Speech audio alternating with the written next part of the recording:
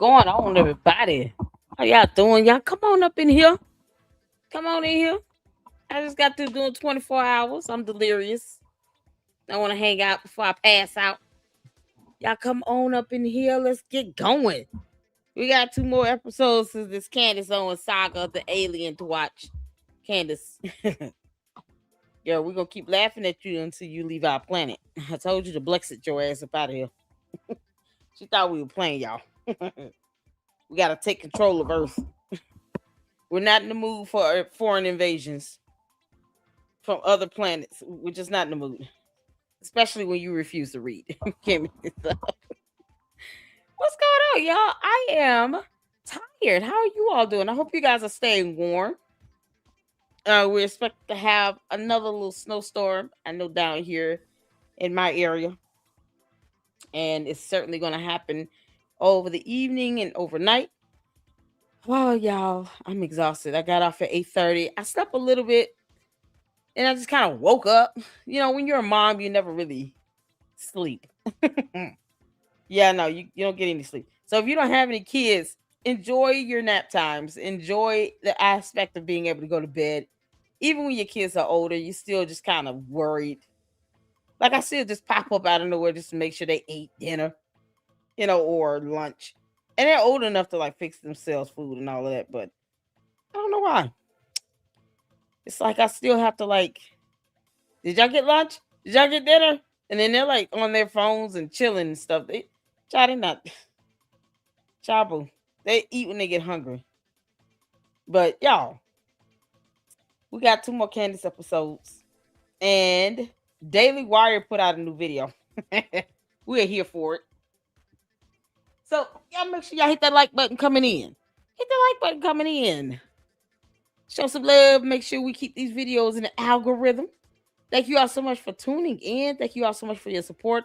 Subscribe to the Lady Luck Club. We are still trying to hit 50,000 supporters.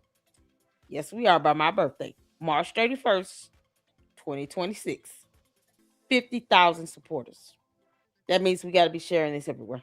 And I appreciate those who do, especially over there on Twitter X.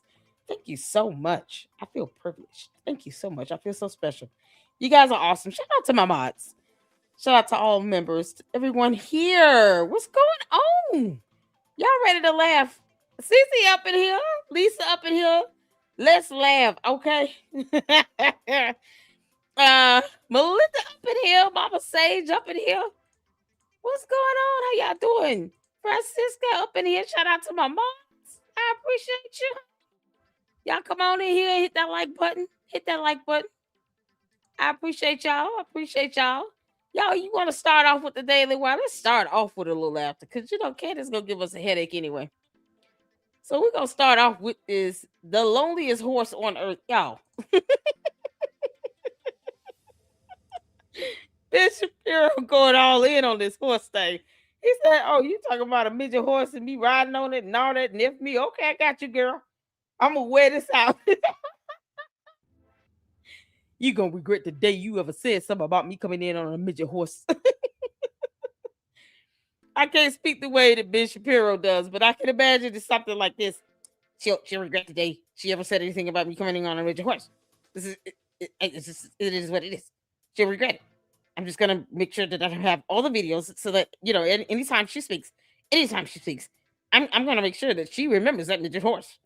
She will remember the midget horse. The midget horse, it will be the only thing she will be able to think about for many, many hours to come. Yeah, how's my impression? Did I nail it? I'm close to it. It will be the only thing that she will be able to talk about. Nothing else. As a matter of fact, I want her visions and her dreams to be filled with midget horses. Yeah, he went her behind out with it too. We're here for it. We're here for it, bro. Yeah.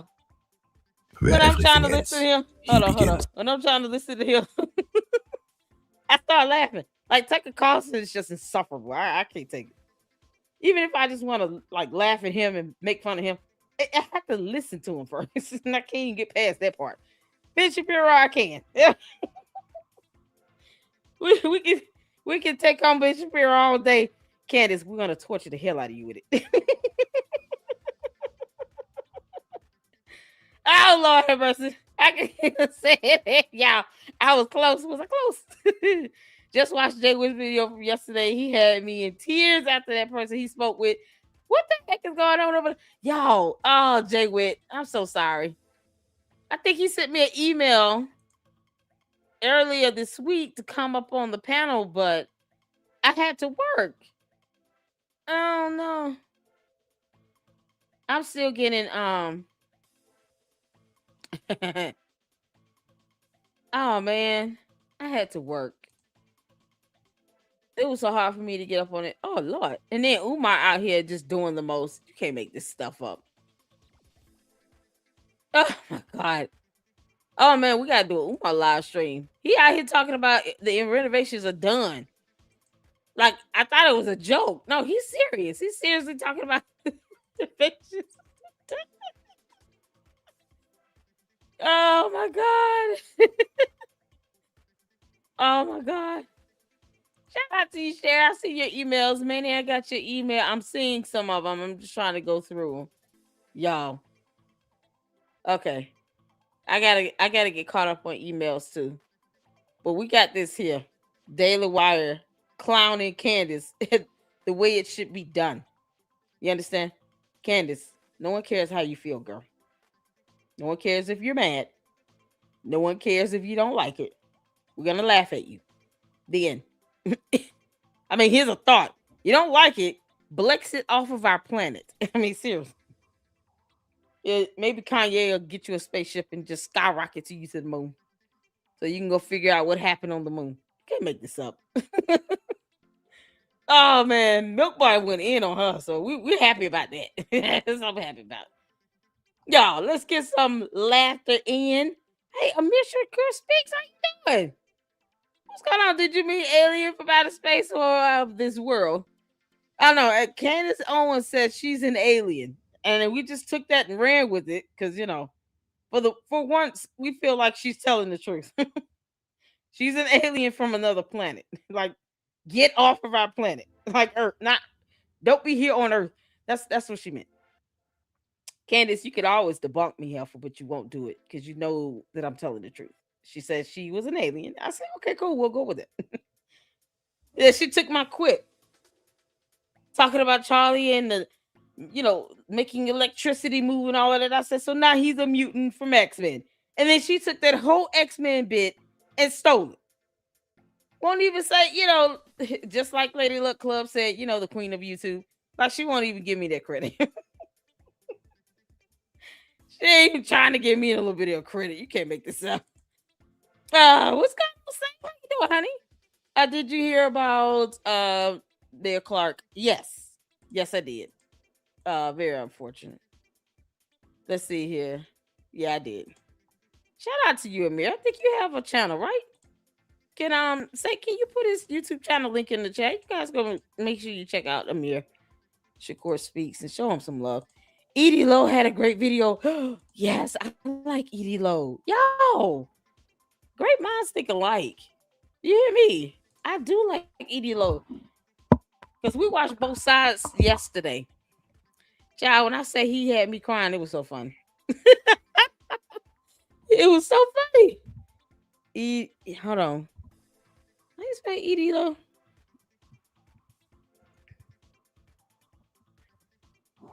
Is Jay Witt live now, child? I just can't. See, I just have to go live, and then I'll catch his on the back end. Oh, Lord, have mercy, bleed for me? Okay, Titanic. Y'all, check out. Oh, my God, she got at least some good videos up in here. Oh, my goodness. Candace leaks another call. Okay, which one is it y'all wanted to see? She's got one that says Candace Owens leaks Eric Kirk Zoom call. Candace Owens leaks another Zoom call. One that says cry my darling. The other one says bleed for me. You got sue me. I want the bean power. Catanic. Oh my goodness. C and D for Miss Candy.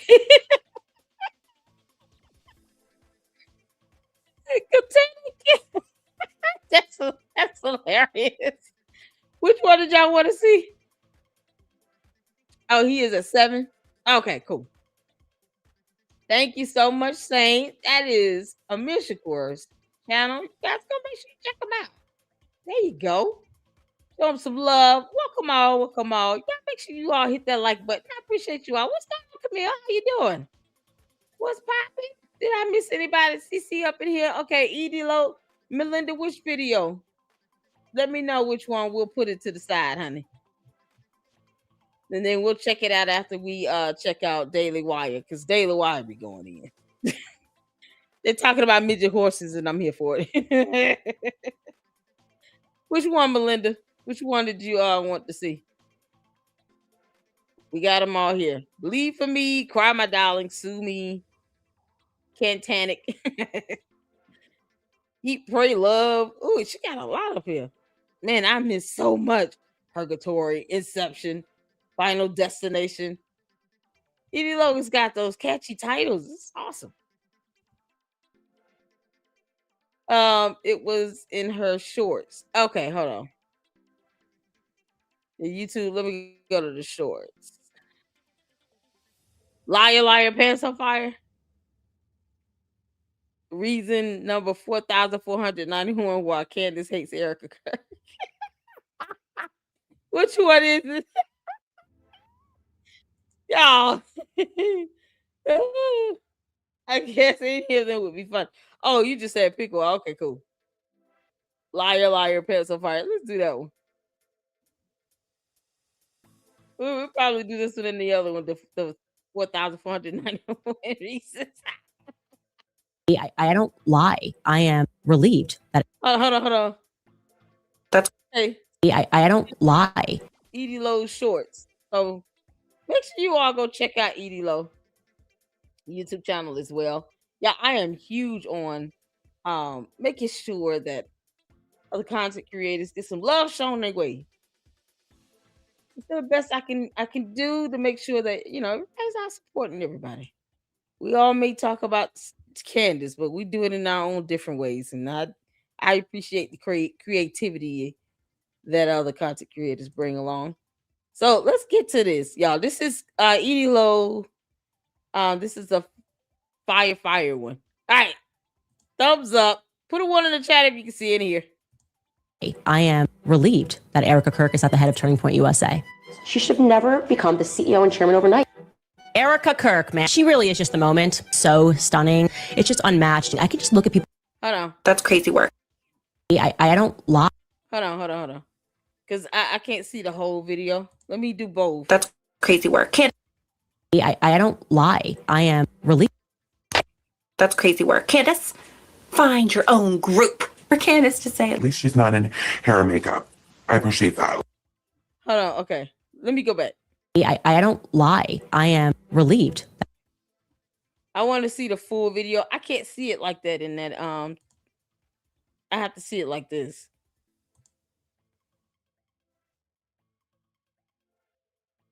I couldn't see it in that post. I don't lie. There we go. Y'all see, this is better. You can see the whole thing. All right, cool. Put a 1 in the chat if you can see it here. Let's go. I don't lie. I am relieved that Erica Kirk is at the head of Turning Point USA. She should never become the CEO and chairman overnight. Erica Kirk, man, she really is just the moment. So stunning. It's just unmatched. I can just look at people and I just catch a vibe and I'm like, I remember meeting Erica and she was just lovely, genuinely such a nice person. And I was like, Charlie, just go for it. It is the general tone that is off-putting. And my only ground rule is no assassinations. It's accident. Okay. What? We'll be right back. And my husband's dead. Not to be morbid, that is a sentence that, and I just kept asking him to replay it over and over and over again. Just thought she would be more upset. You're not just a grieving widow. That's what it means to step into a company of that size and that scale. The overall mood of this call, Erica Kirk, I could see the energy is extraordinarily upbeat. She's going to fight. She's going to fight and she is going to fight on the good side. Where it comes from, I'm going to explain the happiness I feel. It comes from peace. This is a faithful couple because we're witnessing the gospel. This is a woman who consulted a priest and prayed. My assumption was that, so I can't even imagine what it feels like. I assumed she couldn't get out of bed. She's going to fight. I assumed that she couldn't pick her head up. She's going to fight. That she was in the office every day. She's going to fight. So what I had imagined in my head was happening, it's too much. Simply was not so. I can't stop reading conspiracies. It never stops. I'm just reminding us all to just have a little bit of grace is all. No, I reject it. I reject that 100%. Oh, no. All of this makes my skin crawl.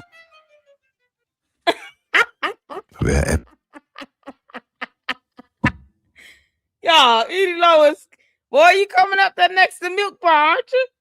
Man, that montage is something else. That just shows how hypocritical she is. That's all that is. Oh, it's so hypocritical. Y'all, and then next we got Daily Wire. I want to make sure that it's not skipping on me. Hold on. Where everything ends. Okay. So you all let me know if it freezes or skips or something like that. It's starting to storm in my area with a little ice and snow and stuff like that. It's going to get a lot more windier, and the temperatures are going to continue to drop. So if we start getting the interruptions, please just let me know. But let's get to it, y'all. Oh, y'all see the midget horse. Rub it in, Bitch Shapiro. Just piss off. We're here for it. Let's get to it. Put a one in the chat. You can see it here. This is from Daily Wire. He begins. At the edge of all that has been charted, he continues, unbothered by scale. His map, the stars, his compass, his heart. The world is vast and indifferent, offering no assurances, no safe harbor, no promise of sanctuary. Still he walks. Clip, clop, clip, clop. While others measure their quality in size, he measures it in resolve. And though his legs are small, his heart is unimaginably big. Only now do we see him clearly. The tiny horse. And in the silence of endless horizons, nothing could be louder than the steed's proclamation of his insatiable desire of being. To be.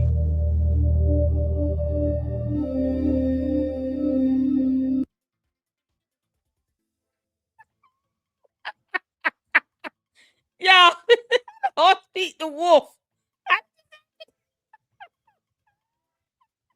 Wait a minute, let me go back. Yo, what? That horse. I'm sorry, that wasn't eating, but okay. Unimaginably big. Only now do we see him clearly. The tiny horse.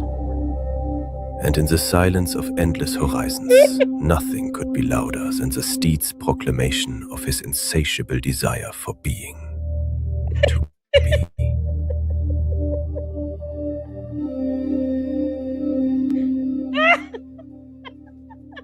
They talking about to kick rocks.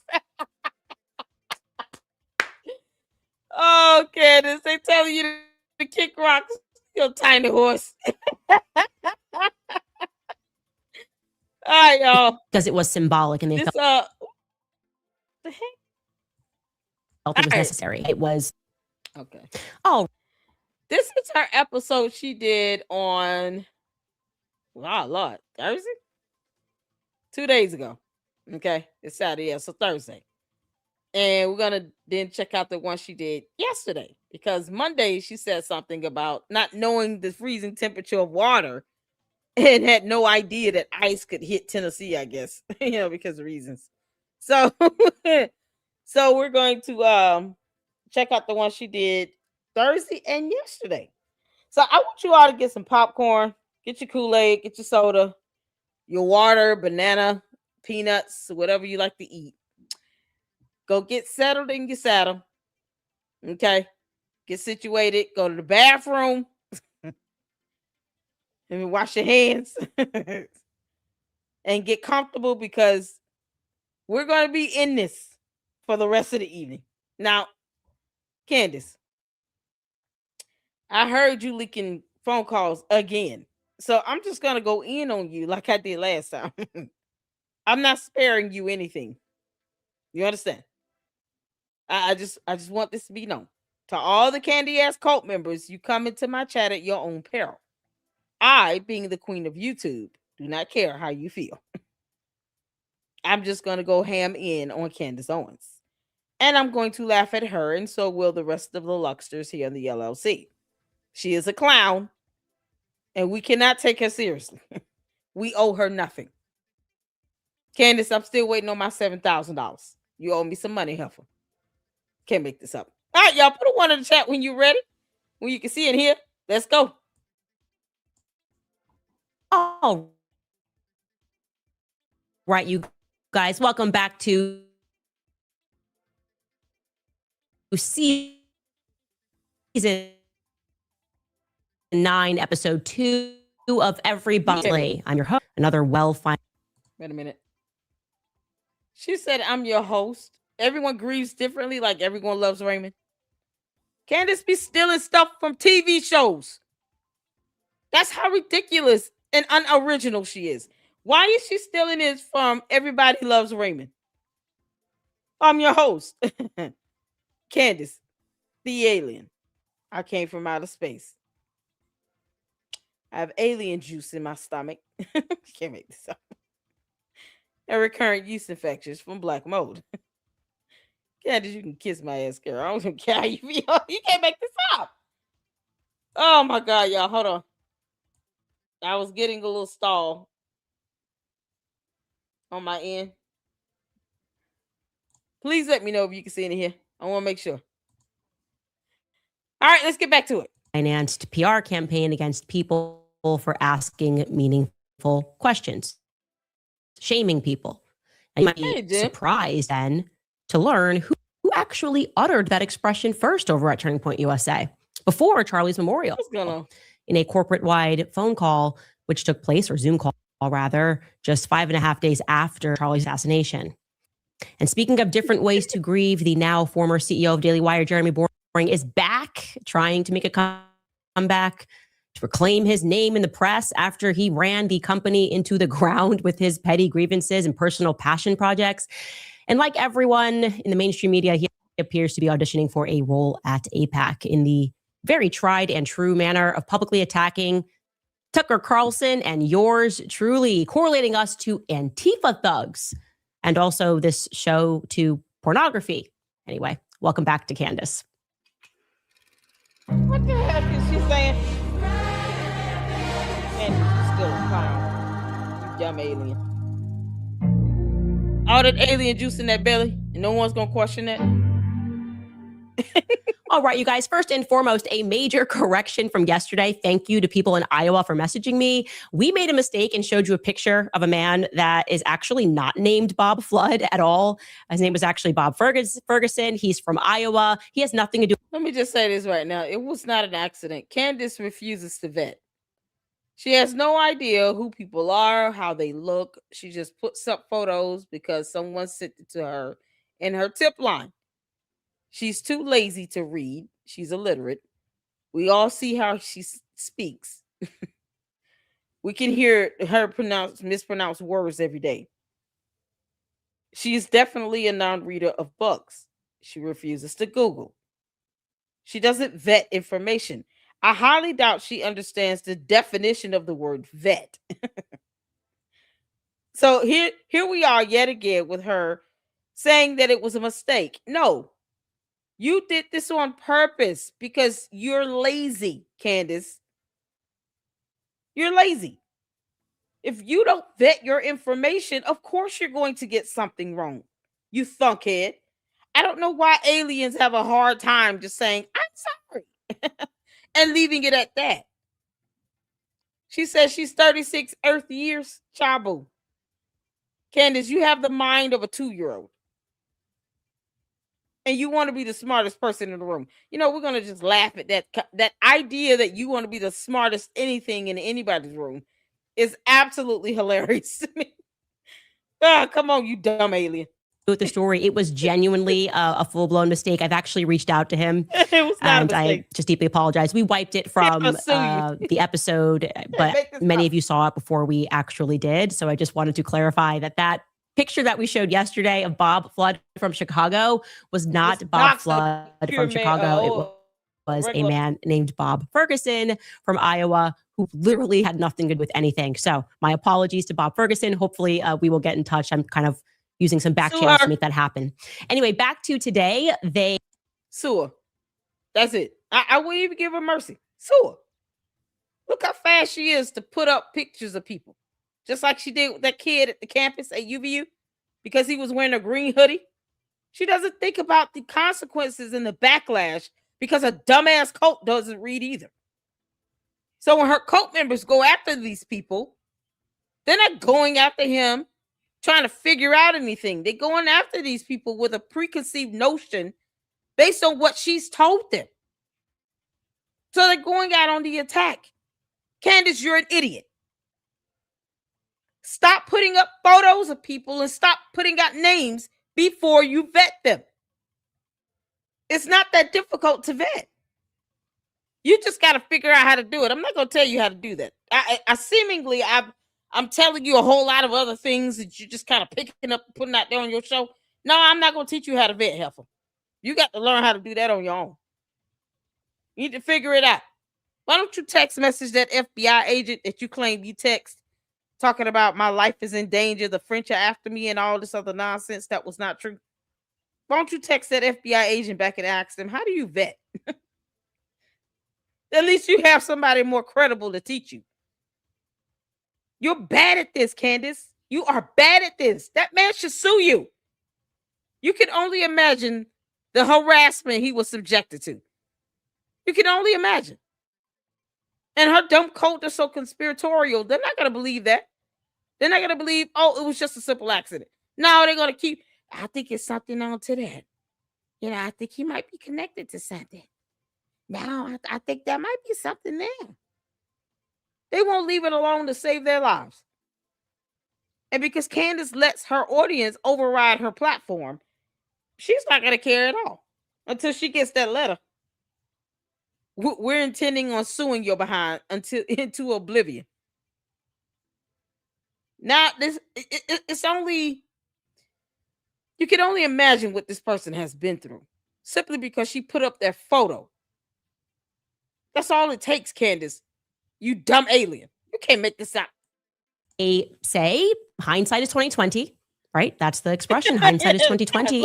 And damn, if we are not realizing that right now, I can say with full confidence after combining what we have learned throughout this investigation to be a fact, and after now speaking with employees who were let go in this recent string of aggressive firings, employees that did nothing or weren't told that they did anything. They certainly were not the people that were leaking to me. But I do believe firmly from the beginning that Erica was intimately involved in the PR messaging and the PR campaign at different times against me, sometimes against the entire world, but against me in particular. Just to recap why this is now suddenly important, no one's picking on her. We have confirmed for a fact that she lied. She lied to my face, actually, regarding the... Did she say sometimes against the entire world? And the PR campaign at different times against me. Sometimes against the entire world, but against me in particular. It's not against the entire world, Candace. You don't represent the entire world, you dumb heifer. I'm sorry. Why? Who made her queen of the planet? Get off of our planet. We don't care if you feel offended. Did you this? Sometimes against the entire world. How did she do that, Candace? Exactly how does Erica Kirk levy a PR strategy campaign against the entire world? Are y'all hearing this nonsense? She said against the entire world. Like, you can't make this up. What's going on? No reply. How you doing, honey? Jim up in here. Mira up in here. It's good to see you all. Y'all stay warm, stay safe. Get inside the house, snuggle down. Get your blanket and some popcorn and Kool-Aid. Because it's going to be a long one. We got 2 episodes to do back to back. You can't make this up. Blue Moon up in here. Let's see. She can talk about others and lie, but they cannot race. She thinks she is Jesus. Yeah. She said me sometimes against the entire planet. What does that mean? Y'all see the words up there? Let me hold on. Sometimes against the entire world. What does that mean? I don't feel any PR campaign strategy from Erica Kirk against me at all. A woman's not doing anything wrong to me. Candace, you've always been jealous and envious. I told you all 2-3 months ago, I said Candace really does not like Erica Kirk. It's only a matter of time before she just starts digging her nails into Erica Kirk and starts going in after her. And I even said, I don't even know why she's beating around the bush about it. It took 4 months to get to this point, Candace, where you're still a demon and you're showing us how evil you are. But what you are not is Jesus. You're not God. You're not queen of this planet. You run nothing here. For you to sit here and to say that there's some campaign against the entire world, no, it's not. No one feels offense about Erica Kirk except you and your dumb cult members. And that's because y'all choose to. You can't even pinpoint how. That girl has done nothing wrong personally to any of you people. They act as if she pays their mortgage. It's funny how she doesn't. And yet they worship Candace at her feet and the ground she walks on as if Candace pays their mortgage. And they're the ones giving Candace their mortgage money. You know, you just can't make these things up. So meanwhile, they give Candace Owens their mortgage money, but then they treat Erica Kirk like she pays theirs. Erica Kirk isn't doing anything against the entire world. It's just so far-fetched and stupid. But Candace doesn't care how words mean anything. Like, you know, she just says words. It's not like it's in a cohesive statement or anything. She's not proving a point. She's throwing out trigger words out there. Let me just, speak cult right now and tell my cult base that she's making this PR strategy against the world. Like she speaks on everybody's behalf. How many of you all think that Candace Owens speaks for you? 1 in the chat if Candace Owens speaks for you. 2 in the chat if Candace Owens does not speak for you. 3 in the chat if you're saying, Lady Luck Club, why the hell are you asking us this question even though you queen of YouTube? Why the hell are you asking us this question, Lady Luck? We understand you the queen of YouTube, but come on. Don't be asking us this crazy question. You know Candace Owens does not speak for me. And we understand you're the queen of YouTube. I want to thank all of you all for allowing me to be queen of YouTube. Candace Owens does not speak for me. Child boo. 222. 3 in the chat if you said Lady Luck Club. That's a dumb question. Come on, don't do that. I don't see no 3s. I must be doing good. Candace Owens does not speak for us. Get your ass off of our planet, heifer. You can't make this up. Just to recap why this is now suddenly important, no one's picking on her.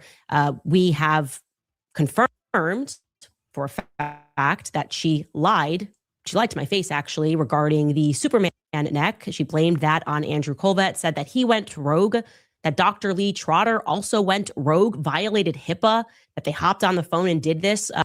Nobody said that the doctors violated HIPAA. You said that, Candace. And guess what? Candace violated HIPAA. She was sent a screenshot of a check-in of the EMR from a hospital staff with Charlie Kirk's personal identifiable information on it.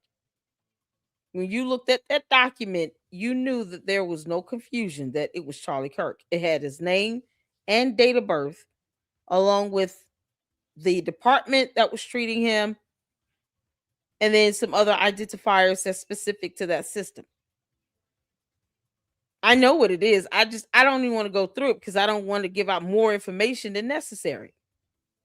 And Candace just posted it up unlawfully, never getting consent from Erica Kirk. This is how she disrespects Erica Kirk, though. Candace, your disrespectful ass refused to even get consent from Erica Kirk to post that up. She would have told you don't do that, by the way. Like anyone else would have told you. We didn't need to see that. So Candace goes out and accuses everybody else of the things that she does. She violated HIPAA. She failed to get consent from Erica Kirk before posting up that information. I don't care if it was just a check-in. It came from an EMR from a hospital that was sent by a hospital staff who did not get consent from the spouse. Whether you like Erica Kirk or not is irrelevant to federal law. Candace, you will find out the hard way on April 28th, 26th, 28th at 10 a.m. I think it's April 28th. How laws work and they don't bend to your will.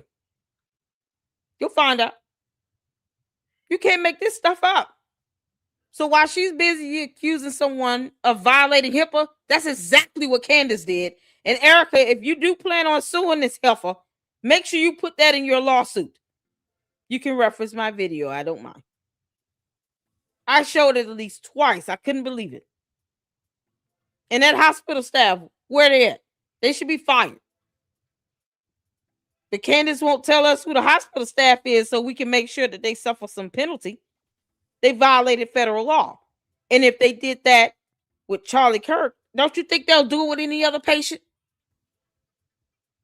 It's not just making sure that she suffers a consequence for her actions with Charlie Kirk information. No. This hospital staff does that crap all the time. That's why she felt so easy about sending it over to Candace Owens, knowing that Candace Owens was going to post it up. Where the hospital staff messed up is she doesn't think that anyone knows she did it. That's the problem. I can say it's a female. Candace, don't you think I know more than I say I do? That heifer should have been fired too. You can't make this up. And when you have people working in hospitals just giving out medical information left and right without consent like that, they're violating HIPAA. They're the covered entity. And Candace is aiding in all of that illegal behavior. And she won't even take accountability for that because she's a coward. The hell are you talking about, girl? Ain't nobody violated HIPAA but you. Without her consent or knowledge, then on top of that, Andrew then sends out a tweet. I told you, confirmed to you, the doctor did not violate HIPAA. It was actually a three-way call. And the statement pertaining to Superman neck came from her.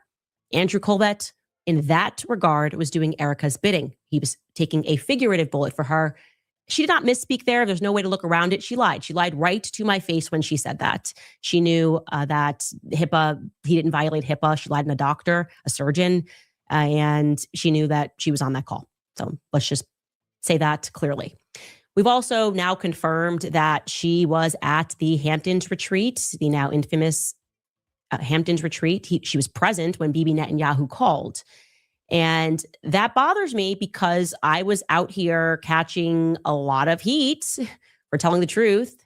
Now, we have two different versions of that story. Andrew Colvett said that Bibi offered to fund Turning Point to the next level. I have since confirmed what Andrew Colvett said with two people that are not related to Andrew Colvett at all.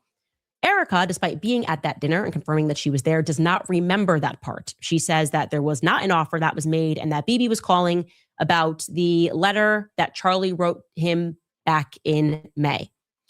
Andrew confirmed to me that Charlie described that summit as like an intervention was being staged over Israel. So I find that to be interesting. Again, with everything that we now know, my assumption was she didn't wade into things, didn't wade into the water, and didn't say anything about the debate that was happening because she was so overwhelmed and kind of catching her breath as the new CEO and chairman. I think now I have a different perspective on that. I'm not sure why she didn't come out and say, if she was capable of doing calls and sitting down and doing meetings, come out and say, like, yes, this Hampton Summit did happen. Yes, Bibi did call, and try to work through with Andrew why they have different memories of whether or not he called to fund things to the next level. We have also confirmed that Erica and Andrew are working together on that Fort Watch PR response. Oh, shout out to, let's see, Kyla? Is it Kayla? Keela? I don't want to mispronounce your name, honey. Let me know if I'm on target with it. I want to say Kayla McDonald for the $5 super question. All of the Zoom calls that Candace Owens is showing, wouldn't that be deemed stolen workplace items and illegal for her to show? If, and I'm sure they have a policy. They don't they make people sign NDAs over there? I'm sure they have something where, for employees, where you're not to record and release media information without consent. I'm not quite sure what. And here's the thing: these Zoom calls that she's putting out here aren't showing us anything bad. The average person that's not in her dumb coat, we're not hearing something where she's like incriminating herself or someone else, or insinuating she aided in a crime or anything. So it's like they just put this out to try to paint this narrative, but of course, they didn't get Erica Kirk's permission. And if you're using workplace equipment, that might be a little different. It's not like you're out in public. You're either in that facility that is owned by TPUSA, because people think, well, if you're in the public, you have the right to record. It's a one-party consent state. Yeah, in public, in a public space. When you're at work, you don't want to go to work bragging about how you recorded Zoom call meetings, because see, you're using that employer's equipment, that laptop, their phone, whatever. There's some confidentiality agreement you do have to sign in general, where you don't release information about the company or the business operations. That includes meetings. You don't record phone calls without permission of the other employees and staff on the call, because now you're talking about these things occurring within, this particular business. So Erica Kirk could penalize the person that leaked the call and either write them up or fire them. If it becomes damaging and defamatory, that's a lawsuit. See, what they're doing is giving Erica Kirk more evidence. So, to your question, yes, there's a lot wrong with this.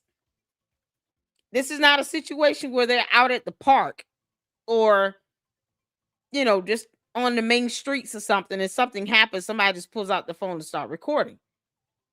This is a matter where you're recording a private meeting within a company, an internal meeting, communication that's going on, probably on that employer's device, on that employer's internet, on their system, without any consent or permission from any of the people on that call.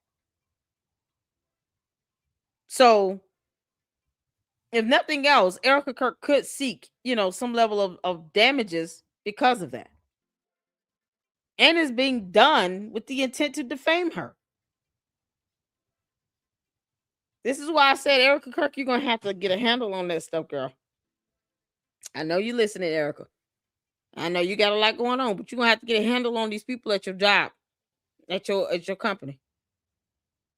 Ask them, where's their loyalty lie? Is it with doing the right thing, or is it with Candace? Because they can just go work for Candace. I don't know why Candace just won't hire these people. Candace, I thought you was making a lot of money over there. You and George. Where's the boys club at? Isn't he worth $244 million? Why don't you hire these people? You got these people leaking you information inside of TPUSA, and for what? Stop obsessing over TPUSA. Get a life, Candace. If these people are so good, why don't you hire them? But stop forcing these people to have to leak you stuff, and then they have no idea of the law, and they don't know how this can backfire on them. I can guarantee you these people are not attorneys. They didn't go to law school, so they have no idea what they're doing. This stuff can backfire bigly. I mean, bigly. Then Candace will be walking around big mad because now she's being named in more lawsuits with other people because they keep leaking all these Zoom calls. This is going on inside of an organization, inside of this company. The regular public doesn't need to know all this stuff going on. Like, this is crazy. If it's got to be leaked out, it was never meant for the public to see in the first place. But it's not like, how you have the right to record if you're out in the public view, in the public, where there's no expectation of privacy. When you go to work inside of a building, inside of their company, there is some level of privacy you do expect. There is some level of confidentiality you expect to have between employer and employee. And those are things just naturally we sign when we decide to take a position and start working for any organization. You do expect certain things to remain confidential. This is so crazy.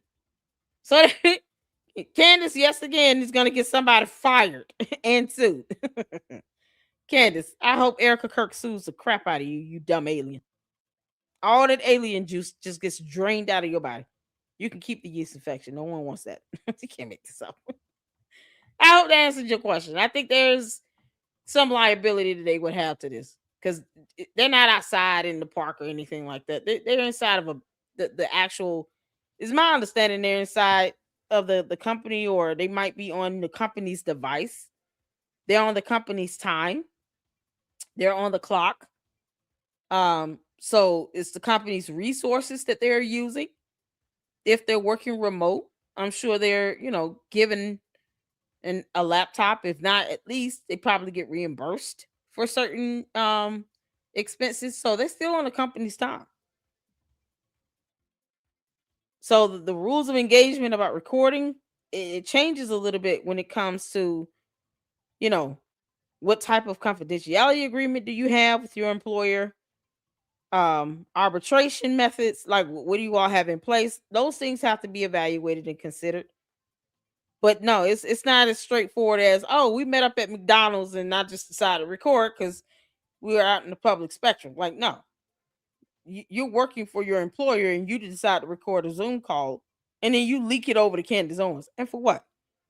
For her to try to use it to defame someone. Intentionally. See, there lies the intent, Candace. Something you can't escape.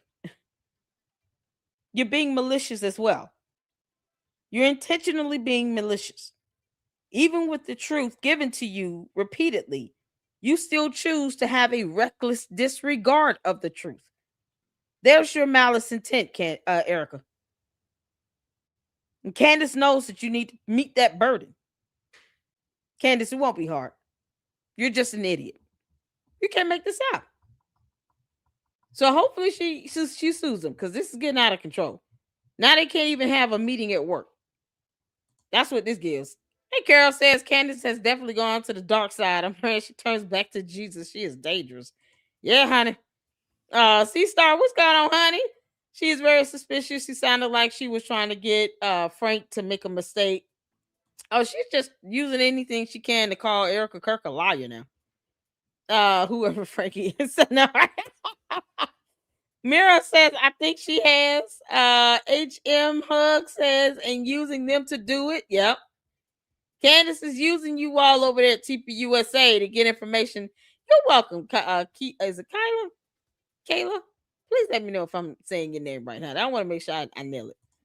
HM Hug says, when does she have time for her kids? You know what? Let me tell you something. Candace just, when she got through urinating out the yeast infection babies, all she decided to do is just kind of hand them over to the nanny. I highly doubt George has them either. Seems like they only really have the kids when it's time for a photo op. Because Candace only cares about PR strategy. That's how ridiculous this is. This is why she's sitting here putting out that nonsense on Erica Kirk. So I was a PR strategy against the world, really. Everything's not about a PR campaign. Sometimes, Candace, you need to learn how to just leave people alone and read the room. If she has a video titled Read the Room, that's more confirmation she watches my show. Candace, you can kiss my ass. Can't make this up. Read the room, Candace. Leave those people over at TPUSA alone. You are obsessed with them. You're stalking them at this point. You're stalking them. I don't think any of those people will be giving you information voluntarily if they knew they can lose their jobs and get sued for violating confidentiality agreements. You can't make this up. The employer has the right to set boundaries when it comes to information released from their company. And this stuff that they're releasing to you, there's nothing incriminating about it. So why are you putting this out? And to the employees over there at TPUSA, keep being dumb enough to sit here and fall for Candace Owens if you want to. Don't start all that crying if you get named as a co-defendant. Suck it up. This stuff is not worth you being sued over. And Candace is not going to pay your attorney's fees. She's not going to raise any money for you all. She didn't need to raise money anyway. She's got $244 million. She don't give a damn about none of you people. She only cares about herself. Recognize a narcissist when you see it. Candace does not care about anybody at TPUSA at all, not a little bit. She didn't even care about Charlie Kirk. They had unfriended each other. What the hell are you helping her do other than lose a lawsuit? Don't put your jobs and yourselves in that predicament to kiss Candace Owens' ass, and for what? For this nonsense? Why is it worth it? You get nothing out of it. You don't even get recognition. So don't cry when you get named as a co-defendant. It is what it is. You brought this on yourself. If you're grown enough to send over these Zoom calls to Candace of all people, be adult enough to take that lawsuit like a champion. And that termination. They should fire your ass. This is ridiculous. Candace, leave them folks alone. Stop obsessing over them. Leave them alone. You will never be CEO. We will really deport your ass before you think you're going to go up in there and be CEO. Get the hell on somewhere and kick rocks. Leave them alone. Anything else to talk about? Find something. I thought she was America first. Can't make this up. Candace, you're pathetic. We got the craziest tax I've ever endured. Alex Jones, quite entertainingly, he's coming for me my whole life, everything. But that PR response was confirmed that she was a part of that through this obscure YouTuber, Paramount Tactical, rather than going directly to me after we sat down. That, to me, seems like a pretty a strong violation of a well-meaning conversation that I had with her for 4 hours. And I should also mention that was the same. Shout out to Paramount Tactical. Gary's like, you know what? You can kiss the back of my boot. Candace, it's not a violation. No one owes you anything. I'm the queen of YouTube, and I'm not even saying half that crap you talking about. Don't nobody care how you feel. Find something else to talk about. Leave these people at TPUSA alone. Erica Kirk doesn't owe you a damn thing. She owes you nothing. That's why Candace listens to me, because she knows I'm not going to sugarcoat nothing. I'm not your cult member. The hell is wrong with you, heifer? Can't make this out. YouTuber, despite also going into Mitch's entire past, Mitch knows past. But after calling for a ceasefire and saying, let us sit down and talk, they welcomed Paramount Tactical onto Turk's podcast. I was to debunk me. I had no idea it was happening. Yep. And then that's, I think, was the beginning of when it clicked to me, seeing that him being caught live, Andrew Colbert live messaging something from Erica after she told me that they were disappointed in Andrew, that he wasn't going to be involved. They don't owe you nothing, girl. It's called trolling. They could have just been playing around with you the whole time. Just so you can look as dumb as you are now. What do they owe you? They owe you nothing. You don't pay their mortgage. Erica Kirk, please let me know if she's ever paid your bills, because she sure acts like she owns you. Can't make this up. Erica Kirk said, no, I'm a whole grown woman. I got 2 kids. We're moving forward. I don't know what she talking about. Yeah, it's okay, Lady Luck Club. She gonna get sued. Don't worry, we got it. Candace, they're gonna sue the hell out of you. Can't make in this up. PR anymore. That's when I realized that I was being lied to, that she was making moves behind the scenes. And the answer that we will likely never get, to add one more point here, is whether Andrew was lying, or Erica was confused. And I would like to say that I don't believe Andrew was lying. I believe Andrew was telling me the truth when he said that when he stepped off of the plane in Provo on September 10th, he basically collapsed into Erica's arms, crying on the tarmac because he had all this pent up emotion, had this big plane. Everyone was messaging him about Charlie asking for his status. He didn't know what was going on. And the impression that I got was that Andrew was on that plane alone. But then we were later told that Andrew was accompanied by his wife. But Erica, during our face-to-face meeting, had no recollection of his wife stepping off of the plane. When I asked, I said, was he with his wife? She was Who cares? That's a moot point. It's a moot point. Candace, this is why you're bad at this. You're bad at this. It's moot. Because what you're not considering is her being in grief. If she just lost her husband, everything becomes muddy. If Erica Kirk was to sit down with an investigator and be interrogated, I can guarantee you they have the ability. It's like a Reed method, right? They factor in whether or not you've been through something traumatic. If you're going through grief, you've lost someone. When they're asking you questions, they factor that into their method. They factor that in when it comes down to what they expect to see and hear as far as responses is concerned. Your reactions to certain questions asked. Are you showing empathy? Are you upset? Are you grieving or mourning? They look at all of that. And I know she's talked to investigators. Candace Owens is not one of them. So Erica Kirk owes you nothing. You have no power, Candace Owens. None. All you can do is run your mouth on your podcast that's failing.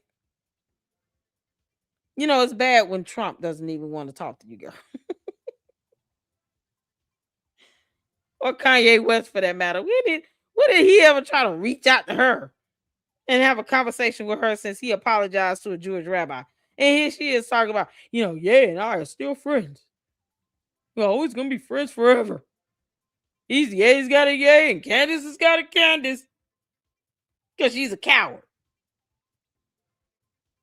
Like, Erica Kirk owes you nothing.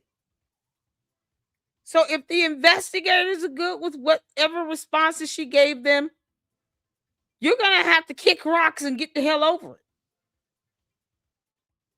You're drowning out the story. It's like she's prolonging the story to keep her cult members engaged. It's the only way she's going to get 2 million views. That's what this is all about at this point. Because you can look at her other videos she's done about something else. She's not bringing in the views like she would normally bring in if she's bashing Erica Kirk and TPUSA. Her cult wants blood. They're out for blood. They're savages. I'm saying it. You're savages. You're out for blood. That's why they go and attack someone simply because she put up a photo. That's why they go out and cyber harass. It's a cybercrime, committing cyber crimes. They go out doxing and bullying, defaming people. That's why they do that. They cyber stalk. Those are cyber crimes. And they get mad when they get reported or get sued. Like anyone should give a damn. You can't make this up. She's sitting here acting as if Erica Kirk was supposed to remember detail for detail. Candace, you're the only alien in the room. The rest of us human beings, you're not going to tell us how we should feel if somebody's grieving the loss of their spouse. It will affect your memory and what you think you've seen and heard and observed. Even smells and things that can stimulate the senses are going to be off and skewed. But since you don't read anything and you're not educated in that, it goes over her head. Sometimes people can grieve so hard that it literally causes them to it affects their smell and their taste buds. I'm gonna look up the actual medical term for that. But they end up, it's like osnosmia or something like that, where they can't smell and taste certain things because that grief, the trauma, the stress, it takes a toll on the human body. So it affects your memory, it affects your appetite, it affects your ability to, smell and taste and to remember. It affects all of that. But she doesn't care because she's an alien. You can't make this up. Child, what's going on, Diane? How you doing, honey? Y'all, this girl is something else. Sonny Massey got justice. Thank you, Jesus. I know, right? Candace feeling left out again. Yeah. Heather says Candace is so narcissistic. She doesn't realize she is self-snitching. Exactly. Yeah, Candace, keep telling her yourself. Yeah, this helpful right here. Come on, you dumb alien. Unable to answer that question as to whether or not Andrew flew in with his wife to Provo. How is that Who cares? possible? Is Andrew lying about that? Or is Erica He misremembering? just wants to call Erica Kirk. What we know thereafter is that when they arrived at the hospital, after waiting for an hour. Oh, God, Candace, you don't need a reason to just call her lie. Just say she's a liar and keep living. If Andrew is to be believed, then she waited for an hour on the tarmac for Andrew's flight to land. They arrived at the hospital and went in through separate entrances. Andrew went through the front, main entrance where there were other TPUSA staff there, people that were there on that day. And Erica went in through a back or side entrance. These are the facts, okay? If they disturb you, irrelevant facts, then you should know that you are not alone. Irrelevant. The world obviously melted down yesterday when we played the corporate-wide call hosted by Erica to Turning Point employees following the memorial event. The overwhelming consensus, the human response to that is that you feel disturbed when you listen to it, spiritually disturbed by the emotion of it, the happiness. I feel disturbed. Speaking about merchandise being sold, hats being sold. Again, this is not a sales call. This is the entire team on the phone. This new corporate-wide call that I'm going to share with you today took place. Who said that was a sales call? She's giving them updates on what's going on financially because they still have to focus on the business and revenue. It's a business meeting, Candace. Read the room, you idiot. It's a business meeting. They're going to talk about the business and operations of the company. They're at work. Business still has to occur. The hell is wrong with you? You getting mad at them for having a business meeting? Oh no. Oh no. No. You kidding me? This is ridiculous, y'all. This dumb girl. Lord. This is what happens when morons become cult leaders. And then, reading is not their strong point at all. Assimilating to how humanity acts when it's grieving. No, she doesn't have a soul. Why should anyone expect Candace to understand human emotions? She doesn't have a soul. Y'all look into these dark eyes again. I want y'all to look at this freeze frame. It's epic. This is the demonic alien that crash landed on our planet that refuses to leave. She's forcing herself upon us. Stop forcing yourself on us, Candace. We don't care. I'm just here to laugh at you and clown you out. I enjoy that. Since you want to sit here and try to torture Erica Kirk, a grieving widow has got 2 kids. She got 2 babies to take care of. She got time to be studying you. Yeah, I'm going to go in for you. And I'll do this for free. But you're gonna still have to pay me that $7,000 because your cult members won't shut the hell up about it. Can't make this up. Y'all, this demonic alien has no soul at all. No feelings, no emotions behind those eyes. Just evil. A dark, sinister, evil presence. That's all you see here. Just dark, evil, and sinister. Candace, I didn't know that the devil needed your help to kill, steal, and to destroy. But apparently he does. It would be best if you go to his realm and get out of ours. Can't make this up. Enjoy hell, girl. Even earlier, so that you can go back into your time machines. It took place just 5.5 days after Charlie was pronounced dead. 5.5 days later. The date is September 16th. This is when Turning Point USA employees are told that Erica is going to be replacing Charlie as the CEO and chairman. The public is going to be informed a day later on September 17th in a public letter signed off by Doug DeGroot. He's on the board. And I should be clear that when Doug DeGroot, going back and looking at the announcements, he makes it very biblical, which is a common theme here. Everything is it's about, this is what God has ordained. Here is the letter. Just going to read the top here.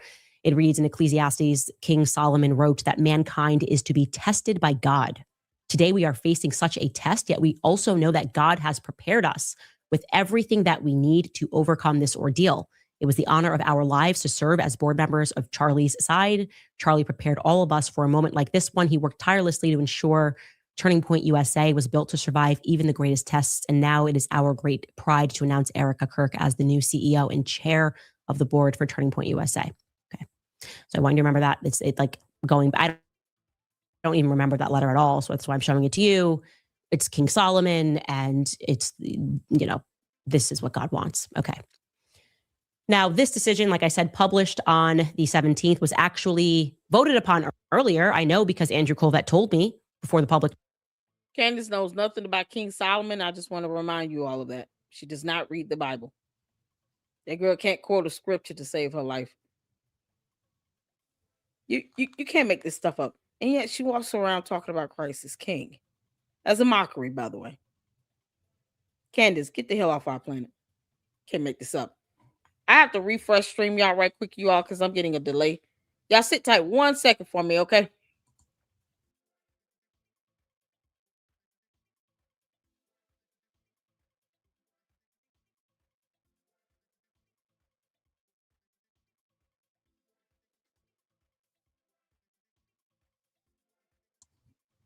All right, I'm back. Sorry about that. I needed to do this because I'm not even able to, like, it's pausing and delaying and all this stuff on my end. Okay, can y'all hear me? Let's get back to it. Public knew that the board had selected Erica within about 72 hours of Charlie's death. I was crying on the phone with him, already concerned by his bloody Mike. And Andrew reassured me that the decision had already been made and that it was Erica that was going to take over. And in my aggrieved state, I said, okay, great, amazing. Thank God. I'm so happy to hear that. So I'm so happy that none of these people who literally hated him are going to try to sit in his chair. Who said, where did she get that from? She's just coming up with stuff. These people who hated him. Candace, wasn't it you? Dave Rubin said, went to his home, had chicken parmesan, and talked for over an hour about how you hated Charlie Kirk. You know, she projects often. That's what gets you effed up, Candace. You walk around projecting all the things that you feel upon everyone else. All the things that you do wrong, you try to project that into others. You sat down at Dave Rubin's house, had chicken parmesan that looked absolutely delicious. It looked good. And talked for over an hour about how you hated Charlie Kirk. I want you all to continue to reiterate that. Wherever you go, remind Candace that she went to Dave Rubin's house and talked for over an hour about how she hated Charlie Kirk. Don't let up on that. Remind her of that. Flood her comment section with it. Get in her ass about it. Because the hypocrisy is staggering. Candace doesn't care about being hypocritical. She's a narcissistic demon alien with recurrent yeast infections. She doesn't care about being hypocritical at all. I highly doubt she could spell and define the word. Malingering, all these terms that she, is the exact epitome of, she won't even read and look them up. But that's what the hypocrisy does. It's saying I'm going to call the kettle black while I'm black myself, and then get mad and mock it for being black. Candace sat around and dogged him out and talked about how she hated him for over an hour. And I wish Dave Rubin would have said this earlier. It took too damn long. But he finally put it out there and he said, just ask her how was the chicken parm. And she didn't deny it. That's what's so crazy. Did y'all notice that? Candace never denied it. She can lie, but she never denied it. Child. He got a new... Why does she talk about George being accused of essay a man? Exactly, Mama Sage. Candace never speaks on that. People have to continue to flood it. I wish the young man would be willing, because I actually reached out to him on X and asked him if he would be willing to come on the LLC and do an interview. And he was just kind of like, it's been a minute, and he doesn't want to keep rehashing it and nothing happens. And I can understand that frustration. Now, a lot of victims go through that, when they speak out about things and then it's like people don't believe them, or even if people believe them, then what is the end result? But I did invite him to come over to the LLC to do an interview with him, to talk to him about it, to get that information out there, to keep it, recycled on YouTube so that it doesn't die down, because George does need to answer to that. You have someone making this allegation and you won't even deny it. You won't even speak to it. Candace, same thing. You've been alleged of having dogged out Charlie Kirk for over an hour, talking about how you hate him over chicken parm, and yet you don't deny it. Now, if she denied it, please tell me what she did. Like, it's so crazy. She doesn't deny any of that. Philo says, honestly, it's like her podcast set is a shrine to Candace Owens with a cameo nod to Christianity. It's a lot to take in visually, and yeah, it screams egocentric curation. Yeah, you all notice that big crown thing in the back? I pointed that out before, and I was like, what is that? Like, it was odd to me. It's like, why does she have that back there? But she won't hang up her diploma or her degrees. You would think someone that claims to have a degree in journalism and English would actually hang their degrees on the wall. That way people can see that she actually did read a book once upon a time. She won't even do that. Just like her failing to deny that she talked about hating Charlie Kirk for over an hour, or Dave Rubin. She won't even show proof of her 2 degrees. This is the stuff that people expect her to do. If you're going to sit here and say that you're supposed to be taken seriously and be credible, you won't show your degrees, but you won't deny very straightforward allegations about you, talking about you to hate Charlie Kirk for over an hour over dinner. And then, yes, this background, I said that, when I pointed out that kind of that cross thing back there, I said, this is so odd. It's just odd. And she talks about paganism. It's like, this. Child, don't get me started on Catholicism and the many paganistic references they have in it. Child, it's so crazy. Or her kids' pictures, exactly. Which y'all let me know which video, and we'll play it after this one. We'll do a little break and play the both sides before we go to the next episode. How about that? So let me know which episode, or email me the link. One of you guys email me the links for the videos on both sides, and we will check it out. We sure will. I laugh to avoid tears because it's bittersweet for us. Diane said, form of brainwashing, subliminal messages. Yep. Philo says, nope, she has her face smack being hanging in the center of the laptop. Basically, it screams, it is all about me. I am in the center. Exactly. She's a narcissist, y'all. Candace is a dumb alien narcissist. It's crazy. Sam says, "Hey Sam, how you doing, honey?" He's implicating Trump. Thanks. I'll watch Bronson's video. Mama Say says she isn't homeschooling her kids. She's on the internet too much. Exactly. When does that happen? She talking about I'll homeschool my kids during the day. When? Because she's either doing, interviews or makeup photo shoot or something. And then she goes straight to her pre-recorded shows because this is pre-recorded, y'all. Pre-scripted, pre-recorded. She's not talking off the cuff here. She doesn't know how to do that. She's not competent enough to do that. Her limited vocabulary will not allow her to do that. Right now, she's literally speaking in circles. How many times have we heard her go down this rundown? How many times have we heard her make these same statements? She's out of content. And she's not smart enough to just read a story and report on it. Go be boots on the ground. Candace, take your ass to Minnesota and see what the hell is going on out there. Like anything that is remotely close to journalism, she refuses to do it. What she's doing is just being redundant. It's repetitive. And then putting up photos of people accidentally, allegedly, that are not even the person she's referring to. Now you're subjecting them to all that dumb cyber harassment from your dumb cult. You can't make this stuff up.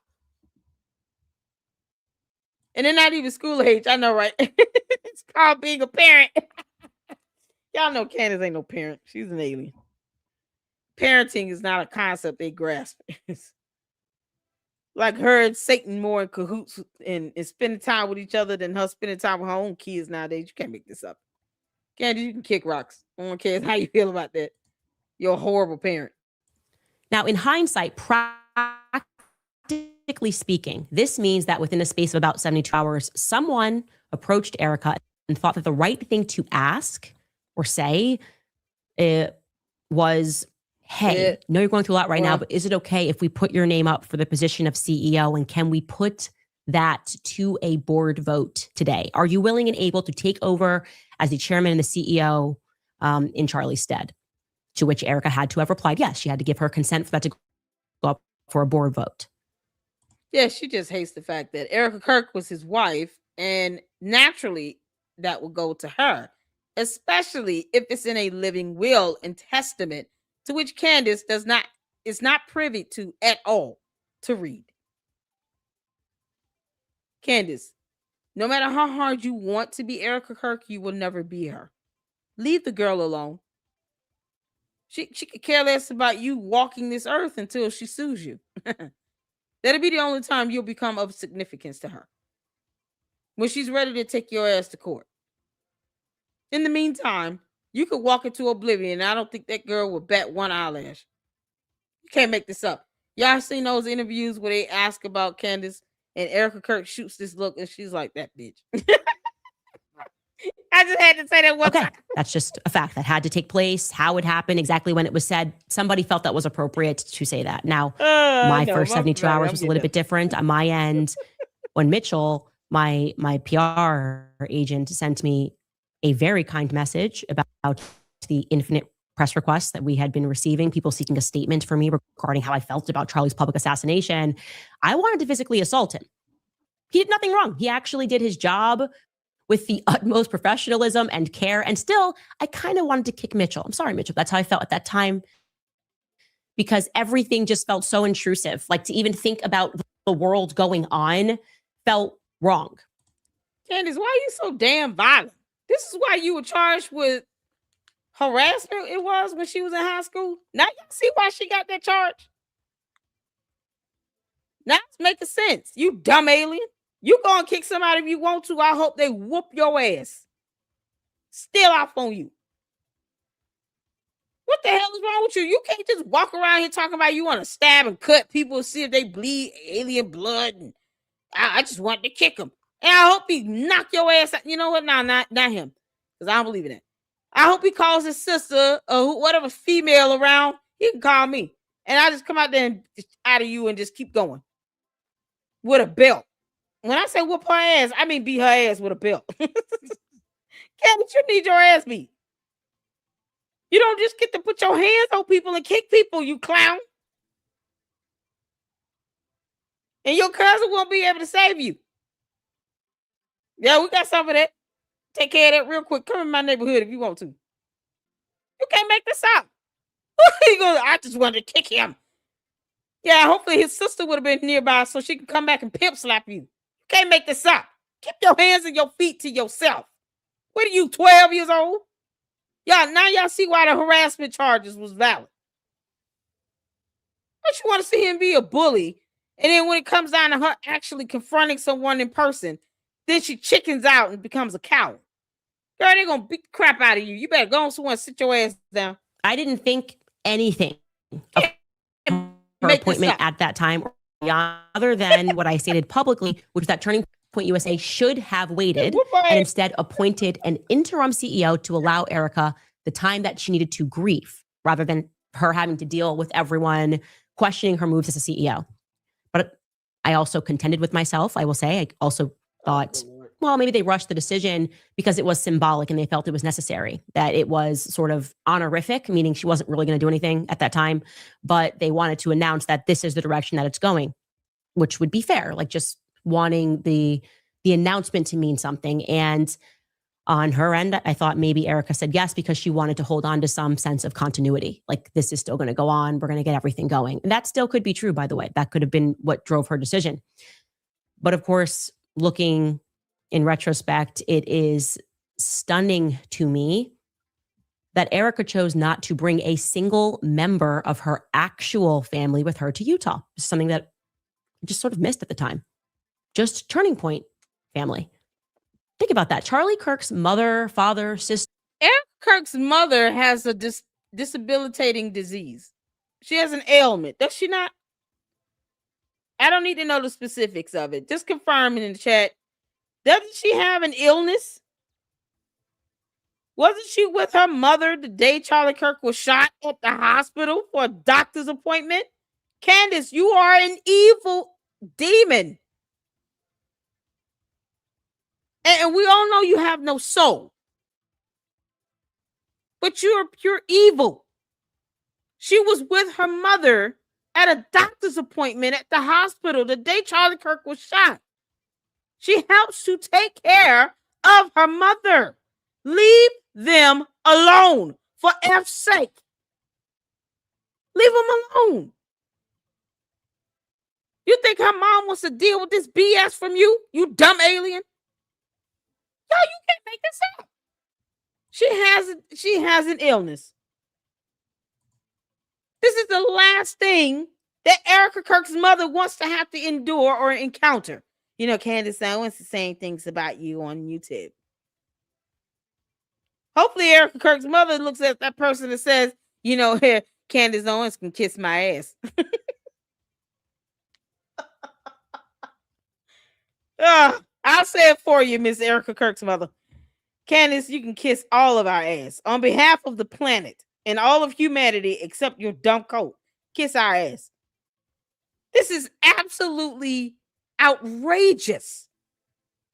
This woman has an illness. She has an illness. See, this is why people don't feel sympathy towards Candace about anything. Why should we? She always wants to project like she's this strong person and got it together. Hit her ass with a lawsuit and see what happens. You think she lying? Let's see how that goes when they go to court. Don't start crying when she gets sued. No, let that play out in court. Then you can find out who's lying and who's telling the truth when they put them on the oath. Problem solved. Cult members want to see him keep up from going and get sued. Why? That's where they need to go. This is crazy. Erica's mother was in the hospital the day Charlie was shot. Exactly. That can be confirmed. It's called cameras in the hospital. It's called medical records, I'm sure, that Erica Kirk has. That can be proven. So if Erica Kirk hopefully sues the hell out of Candace Owens, guess what she's going to bring with her to court? evidence. She's going to be able to provide evidence that she went to the hospital. It was captured on surveillance cameras because there's cameras around the hospital. Maybe to check in and check out documents. She'll be able to provide evidence that she was at the hospital at an appointment with her mother. It's not hard to pull concrete evidence on that. So why stop that from going to court, Candace? You want your cult members to believe what the hell you say, right? That means you should welcome that lawsuit from Erica Kirk. That way, you can get that discovery. Isn't that what you want? Now, whatever statements you make under the penalty of perjury under oath, you will have to tell the truth. So will Erica Kirk. Isn't that what you want? You want the truth from her. Why be scared to go to court? What? This is why I don't argue with the cult members. No, let them go and take it to court. That way they both get put under oath, and then they both have to tell the truth. Let's see who comes out on top. Even these dumb cult members know that Candace Owens is a liar. That's why they don't want her to go to court. They don't want her to testify because they know she's going to lie. Let it go to court. Can't make this up. The mother's fighting an illness. You're projecting and they're lying. No, she wasn't. Erica is also CIA. You're a joke. You're stupid. But let it go to court. That way, Erica Kirk can bring evidence. Chris Stewart. She can bring evidence. See, I told you, you come to my chat at your own peril. Let it go to court. You should be encouraging Erica Kirk to sue Candace Owens, your cult leader. Then they can go to court and be placed under oath. And they have to testify to where they were that day. So you should be good with Erica Kirk suing Candace Owens. That way they can go to court. They can have a hearing. They can have a jury trial and everything. Be placed under oath. That's a win-win for me. Yep. Erica, you need to go ahead and sue Candace. So that way you can shut all of her dumb cult members up and her as well. All at the same time. Do a deposition. That'll really do it. You can't make this stuff up. Why go back and forth with cult members? For what? Nope. Put them under oath. Let's see what happens. Took out the names, which I didn't mean. I had it earlier. S5, what's going on, honey? Yeah, and it actually makes sense. The killer was still at large, so keeping everyone together was probably for security reasons. Exactly. They couldn't find him right away. Y'all know they arrested the wrong person initially. Right? It was an older man. He ended up being charged with obstruction, but he was not the person that actually pulled the trigger. So they had a manhunt. They used drones. I watched part of that drone footage trying to find Tyler Robertson. So it is standard procedure to try to have something in place to where they don't have the killer apprehended. He's out on the loose. There's a manhunt for him. So the hospital is going to have security measures put down in place that they're going to activate. And I'm sure TPUSA has security measures to make sure that this killer is not out trying to find the rest of the family to finish it off. But see, the candy-ass cult members don't comprehend, concepts like that because they're simpletons. Don't comprehend security measures to ensure that a crazy lunatic who's already shot someone on national television doesn't go after the wife and children, after other family members. What if he had a laundry list of other people he wanted to go after? And here he is out here roaming free, eating dinner at Dairy Queen. So there are measures that have to be put in place to ensure, and I can say for the hospital because I worked in hospitals and in healthcare. If we don't know who the person is that did it, and we get somebody to come in with gunshot wound, especially if it ends up being fatal, we're locking that down. Because we don't want that person coming up in the hospital and then they taking out their anger on everybody else and they just start shooting up people in the hospital. Let's say if it's not fatal, the person's still in ICU somewhere and they're struggling. We don't want them to be able to just walk in and finish it off. They may not come in with a gun, but they might grab one of them syringes. Try to stab somebody in the neck. That happens. use whatever tools they see around the hospital bed. So it's certain things that must be done in situations like this. And you're talking about a high-profile patient. Well, when you don't read to understand those security measures and to understand the protocols that these hospitals have to try to keep the patient safe, to try to keep the family safe. Yeah, they're going to speak out the side of their neck because they're ignorant. I don't expect Candace cult members to understand complex concepts. You know, I don't.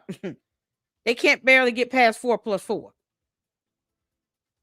But Candace knows that Erica Kirk's mother has an illness and that she was with her mother at a doctor's appointment.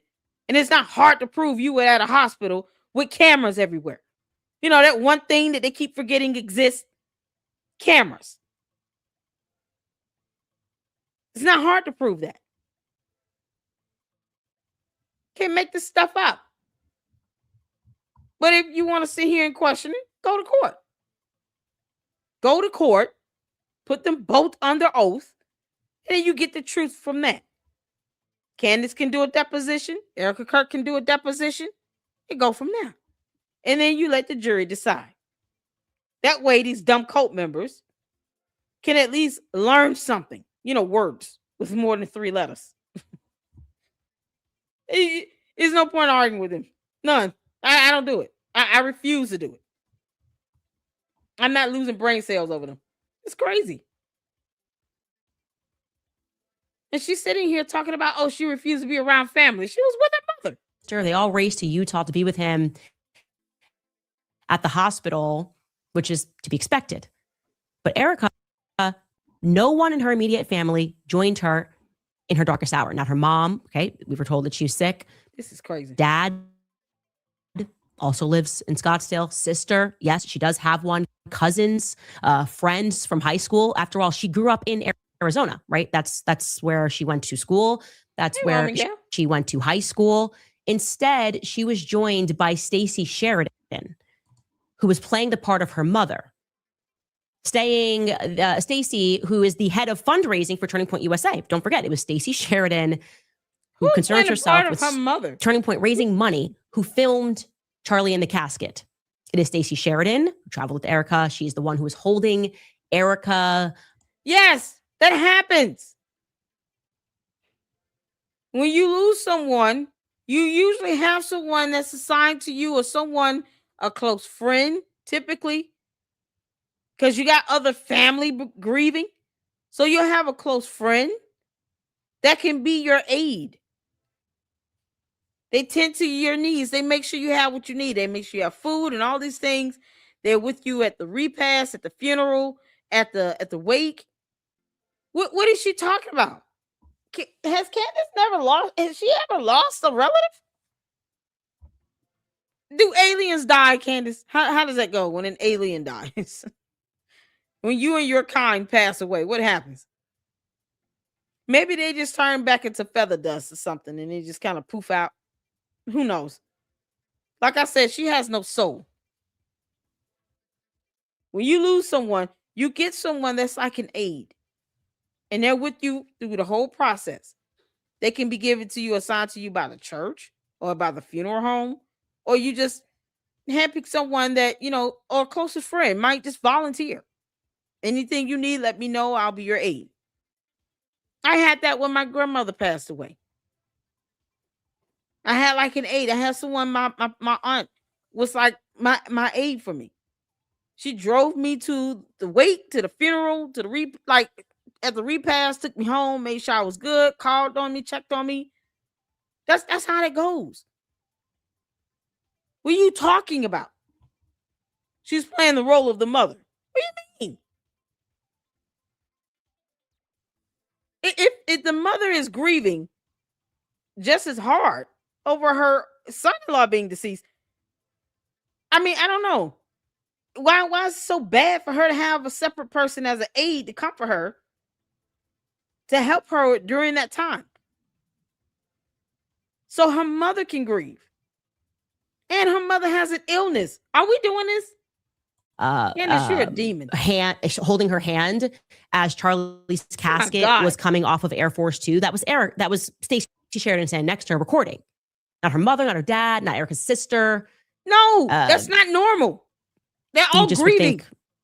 That's somebody that you would call somebody close to you that does not exist in a corporate structure to be by your side. That is my now totally. What the fuck is wrong? She acts like people are supposed to be her. Candace, Erica Kirk is not you. You are not her. You will never be. Perhaps that is someone that's close to her. That could be her closest friend. Why do you care? Why are you making this an issue? She lost her husband. This woman decided to be her closest aide. And since you don't know how this stuff goes, because when aliens die, they just poof away, you will never understand. Stop trying to force us to assimilate to your dumb alien culture. Rational perspective looking backward. But it was Stacey Sheridan, who I have told her since day one. I personally warned Charlie about her. That is my personal opinion, that there is no rung into hell that Stacey Sheridan will not descend upon for $1. It's my experience with her. But this person was somehow crucial to coming and being beside Erica at all moments. Car rides, everything. If you go back and look, it is Stacey. You would think Stacey Sheridan was Erica's mother. You can even check out this clip, which is that her in the car. Stacey, just everywhere. On the phone, Stacey is there capturing every moment. Candace, you dumb alien. So what? There's nothing incriminating about this. You know, if this stuff were to be played in a court of law, they would be like, who gave us these videos? Why did Candace Owens send us this? She's wasting our time. That's exactly what they would say. I call her cult members candy asses. It was from Laura, one of my fantastic mods. She came up with it. I thought it was funny and I took it and ran with it. Like, we got to come up with a nickname for the cult members. So candy asses is what we came up with. She came up with it and I said, oh, that's good. We got to go with that. So shout out to Laura. Yeah, where is Laura? Laura, are you here? Shout out to Laura. My fantastic mod up in here. Y'all have the best mods on YouTube. Never let anybody tell you all anything any differently. I appreciate you all to the utmost. Thank you for tuning in. But yeah, that's why I call the cult members candy asses. It is what it is. Me, it could be worse. I needed my sister to fly in to be by my side. Husband, my cousin. Everybody don't react the way Eric you do. You alien. alien. Gifts and donations. I find that to be very strange, and I've checked with people at the hospital. Care. No family was there. Dog out, Charlie. Now let's get back to September 16th, though, because I like to focus on that date. Because with Stacey in earshot, Erica is going to address the company for the first time. That's not a small task, by the way. Okay, she is, as you will see, at the office. She doesn't have full hair and makeup on, which, of course, I think I welcome that as a good thing. I don't expect her to be at the office, but I'm happy that she's not in full hair and makeup, because this is 5.5 days after her husband was pronounced dead. This is before we've had his funeral, anything. And I'm going to let you decide. And I'm going to tell you that the employees that chose to record this and the employees that are still there and upset with the manner in which people were fired are saying that they feel like it was like a cult. Like they knew something was off. They felt like they were being manipulated, that they were only given Erica as this symbol of, you guys need to work harder, right? As though Charlie's wife was being used to convince employees that it is now a mandate handed to them by God to work harder, to sacrifice themselves, to work longer days, because this is their new family. Like this word, I've always been struck by this, describing the employees like a family, to drive them to work like. Stop. From the episode yesterday, I didn't get anything out of that where you all need to work harder like they some slaves or something. Candace, I know where you're going with this. No one is enslaving them. And if those employees who seem to have a very good boss don't like it there. Why don't they quit and get the hell on? Tell them to get a new job. Candace, why don't you hire them? How about that? Why don't you offer them some employment? A chance to earn a living. Not on fundraising either. Don't go raising GoFundMe's and stuff. No, hire them and put them on your payroll. That's exactly what should happen. Y'all remember Blexit? You know, the dumb company that Candace Owens started and then drove down into the ground by $1.72 million. That TPUSA then took over and renamed. Y'all remember that? Yeah, that is the epitome of Candace Owens' ability to run a business. Where she spent stupid money on security details. Stupid money on something connected to Parlor Inc. An LLC connected to Parlor Inc. that George Farmer is the CEO of. Optimized Consulting LLC, $553,000 in 1 year on that. And this is another social media fundraising platform. That's all they do. That's what it was described as in the tax documents. A social media fundraising. That is the legacy of Candace Owens. Blexit being ran into the ground by a negative $1.72 million and TPUSA bailing them out by acquiring that BS and renaming it. And not one time has Candace Owens ever said, thank you. They could have put her ass under investigation and did an audit. Figure out why this money is going to these weird ass LLCs connecting to her husband. Candace, we can go there if you want. I mean, I've already gone over some of the information. We can continue to make connections if you want. She has other LLCs as well, several of them registered in the state of Delaware. While the registered agents are also listed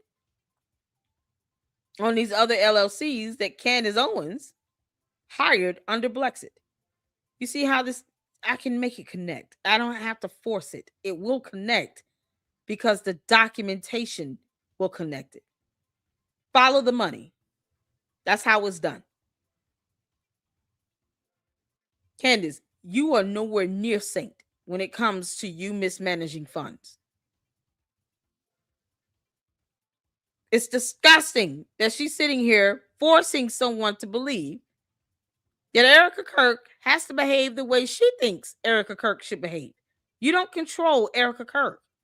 You don't control her emotions or her feelings. You have no power in that woman's household. You don't pay her bills. You don't have to take care of her kids. She owes you nothing. Not one thing. You don't get to control her. You, your dumb cult members, do not get to control Erica Kirk or TPUSA. And if those employees feel like it's just so horrible and they feel like they're just being enslaved now, why don't they just quit already? Why haven't they left? Why are they still working there? That's not the only company in the state of Arizona. Why don't they just go work somewhere else where they'll be happy? It's that simple. If these employees that were allegedly terminated under some sort of, precarious or unusual method, why didn't they file a complaint? Why didn't they file a lawsuit? I highly doubt they will be able to come up with a complaint that will be viable to send over to court. It will probably get dismissed because it would be that stupid. Why didn't they become whistleblowers? What exactly occurred that was unethical, illegal, or immoral? They just didn't like something. It's not enough for court. That's the difference. These dumbass cult members don't realize court doesn't care about how you feel. It's about what you can prove. So what do their feelings have to do with anything when it comes to a matter of ethics or law or morality? She's not once said, oh, we have evidence to show that they did something illegal. Not one time. CC said somebody else said 40, but I haven't seen them out waving their arms. Wami Gal says we only know of one employee that was fired. Exactly. Who are these other employees? And why were they fired? If it was done unethically or immorally or illegally, why aren't they suing? Why didn't they file an EEO complaint? You know, it's a whole federal agency that handles that stuff. Not one thing out here. I haven't seen or heard one thing that points to TPUSA firing someone and they did it unethically. They did it illegally. They violated laws. They violated constitutional rights. I haven't seen any of this. Yeah, it's so crazy. Lisa says, look, great women put on a brave, strong face for the public. I would bet Erica's mom raised her this way. Erica has class and good raising. Exactly. Francisca said, have you been to the other version at Tripper Mosaic? Diane said, yes, EEOC. Exactly. They can file an EEO complaint if they really felt that something regarding their termination was illegal. Go file an EEO complaint. Why are you crying about this to Candace Owens, who still can't do anything for you? Make that make sense. Candace, you can't do a damn thing but run your mouth on YouTube. But if they don't take action the appropriate way, then what the hell are they talking about? I told you, Candace, I'm not giving you a moment to breathe. You dumb alien.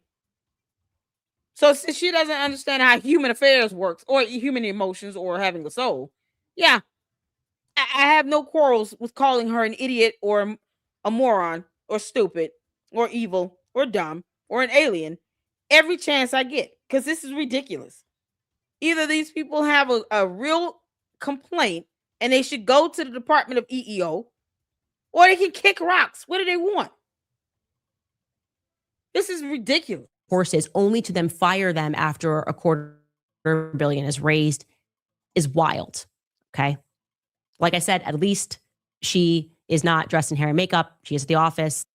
I would say the bad news is that once again, Erica is going to stop herself from using the word happy in the context of Charlie and how he must be feeling in heaven. I'm going to let this play out for 5 minutes straight, and there is no context needed other than this is 5.5 days after her husband was publicly assassinated. And yes, in the background, that is Terrell Farnsworth, the guy who took down the cameras. Yeah, but we are going to see some grief. So I'm going to allow you guys to watch this for 5 minutes. Had private conversations with him. I want you all to hold on to those. And I want you all to remember those so deeply. I want you to journal about them. I want you to be able to tell your kids about them. I want you to put those in your heart as why you're still here with the turning point you were saying, like, because that's what we want. And like I said to our small group after whatever day that was that I did the thing on TV, how many days are still rounded Friday. I told the team, I said, Turning Point USA will continue like my husband always wanted, and it'll be bigger than ever. And we're going to honor him by doing that. We're going to stay humble. We're going to work hard because that's what he would want. And we're going to just make it grow. And we're going to keep our eyes fixed on heaven. And, like even Stacey said, he's going to find ways to speak to us. And he's going to speak to you in different ways. Every person's going to be different, but you'll get little moments where you're like, okay, Charlie, I see you. It might be here on campus. It might be in the quiet moments of the night, but he's here and he's more alive than ever. And he is, he's going to guide us. And we just have to remain humble. But again, what I told the team was, I will fight like hell to make sure that all of you have a job here. I don't want anyone to think that job's in jeopardy because your family, if you want. You tell me what has been said that was wrong so far. Candace, you are deplorable, detestable, you're disgusting. You're a dumb demon from hell. Do you understand? You're the worst of your species on planet Ewok.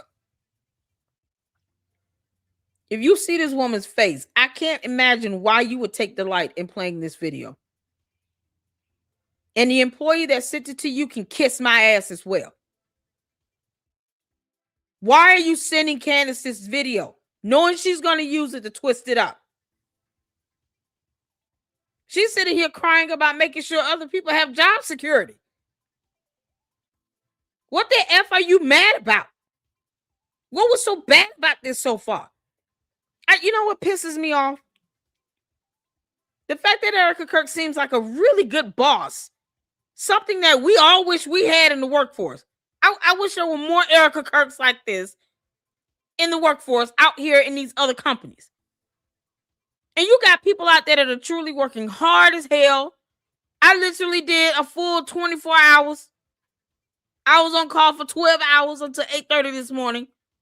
From yesterday at 8:30 p.m. after having worked the whole day, starting at 7:30 that morning, yesterday morning. I was up for well over 24 hours straight. And to see a boss and CEO crying to ensure that people don't feel like they don't have job security, telling them if you need time off to grieve, you always have PTO that you can take. We're not going to deny it for that. You got counselors, you got pastors you can talk to. It's like she's playing this as if Erica Kirk is incriminating herself. So where's the crime? Show me where the crime is. Where is the crime? All this proves is Candace is a terrible person and making fun of a grieving widow. Exactly. What is the crime being committed here? So far from what I've heard, Erica Kirk is showing us that she has a heart and a soul, and she cares about her company. She cares about it carrying on because she knows that Charlie Kirk was the face. He was the moneymaker. He was the CEO. He built it. She knows that. She knows she's not him. And she knows if you just have a little bit of common sense, if the founder and CEO passes away, you're automatically going to get questions about the stability of the company.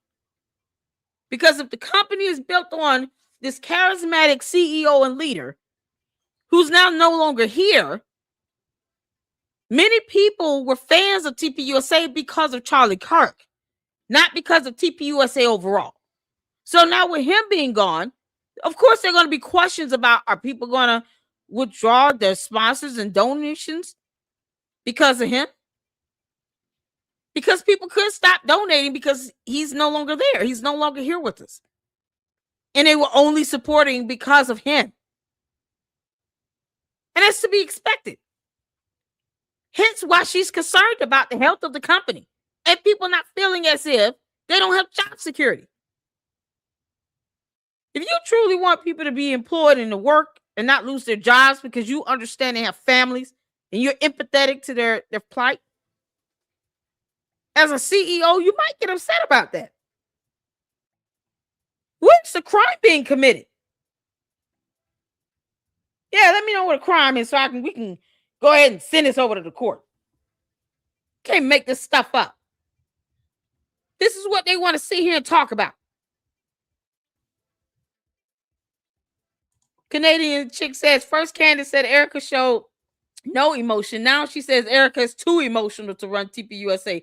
Candace is a delulu. Exactly. Candace is a dumb demon. You alien of an Ewok. Leave this girl alone. Leave her alone. You are obsessed over Erica Kirk, Candace. You are obsessed over TPUSA. You are obsessed. You and your sycophant, sadistic cult members are obsessed with TPUSA and Erica Kirk. And none of you idiots over there in Candace's camp are sending donations to sponsors or anything. You're not helping the company run financially. You don't pay Erica Kirk's bills. Why do you care at this point? You didn't care about Charlie Kirk. You're just feeding into the nonsense that Candace is feeding you all. Most of these people could care less about TPUSA staying alive. That is the majority of Candace's fan base now. People who never cared about TPUSA, they want it to fall. If you don't like it, just leave it alone. Don't sit here and wish for their demise. Leave them alone. Stop obsessing and stalking them. It's stupid. Leave them alone. I've never seen nothing like this in all my life. A whole grown woman that claims to have a husband and 4 kids. Birthed by a yeast infection. Is sitting here obsessing over another woman in her company. Doesn't Candace have her own? Here's the funny part. When she just saying last month, put me on your payroll for your PR, the cult didn't even budge on that. It's like they didn't even hear her say that multiple times. To the candy ass cult members, your cult leader wanted TPUSA to put her on their payroll. And you supposed to hate TPUSA? But y'all cowards didn't say anything about that. Y'all didn't call her out on that at all. Imagine that. Woe is me for thinking that cult members are supposed to have a spine. Can't make this up. George is letting this happen. George, I wish we could just deport your ass right now. Can't make this up. If you choose to leave, that's different. I never will, and I promise you, I will make sure that I never allow a point to where you have to leave because we cannot financially afford you. And that is a promise. I want our family to stay together the best it can. Obviously, circumstances, things there's unforeseen things that might pop up here and there that we can't foresee in the future. But for right now, the way things are, I would like to remain if they are status quo, and I think that's the best thing to do. Everything else we can worry about later. But I just want to let you know that you guys are all very loved. I'm very proud of you. Like Charlie would be. I think Charlie's just. I'm trying not to say that he would be. He's obviously celebrating in heaven, amongst so many things, but he's so proud of all of you, and he's so proud of all of you for keeping this mission alive. And he knows that you can do it. That's why you're hired. And he knows that you will be able to carry the torch. And he knows that you're going to do a great job. And you're going to be able to, even though days are going to be tough, honestly, the nights are the hardest. Mornings are pretty raw too. But once just what I've noticed these past several days is if I didn't have the family, the Turning Point USA family with me, all of you, I would be a disaster. I mean, I would be in fetal position 24/7. But the fact that we have a continued mission to look forward to, and we have our family, it's everything. And some of you, this is your chosen family. And just rely and lean on each other. That's huge. Leaning on each other is huge because all of you were together prior to this and we'll be together after this. And everything, and I told Justin, it's going to be something where everything before September 10th, any email you were working on, any project you were working on, it's not that it's irrelevant now. It's just things have changed, obviously. And the mission has gotten deeper and the mission will grow deeper. But I just want all of you to know, we will be wise stewards. We will be vigilant. We will be humble. And I just want you to know that, again, I'm with you. I'm here. I'm not going anywhere. And we're going to make sure that we honor my husband so well that this whole world knows what his vision was and will be. And it's just, I feel so blessed and honored.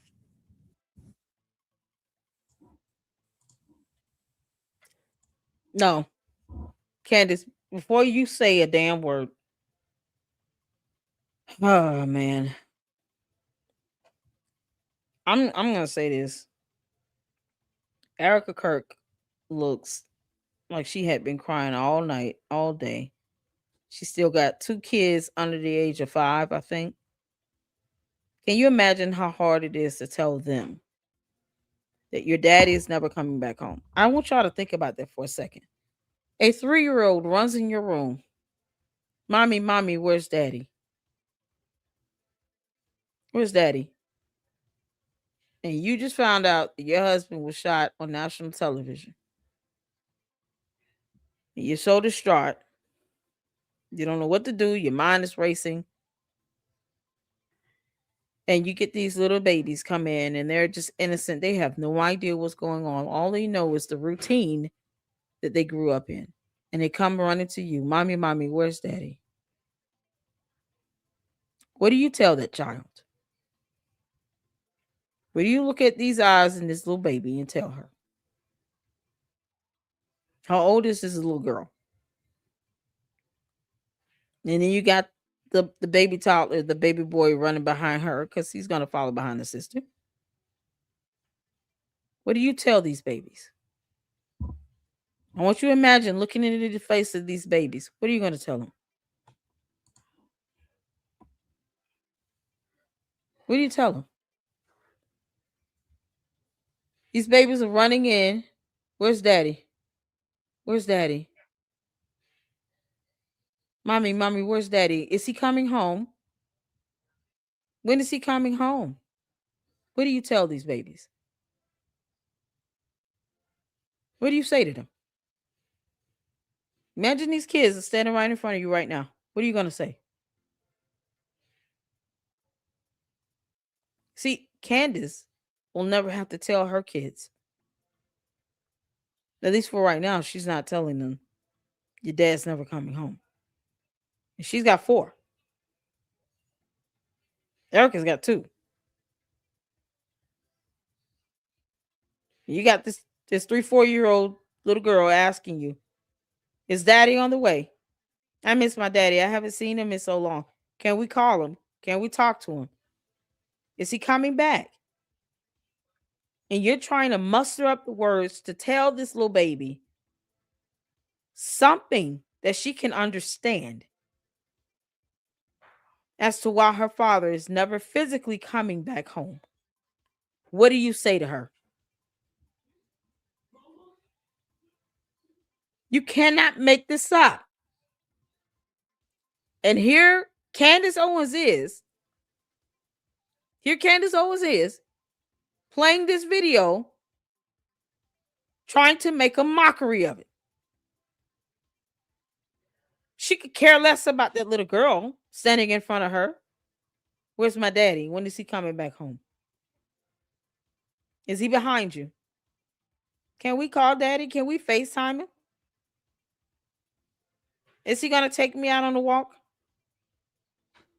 Daddy promised to take us to the beach. Are we still going to McDonald's? That's all that 3-4-year-old knows. She just knows what her dad told her. She understands the routine and the schedule when he comes home. What do you say to this child? Candace, you're a soulless demon. Because you will look at that child and say, your dad's dead, and walk off. Because you don't care. You would not have the empathy to put in words to explain to that 4-year-old little girl what happened to her father, why she will not be able to physically see him again, and to keep from emotionally scarring her to death. Candace will have this child standing there having to get therapy and counseling when she's done. That is how evil Candace is.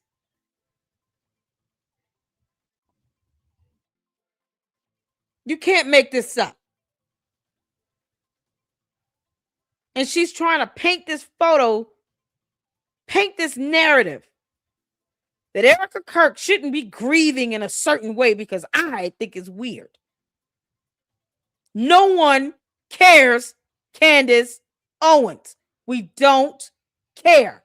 We do care about that 4-year-old that's still asking, when is my daddy coming home? How am I going to be able to talk to him if I can't see him? Now probably asking, Mommy, can we go by and see Daddy at the gravestone?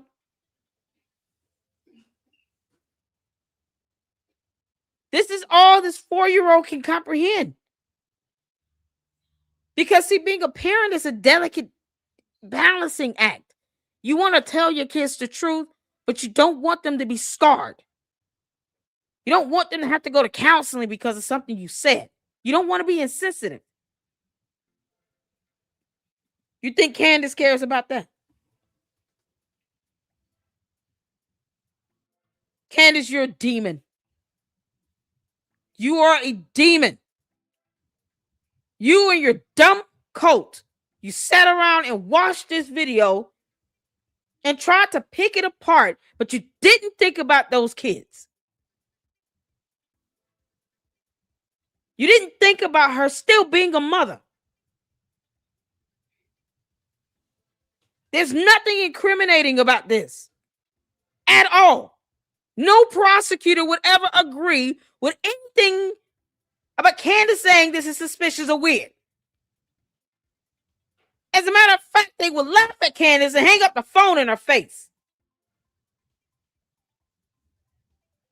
You can't make this up.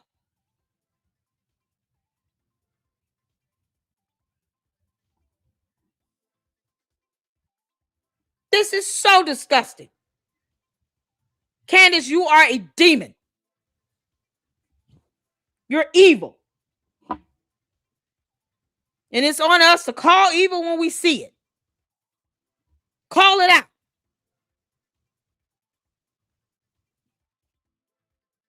Never seen anything like this in all my life. Who does this? And the employee that recorded it, shame on you. If you don't like working for TPUSA, quit. You have a good boss. And you're allowing an idiot like Candace Owens, who will never hire you, by the way, or pay your bills, to try to sway your opinion about something. But you know what? Prove me wrong. Call Candace and ask her to give you a job, since you're so miserable at TPUSA, apparently. All these little goofy heads that are sitting here sending over recorded calls and Zoom calls as if they can't be sued for it to Candace Owens. Why don't y'all call Candace and tell her to give you a job? Give you a month's payment in advance so you can pay your bills and stuff. Go ahead. I dare you. Call Candace Owens and ask her to give you a job and ask her to hire you. Let's see how that goes. If you're so miserable there, don't work there. It's that simple.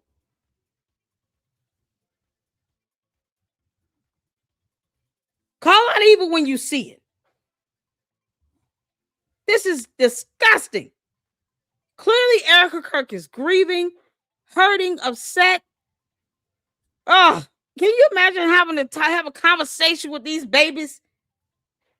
I'm a mother. All I'm seeing here is a mother grieving and having to explain to two toddlers, one of which doesn't even fully grasp what's happening. The oldest one does. She understands enough to keep asking, where's my daddy? And you got to tell her what's happened. Candace does not. She does not have to have this conversation with her 4 kids. George comes home. He might be in a damn closet, but he is at home.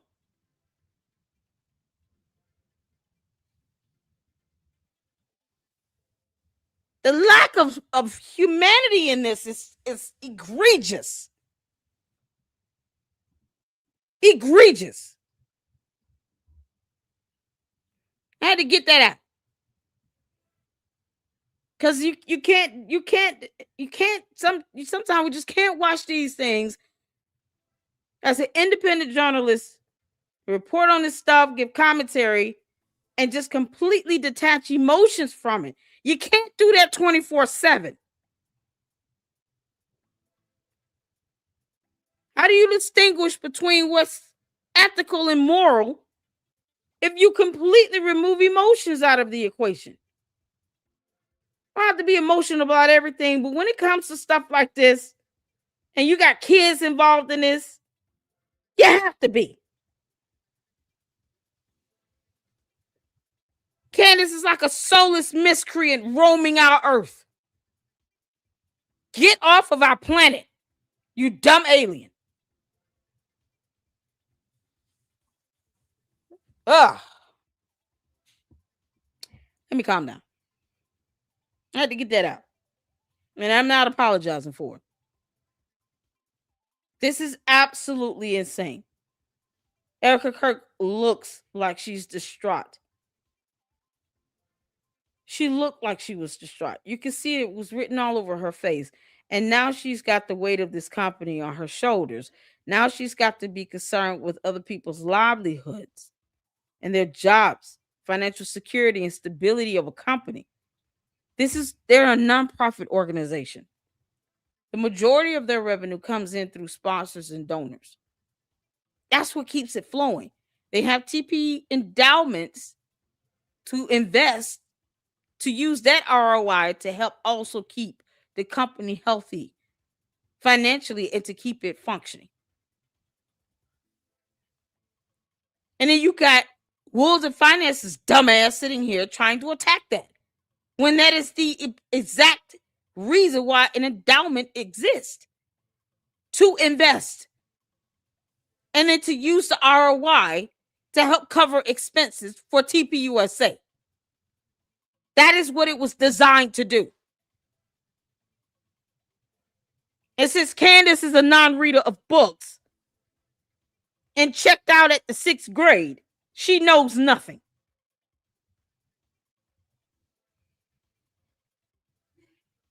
It's madness. All this stuff is happening at once. The same day Erica Kirk took over as CEO, she also took over as president of the board for TP Endowments and the Super PAC, the 501c4. You can't have those positions without someone sitting in those roles, because they have to make day-to-day decisions. They have to make decisions on a month-end basis when it comes to the budgets, to financial decisions being made, making sure that the money that comes in is invested properly, then the ROI that comes in is sent back over to TPUSA. Those decisions have to be made sometimes daily. You need someone in that position. It's never a good time when you've lost your husband. But you see someone still trying to do the right thing and carry the company and grieve the loss of her husband, who so happened to be the CEO, all at the same time, as well as the father of her 2 kids. How much more do you think she should have to bear? How much more do you think she should have to put up with? And she has a mother that has an illness on top of all of that. Why does anyone think that she should have to bear more than that? Isn't that not enough?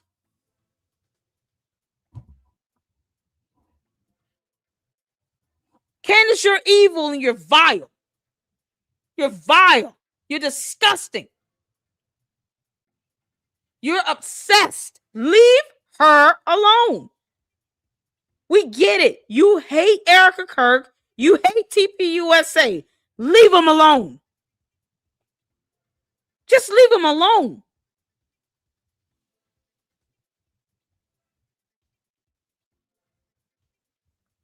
Find you something else to do, or someone to do, whatever.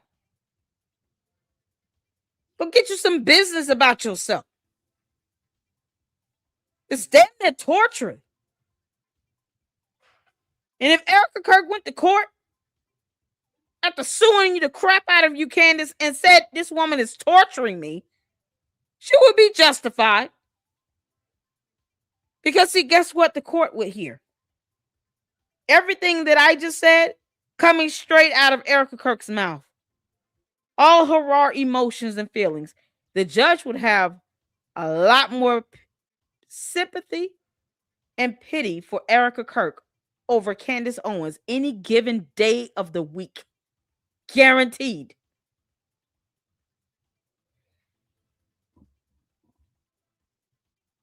It's absolutely insane that she's doing this.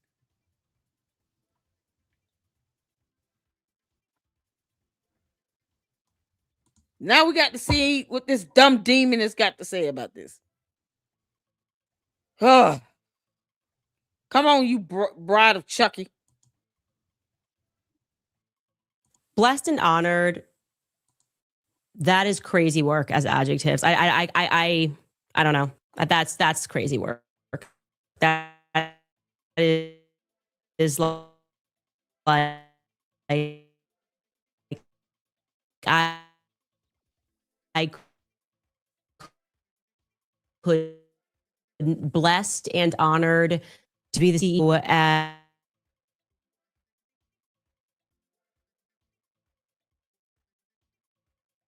promise these kids that if they are going to work harder, you're in this family, your jobs are safe. Actually, that's what makes her cry.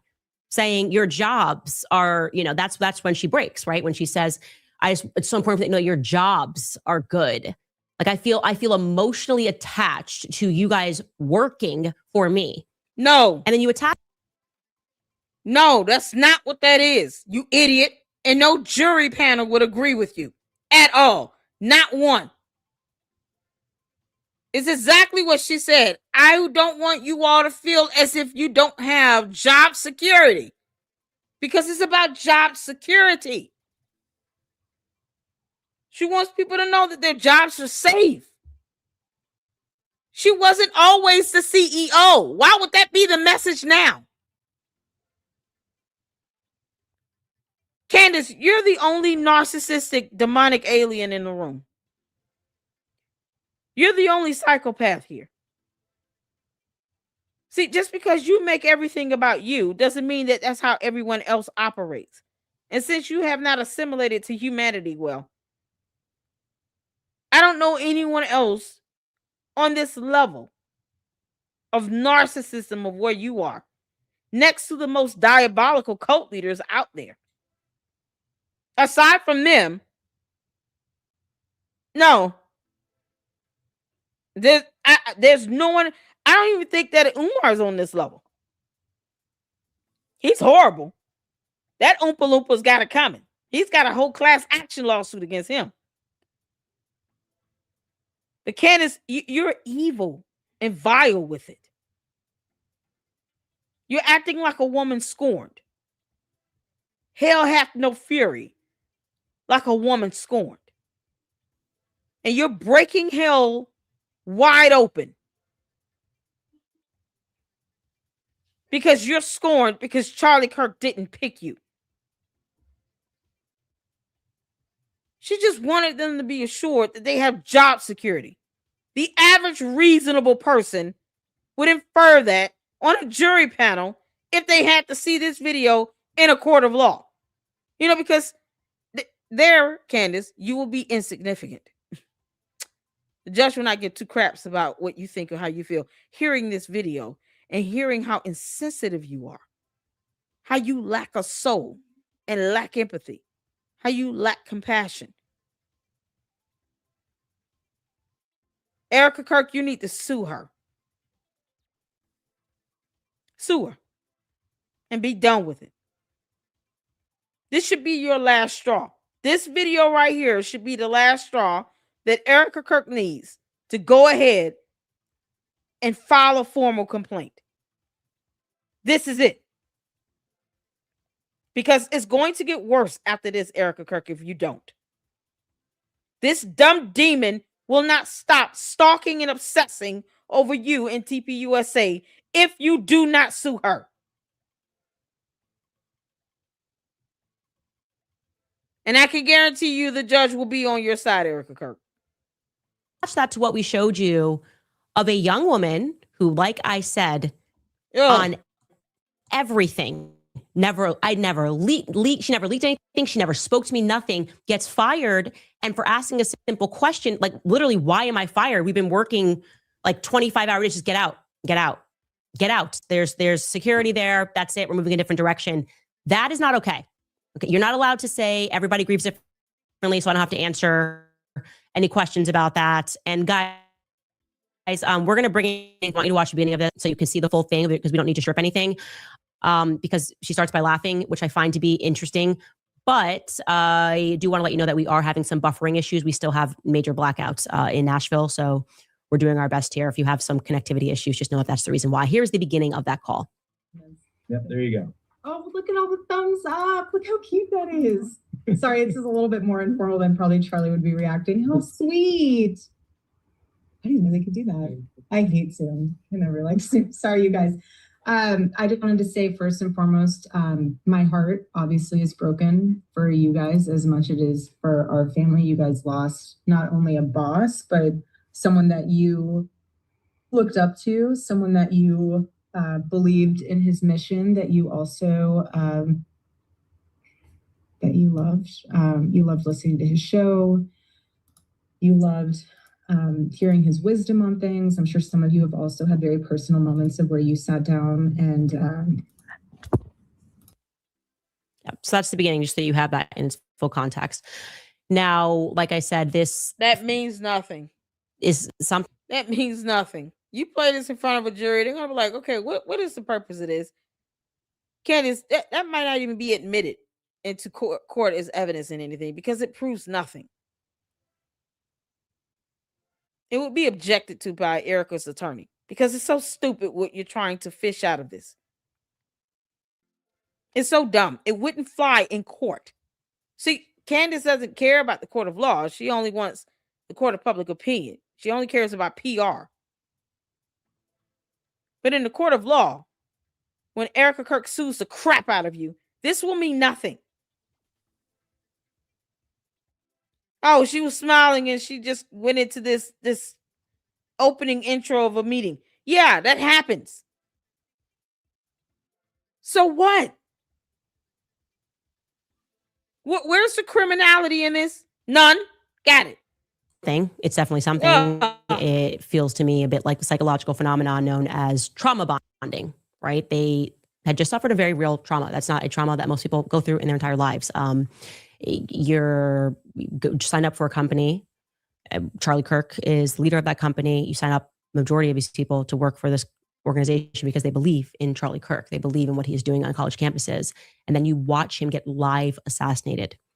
And now management is going to try to establish your loyalty using all sorts of tactics, but essentially what they're creating here is an emotional dependence, right? We are a family. We have lived through this. This is a family.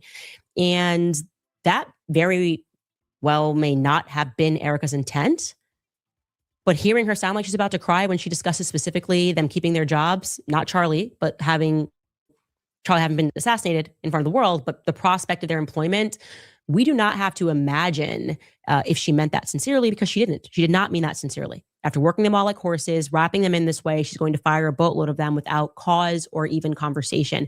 That's actually traumatic. See it from the employee's viewpoint. For those of you wondering, they just must feel like they just got punched in the face. You had to watch him die. Then you get brought in on this emotional, we're a family, I never would do this. And it's like, get out. Don't let the door hit you on the way back. Yeah, we raised $250 million. You're not even going to get a bonus. Now we're going to keep letting this play out because you are going to hear her actually be the first person to say an expression that has been used a lot. She's going to remind people that everybody grieves differently. 5.5 days after Charlie was announced dead at the hospital. Take a listen. And we will do our best to continue to make Turning Point USA the behemoth that he wanted it to be, this massive thing. And it is, and that's why we have to stay humble. But I just want you guys to stay in prayer. And if you guys do need anything, please reach out to whoever you know to reach out to. and pray with one another, be there with one another, be soft with one another. Everyone grieves differently. So if someone's acting weird, don't read into that. Weddings and funerals bring out the weirdest side in people. Just anyone who's been married knows that. And so don't read into that. Just love on each other. And if there's anything or anyone who tries to divide your team or you, or that's just the enemy, and just rebuke it and know that there's a bigger mission at hand. And again, you guys are all very loved, and I feel very honored, and I'm grateful for all of you. So I just wanted to take some time to hop on and share with you my condolences. I wish I could help all of you. But again, the fact that there's a lot of them in the office on today, the fact that a lot of you guys are here in office, that's what he would. It's the mission. He doesn't want you to just be sitting on the couch alone in your room. He wants you to, obviously, I mean, we will all mourn, but he would want you to build. And so that's what we'll do. We'll have a sword in one hand, and we'll have a hammer in the other. We're just going to build. Okay? I love you all. Deep breaths. Usha, I just want to share this with you all.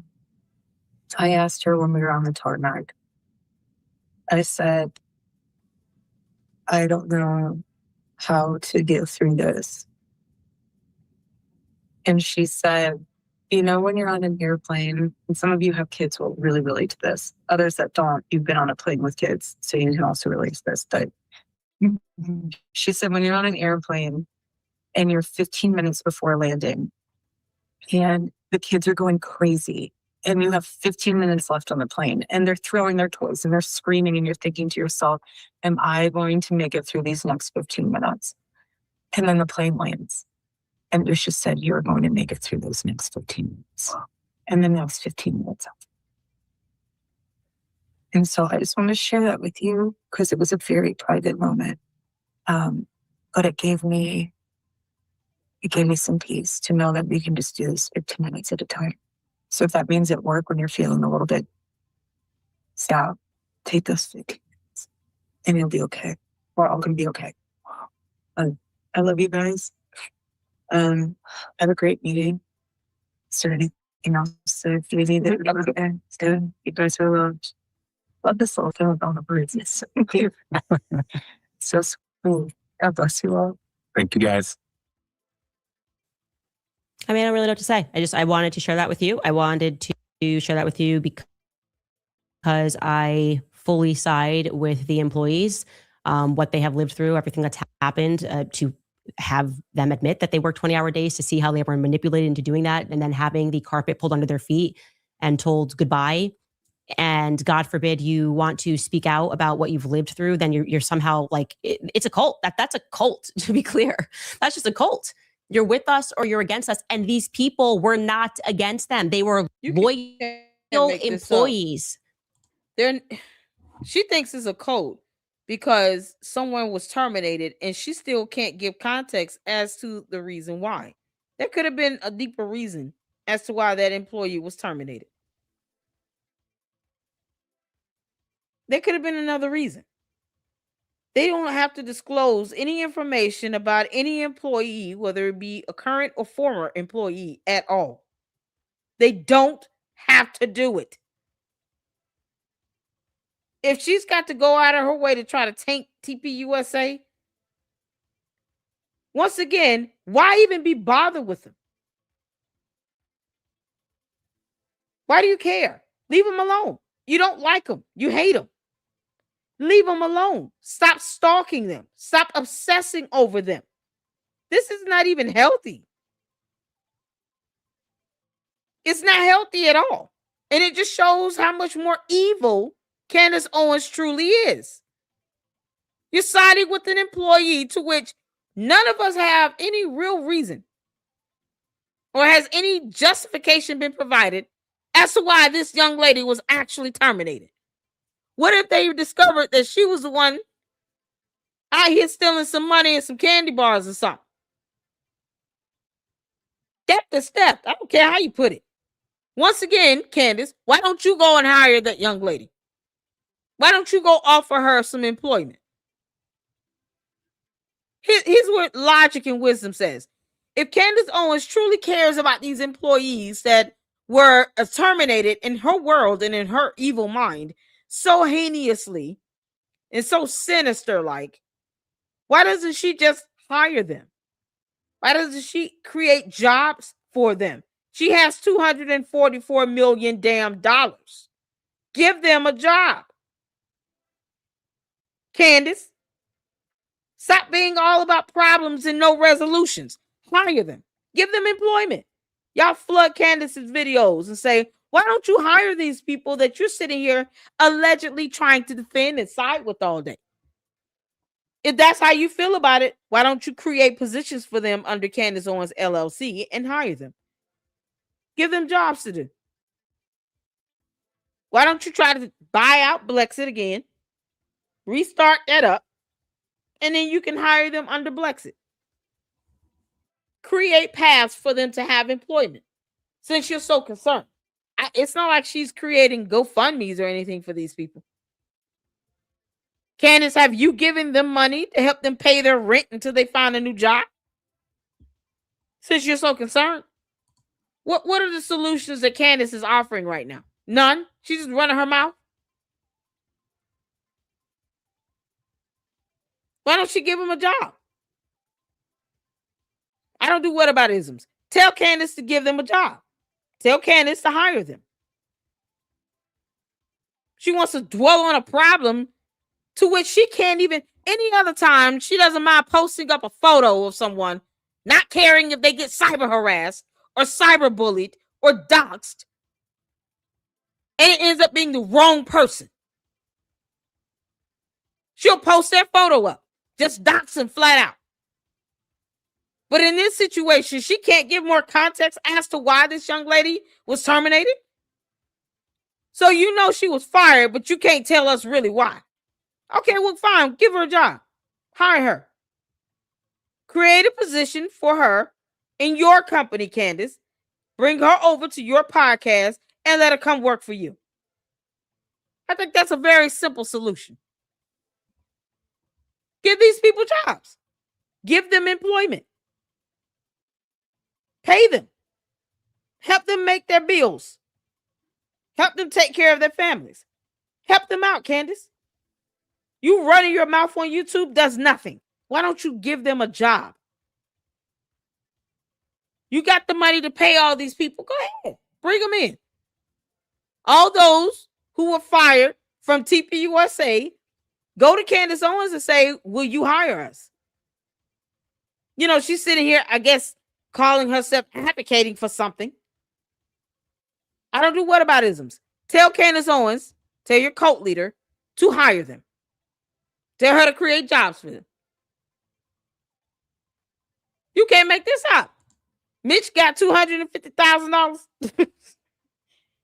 for lying like hell. But Candace won't create jobs for people who she's claiming were wrongfully terminated from TPUSA. Why doesn't she just give them a job? There's a solution. Why dwell on a dumbass problem that don't even exist? Just create a solution. You know what? I'm going to hire these people. I'm going to give them jobs. I'm going to make sure they get their bills paid. Why doesn't she do that? Where the cult members at with that? Tell her to hire them. She can do the right thing and hire them. Give them a good salary with benefits. Make sure they get medical, dental, vision. Get PTO, bereavement time, because apparently, you think they should have that. Fine. Give that to them, Candace. You have the ability to hire these people. And you won't even do that. The hell you whining about? You can't make this up. Okay. They were loyal employees, and they said that they felt like they were being emotionally manipulated, had just worked even beyond the 20-hour days they're working during the week. They were then asked to come in on the weekend to pack t-shirts because it's what Charlie would want. And I kept picking up on that beyond these calls. I kept saying, why does it feel like they're using the ghost of Charlie to sort of guilt people into doing things? Like, well, this is what Charlie would want. He'd want your money. This is what Charlie would want. He would want your kid's college fund. This is what Charlie would want. He wants grandma's will. This is what Charlie's dancing. He's dancing in heaven. He is, I don't want to say the word happy. Maybe he's not happy. He just got assassinated. Maybe he's not happy that he's never going to see his children again or put them to bed. But he is dancing unhappily or something. What? Like, like I said, full side with the employees. I do believe with all of the new information that I'm getting, and it is a lot, that she's been orchestrating this entire PR campaign from the back and pretending that Andrew Colvett was problematic. Maybe some credit to Andrew Colvett for being enough of a gentleman to absorb all of that, to allow people to think that it was just him acting rogue when it wasn't. It factually was not. We were lied to. And I don't know what the purpose is of that lie. That's what troubles me. What is the purpose of that lie? And by the way, just going back to that end of the timeline that we have put together, it's actually stunning to consider that when they opted to have the three-way call with the doctor, okay, when they hurried and called the surgeon, because I did an episode and I was like, hey, something's really weird that you guys should know is that, the bull didn't go through. There was no blood in the back of Charlie. And then Erica and Andrew got on the phone with the surgeon.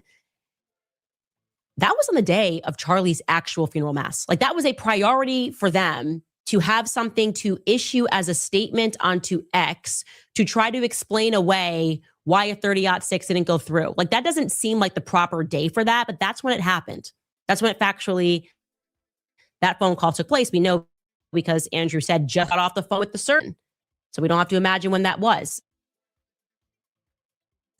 The day after my episode, there's no blood. What do you mean the 30-06? Why lie about that? Why are we being lied to? And we're supposed to accept that they have enough money, well, they do, to hire crisis PR people and a bunch of accounts on X to tell us that it's ungodly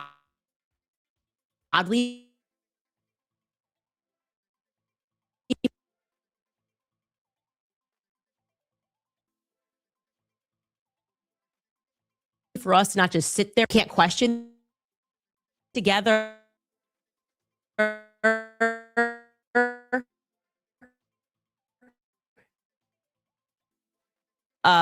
the memorial events are being let go for no reason. The COO who's talking to Uber drivers for the tea. Hey, have you heard anything about Turning Point USA? Well, I heard that this Uber driver said that you may have said something. Bring her into the room. She may have critiqued Erica. Not allowed. What is this, guys? It's severe manipulation, and it's not okay. It's not okay at all.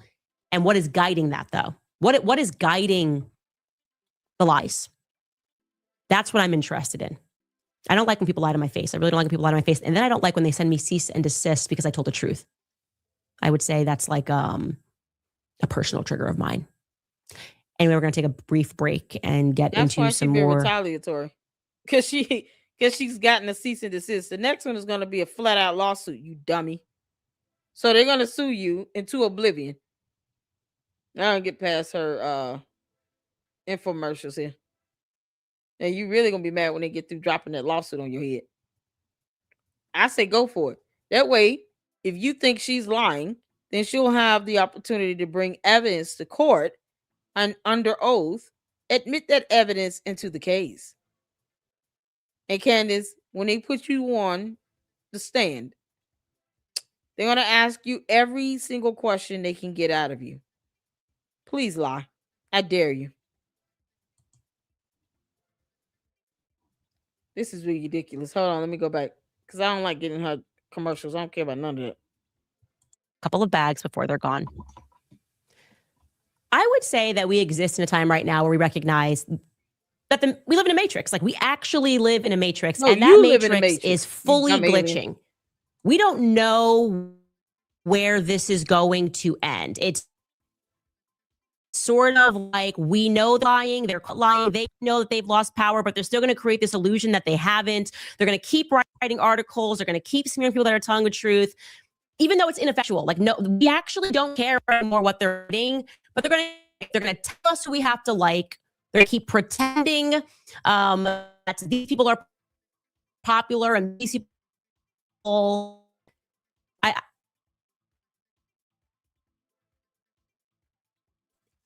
Everything feels fake and day and vicious. It. They're trying to squash it now. And there's no greater example of that than, of course, Daily Wire. Now, the Daily Wire's CEO, one day, Daily Wire is a company in a fair world, probably not one day. And so therefore, probably not in this world. But if we lived in a fair world, it would be taught in psychology courses. Like watching what this company did to itself in the span of 1 year is incredible. It's objectively, as an interest piece, incredible. Like if I'm just a journalist going, this is fascinating, right? Jeremy Boring was the CEO when all that happened, and he kind of went away for, I would say, a year, and now he's back. That's the thing, Kyla. She says we a lot because she wants her cult members to know that she's speaking for them. She's trying to give this sense of belonging. It's like trauma bonding, like she said. Except they're stuck on stupid. So her and her dumb cult are trauma bonding. Whatever trauma they think they're going through, they're trauma bonding together. She wants people to feel like they belong in her circle. She can have them. Candace, we don't want your cult members. We don't even want you. You can't make this up. But that's what these narcissist cult leaders do. They always speak in this third person, and then it's always plural. It's always we, our, us. Because they want people to feel like you're not alone in thinking the way you think and feeling how you feel according to how I tell you to feel and think. She tells them how to think. She tells them how to feel, and then calls it weird when anyone acts or behaves any way that's different from how she would do it. Not her cult members. Don't forget them. No. If you're not behaving the way the cult leader wants you to behave, it's suspicious and weird. And then she says things like, I think I'm speaking on behalf of the world. No, the hell you not. We don't even want you on our planet, you dumb alien. And if we can find a way to deport George right now, we would. This madness is out of control. But that's the language of cult leaders. You'll find that often with other cult leaders. I always refer to Jim Jones because I think Candace is like the black female version of Jim Jones. And he said the same things. It's the same talking points. Let me attack things I don't like, but try to do it in a way to where I feel like this person has wronged us, not just me. Even though it's solely based on how she feels and what she thinks. Check out a couple documentaries on Jim Jones and then go back and listen to parts of this video and you'll be like, Lady Luck Club was on the money. She sounds just like Jim Jones. She's just a dumber black female version of him. That's not a reverend, I guess, because he was supposed to be a minister. But that's what we're dealing with. So everything is always us, we, and ours, because she's got to have the cult feel like they belong, like they are all sharing this collective anger. Whatever it's pain or whatever else she thinks she's feeling, which is more so gas for her, because she has no soul. She wants the cult to believe that they're going through this together. Whatever this battle is against the enemy, they're doing it together. It's cult talk. And that's exactly what Candace is, a cult leader. For her to call someone else a cult, it's just mind-boggling. But Candace is a cult leader. Full-blown cult leader. And then turns around and gets upset when there's a level of accountability pushed down on her head. Like a lawsuit. We don't care, Candace, that you don't like a cease and desist letter. You don't get to trample upon the rights of others either. On our planet, in our country. You don't like it, get your ass out. Bye. You don't have to live here in the United States of America. She doesn't care about what goes on in the U.S. either. I'm going to tell y'all that right now. She always walks around here talking about America first. She's not America first. She focuses on any and everything going on in any and every other country except the US, unless it's TPUSA, which she is single-handedly trying to tear down and destroy. You can't make this up. Shout out to Linda Walker, who asked a very good question, the same one I've been asking too. Who the hell claiming this girl at this point? I mean, I highly doubt she's gonna go back to saying that she's a liberal or a Democrat. Linda Walker, shout out to you, says, every time I think Candace can't possibly stoop any lower, she does. What political party does Candace now belong to, and how much are they paying her to destroy conservatives? That's a good question. For all the conservatives in the chat, are y'all claiming her? I'm apolitical. I'm the queen of YouTube. I get to be apolitical. I enjoy being neutral. So all the conservatives, are y'all claiming her? What about the any liberals, Democrats? Lady Luck Club is open for all. I don't ostracize anybody because of politics. Who's claiming her other than Lucifer? I guess that's a political platform now. She talks more about the Church of Satan than anything else. Girl, bye, Felicia. Who's claiming her? Y'all claiming her over there, conservatives? Has Candace been officially kicked out the club? Because, yeah, this is getting ridiculous. Who is she making? See, hell no. Ashley said, lunatic. Oh, Miss Face says, I'm a conservative and I can't stand it. Jasmine said, no problems, mods. Still here, just listening and cleaning. Okay, cool beans. Savvy says, and to keep us divided. Sage says, Candace just says where her paymasters want. What political platform? Does she still vote? Did she say she's no longer going to vote? She's telling people not to vote. She's telling people to go AWOL in the military, which is a crime. Like, she tells people to break laws because she has no regard for the rule of law. Candace, you have court April 28th at 10 a.m. Your dumb ass better be there. So the conservatives sound like they're not claiming her. Is any liberals, Democrats here claiming her? Y'all claiming her? That's a good question.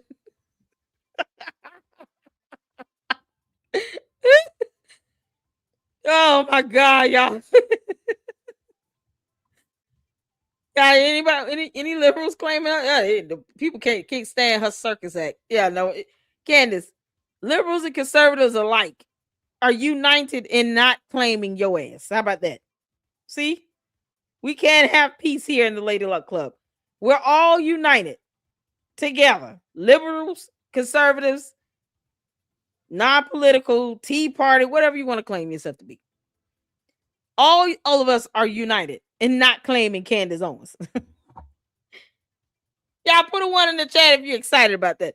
We're all united on not claiming Candace Owens. Candace is the one walking around talking about, I will get paid by Qatar. Oh, okay. Well, why do you get mad if your cult members going out here talking about we're being paid by Israel? If you're willing to be paid by Qatar and you proud of that, then why do you have a problem with anybody being paid by Israel? Kick rocks. You're not giving us the money. Candace, you owe me $7,000. Can't make this up.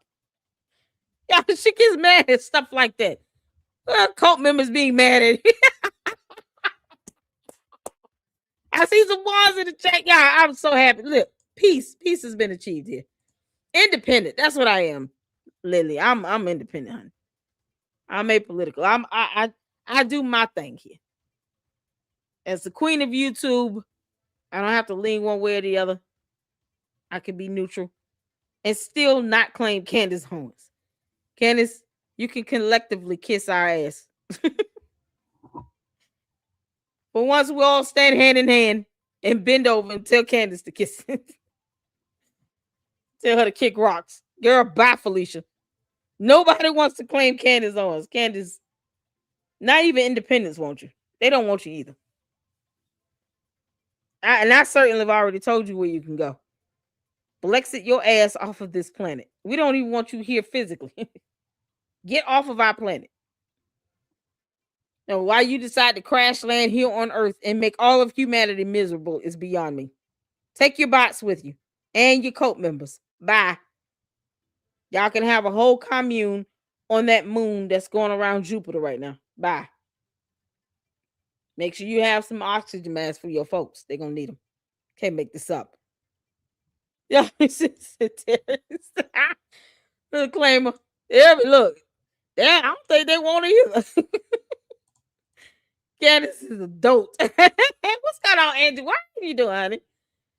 Oh man, the conspiracy theory party would 100% claim that woman. I know.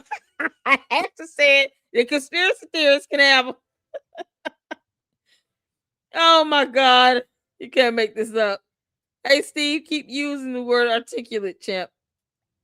Keep using the word articulate.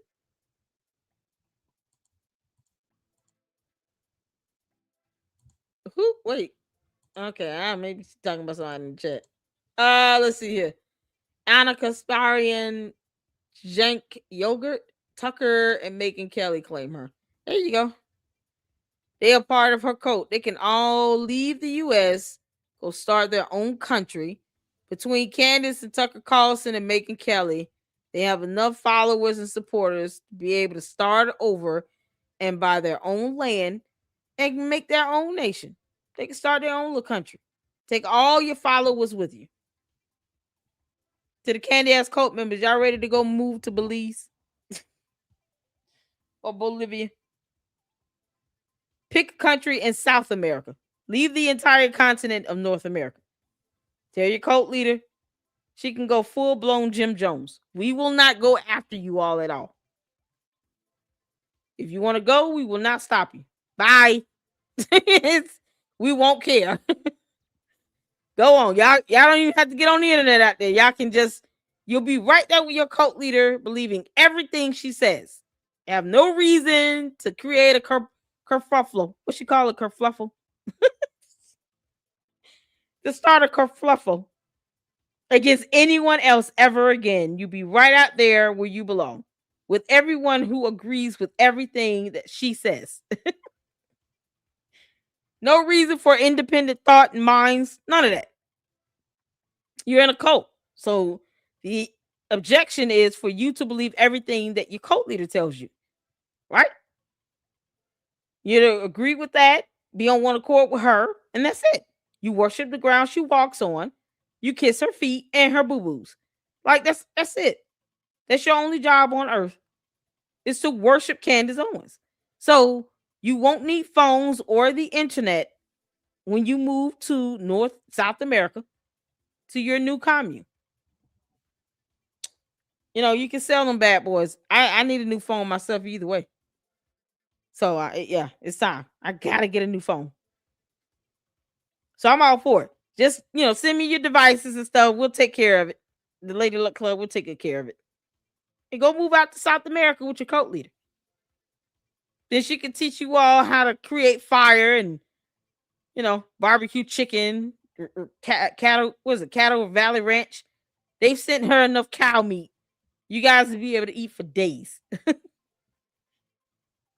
You don't ever have to come back. You don't have to ever worry about anybody arguing with you ever again. Doesn't that sound lovely to the Candy Ass cult members? I think that's a win-win. Sounds very lovely. You never have to have another argument with anyone else. You don't have to disagree with anybody. You'll be right out there with your own people where all of you agree on everything that your cult leader tells you to agree on. I think that's a win-win. They should start their own cult in another country. I'm all for that. Y'all let us know when you're ready to pack. We'll help you pack. We'll help you get the hell out of here. Can't make this up. Y'all, let's get back to this. Come on, you dumb alien. Never not be back, guys. This man loves the spotlight like you wouldn't believe. We're going to talk about that in a second. But he goes on to a podcast and decides to open up about me, of course, and what I did wrong, saying essentially things were fine until they weren't fine. And I'm just going to let you hear him in context, what I've done here and what he has to say about me. Take a listen. When Candace worked for you, do you sometimes look back at the decision and think that wasn't a good one when she was working at The Wire? Yeah, well, I certainly think that hiring Candace is probably the biggest mistake of my professional life so far. At the time, I had misgivings about Candace, but it wasn't a completely cynical decision. I believed that Candace could be a great force for good in the world. I still believe that. Candace is the most talented person I've ever met, not just in conservative media, but in any media. She has it. She has that star quality. You know it the moment that you meet her. Unbelievable charm, unbelievable charisma. The camera absolutely loves her. She has incredibly unique gifts and skills in that area. And when she wields those gifts and skills for good, she's incredibly effective. She was during the BLM movement in America. Some of the content that we made when we first brought Candace on was focused on that topic. And I think she was as good as anybody in the world and made a really positive impact. I've said before, Candace is like nuclear energy. If you harness it properly, she can power a city. If you lose control, she'll flatten the city. And I think that's what we're seeing now. Candace, all those same gifts that she has at various times used for good, she's now using for ill. And there's no one better. The problem is, if what you're pursuing is bad and you're the best at it, you're going to do an incredible amount of damage. And Candace is doing an incredible amount of damage. So what's amazing about that is he's not even aware of how objectively racist what he just said was. We brought Candace on because she was critiquing Black people. We brought her on because it was nice to have a Black person that was willing to call out Black Lives Matter. And that's largely why I brought her on.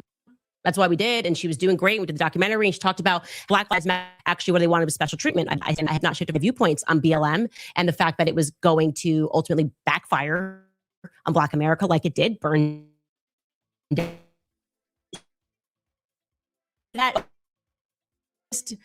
That Israel was actually flattening cities. Really bad analogy there, Jeremy. When she noticed that actually the Jewish community was acting like the supremacists suddenly, and noticed that they were acting exceptionally. They wanted to be treated exceptionally, and they were coming after speech. That's when I realized that this energy couldn't be harnessed. That's when we realized we had a problem. Oh, it could do great damage. It could fly in a city like Bibi Netanyahu. Man, she was when I could teach behaving correctly, and we're making demands in a similar fashion and coming after people's lives and livelihood. That's when we had to draw the line. Nuclear energy. It's very bad. It's amazing. And then he's going to correlate my show to pornography. Take a listen. You say people tell you that they listen to Candace. I had a guy tell me recently, he said, what should I say to my wife? She keeps telling me about things that she hears Candace say, and I don't even know how to respond to them. I said, well, I would just respond by telling her fun things that you saw in some porno video that you watched. He said, whoa, what are you talking about? I said, well, the same level of shame should accompany both statements. Like, one should be ashamed to say publicly that they're watching Candace Owens now. And Candace Owens, who is at war with the widow of her purported best friend, Charlie Kirk. This is so far beyond the pale. The fact that people can say with a straight face, oh, well, what do you make of what Candace said? What I make of it is that it is a kind of, it is rhetorical. It does the same thing regular pornography does. It titillates, it stimulates, it's slightly naughty. It's great for getting clicks, and it makes tons of money on the internet.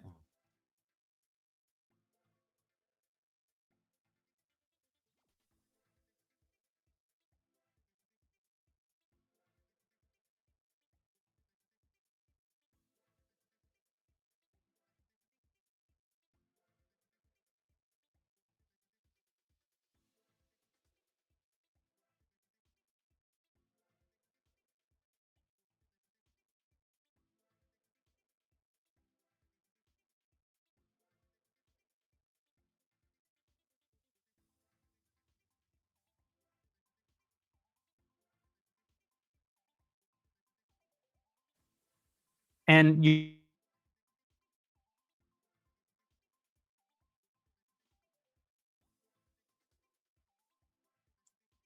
about real pornography. You should talk about podcasts. People are getting. Can you all see? I'm getting some lag. Are you all there? Is it frozen? Put a one in the chat if you can see in here.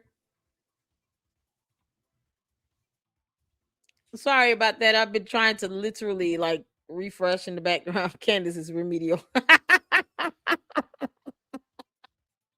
Oh man.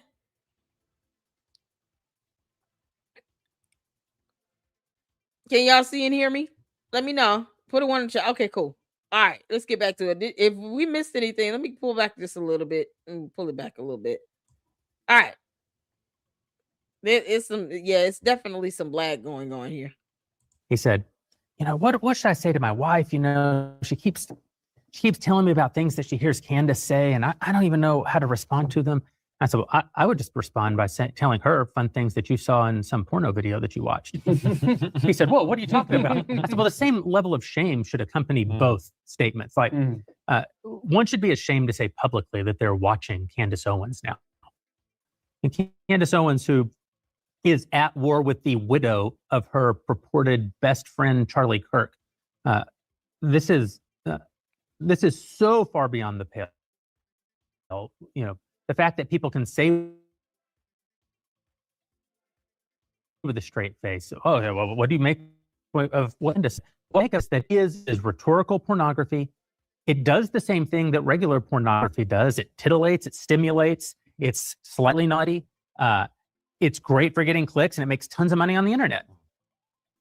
And you shouldn't be able to look at it if you're under 18. Or Now I remind you that one of the reasons I got fired is I said we should look into the history of pornography. Don't ask him that question. Don't ask him about real pornography and where it comes from. Don't do that. Don't you dare, because then you would be the kind of nuclear energy that we can't harness correctly. Now, when you talk about pornography, you should talk about real pornography. You should talk about podcasts. People are getting educated and recognizing that there are double standards and that you cannot use emotional arguments like BLM did and like we are seeing Israel do today to go, you can't talk about the facts. George Floyd died and we can't talk about any more facts and this is crazy and we're all sad and we can't even discuss things rationally. Same thing, Israel post-October 7th. He is arguing like a leftist. But the moment where you really recognize that, I had hoped that he checked into treatment, to be honest with you, but he has zero self-awareness, is when Jeremy accuses me of being self-aggrandizing. Take a listen to what he had to say. Candace Owens is engaged in a as I see it, Candace is engaged in investment. I've asked Candace on 2 separate occasions, what do you actually believe? And on both occasions, she told me, I believe what the people believe. I am the voice of the people. Now, never mind that that's a completely amoral statement. Never mind that I don't know who the people are in this conversation. Never mind that the people, whoever they are, can obviously be wrong. Candace is actually saying something somewhat profound. She's saying, I will say whatever gets the most reward. She may not even know that that's what she's saying. But she's articulating audience capture as a virtue. This is incredible for so many reasons. So the first and foremost, that is obviously made up. It's such an obviously made up conversation. Who just comes in and goes, what do you believe? Zero context. And then someone just replies and says, I believe whatever the people believe. Believe regarding what? Are we talking about faith? What are we talking about? The transgender movement? We don't just ask someone. I asked her 3 times. She said, I believe whatever the people believe because I just want clicks, which is why she took this path of going up against Black Lives Matter as a Black person and putting on a Trump hat, because the easy route, that was obviously the easy route to get clicks back in 2016. It's completely ridiculous. But to pretend that I am into myself, I have to just Candace, shout this. You're a narcissist. Of course you're into yourself. What is she talking about? She's literally getting upset because someone else is calling her a narcissist. Candace, I've been calling you that for 3 or 4 months. The hell is wrong with you? You'll sit here and take my X-Men bit or the fact that you're bad at this, because still you're bad at this. You're not a journalist at all. At best, you're illiterate. At worst, you're a demon. But you're certainly bad at this. And now you're upset because someone is saying that you're a narcissist. What the hell? Why is she shocked? Did she not know this already? Candace, you've been a narcissist from day one. The moment I heard this idiot say, you can't prove that what I said is not true, and I can't prove that it is not true, I was like, wait, what?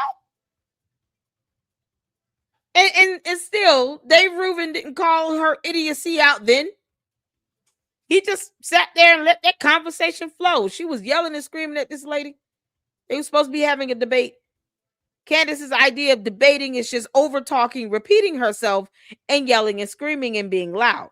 You're still wrong and stupid, you airhead. What do we expect from an alien with no brain? You don't get intelligence out of that. Chabu, y'all make sure y'all let me know if y'all can hear me. Because I'm seeing some people saying my mic is going in and out. If it is, please let me know. Honestly, I'm believing it is Candace's video, her dumb video. I'm glad he called her out too. He called her remedial. Girl, you can say tard in here. Child. Y'all him. Look, I can say, I'm gonna trim down on the cussing. I'm gonna try. Okay. No guarantees.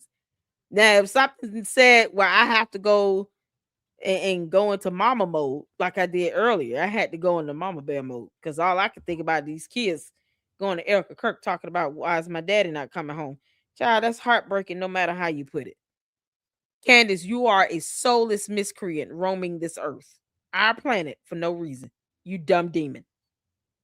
You have no empathy. So her doing this segment, getting mad because someone's calling her a narcissist is absolutely hilarious to me.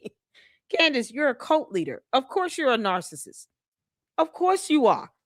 What more else does she expect people? Like, seriously, she expect people to think she's nice? Girl, bye, Felicia. Candace said remedial target. Shout out to Melinda for becoming a new member. Woo! Thank you so much. I appreciate that.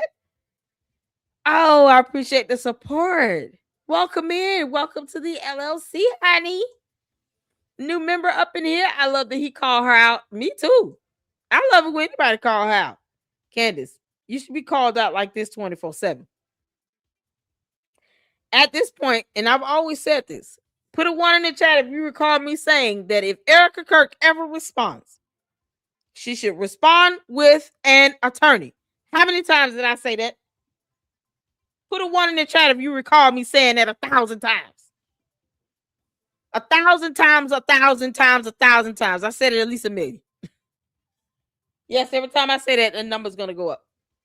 At least 1,000,000 times I said, if Erica Kirk responds to this buffoon, she needs to respond with an attorney. Respond with an attorney.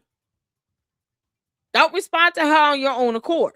Respond with an attorney. Even when they invited Candace to go out to Phoenix and to face Erica face to face in person, I said she needed to have an attorney right next to her. Put a 1 in the chat if you recall me saying that, because Lady Luck Club knows exactly what she's talking about. See, I was saying that for a reason, y'all. I know what I was talking about. Now look where we are. We got this dumb demon that's sitting here having a complete disregard for the truth, for Erica, for her children, her mother, her family. And it's coming down to where a lawsuit is inevitable. Thank y'all. I appreciate it. There you go.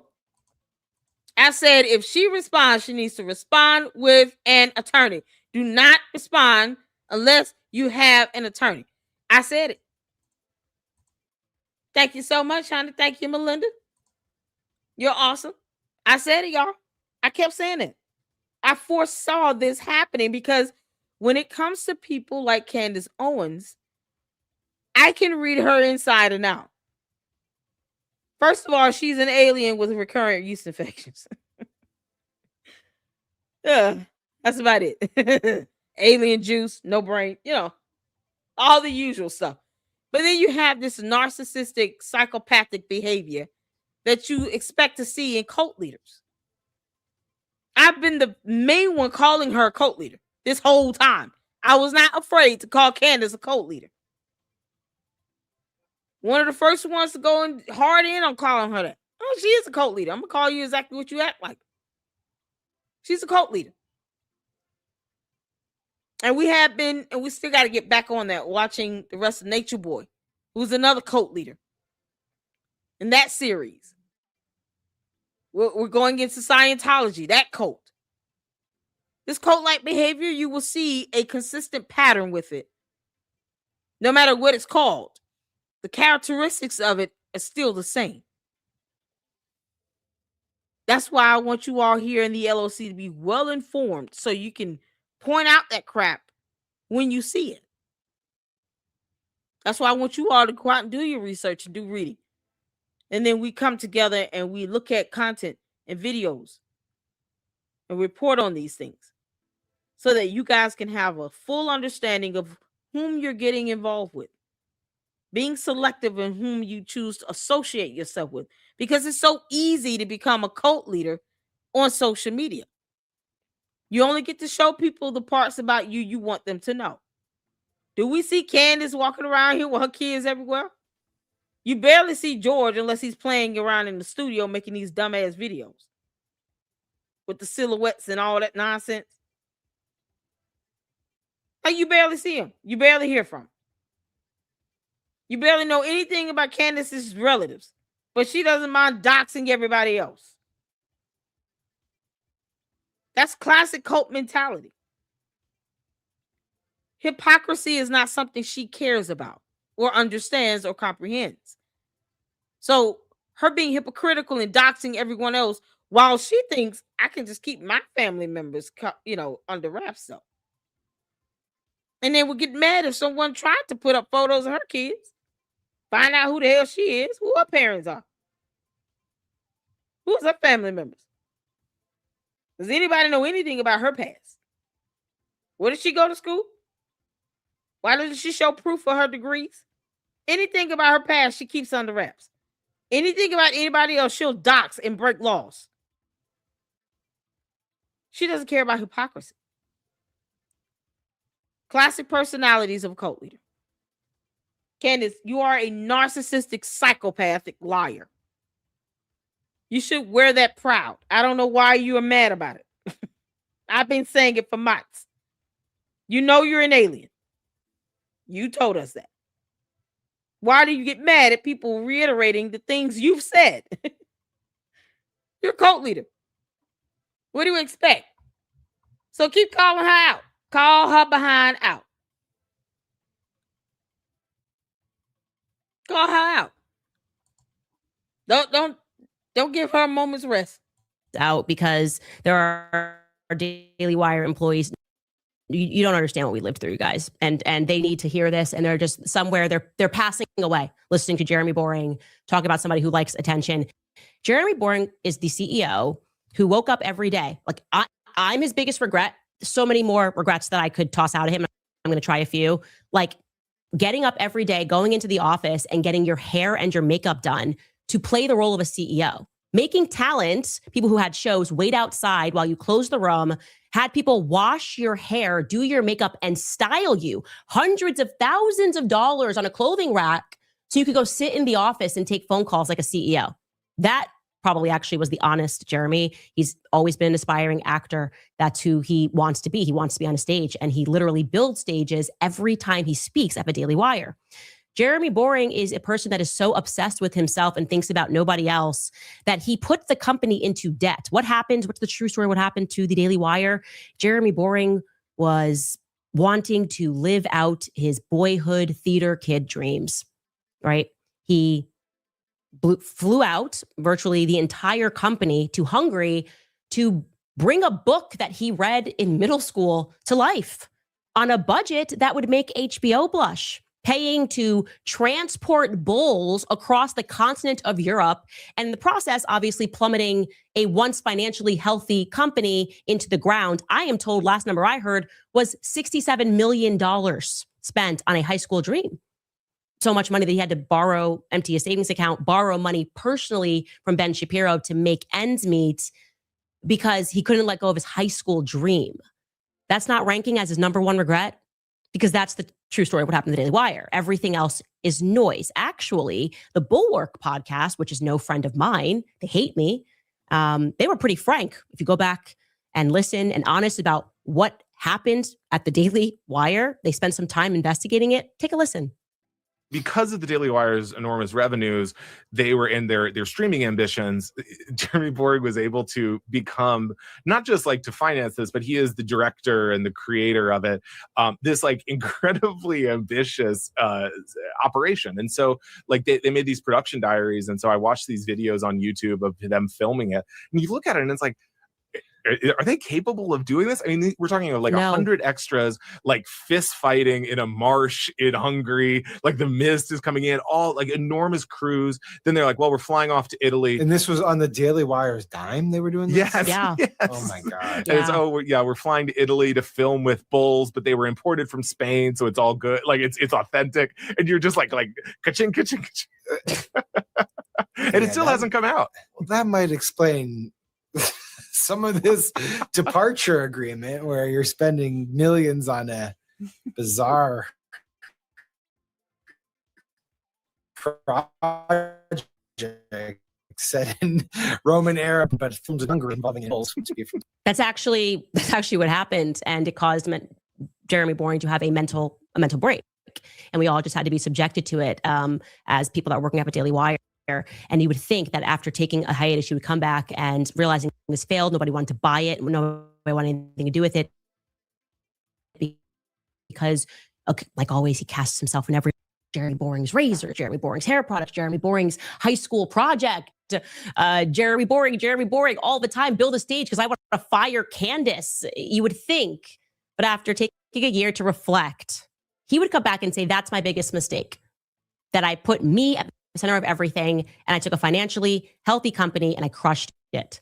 And you know what else was a mistake? If I'm Jeremy Boring, I would say it was a mistake not to just end things amicably with Candace, especially when she gave me the option after Ben jumped up on a table and accused her of being a faux sophisticate because she said, "Oh, genocide is always wrong." Yeah.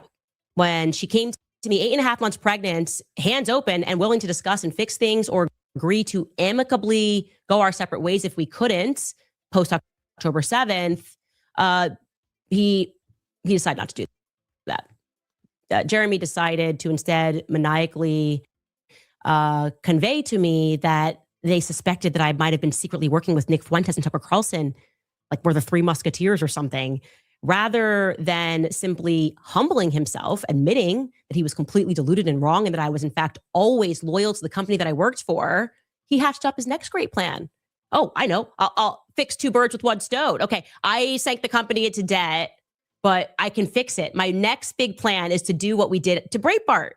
We'll create a fake scandal. We'll accuse Candace, who's actually hardworking, super pregnant. We'll accuse her of being anti-Semitic and gloriously fire her over having said Christ is king. We'll do this during Lent because surely that will lead to more Daily Wire signups. It worked for us once at Breitbart. You think we can do it again? The world will see it our way, right? The world will see it our way. They'll realize that we had to do the tough but the moral thing. Well, it's a psyop. Like we just need the money.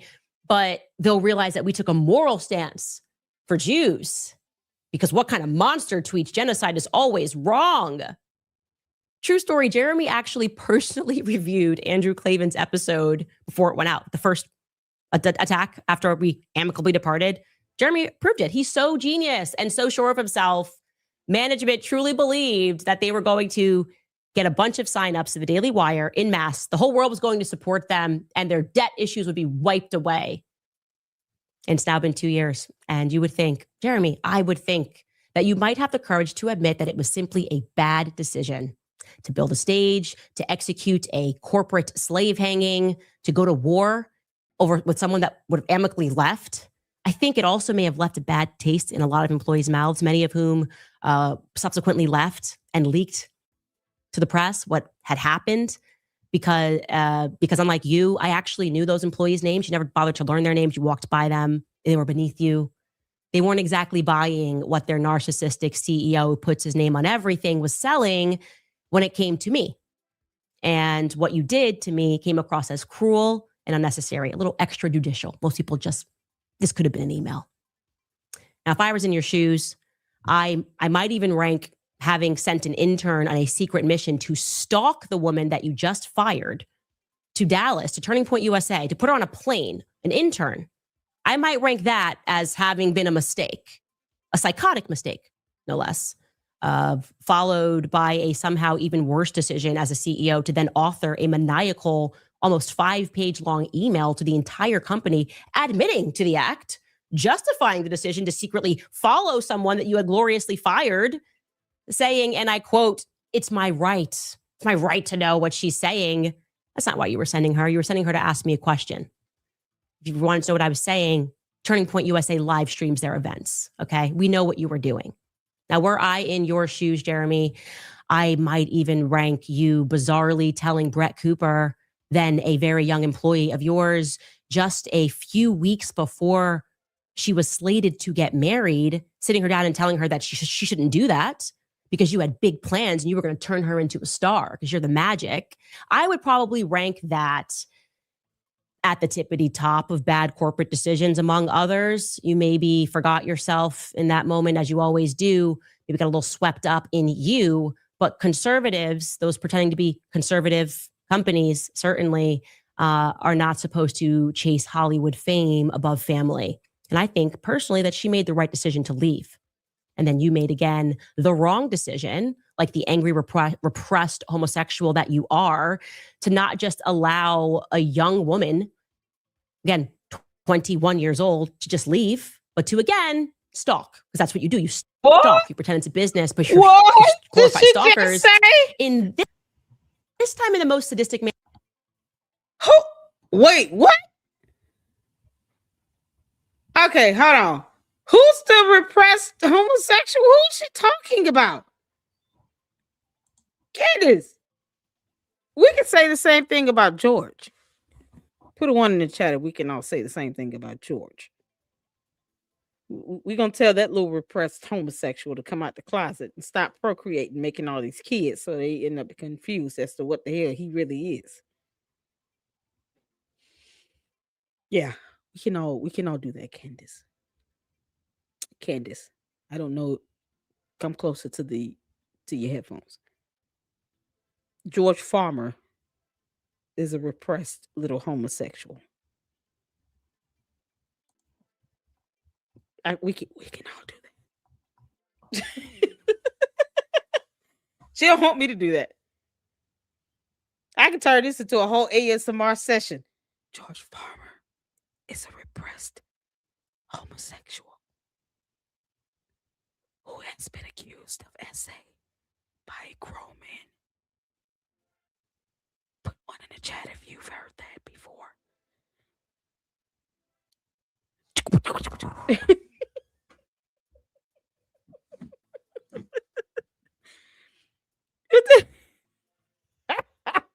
Diane said in my African voice, Candace, why are you gay?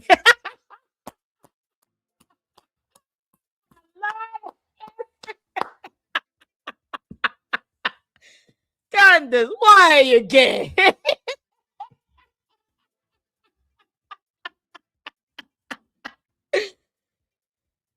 No, she didn't sit here and call somebody a repressed homosexual when she's married to one.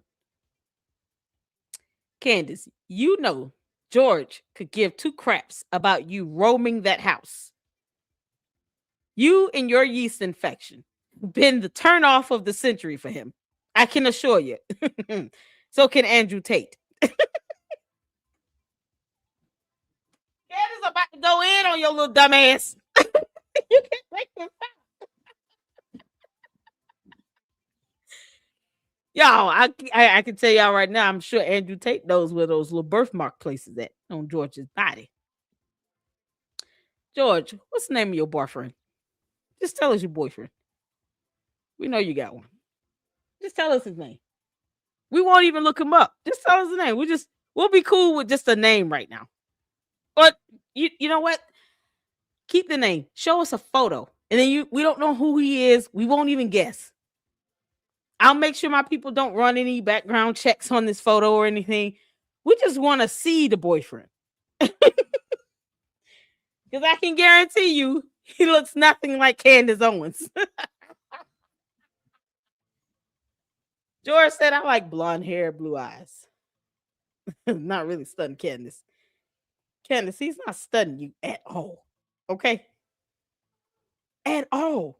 The only time they have their bodies touching is when they're procreating. And that's if they're doing that properly. Y'all remember that movie E.T.?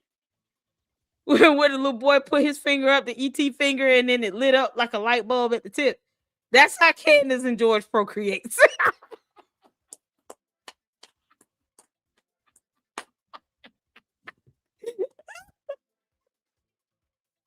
Oh, Lord. Yeah, they just put them little four fingers up together. And they just stand in a dark room and they just watch the fingertips illuminate. And that's how they know. Oh, there's a baby in there. That's it.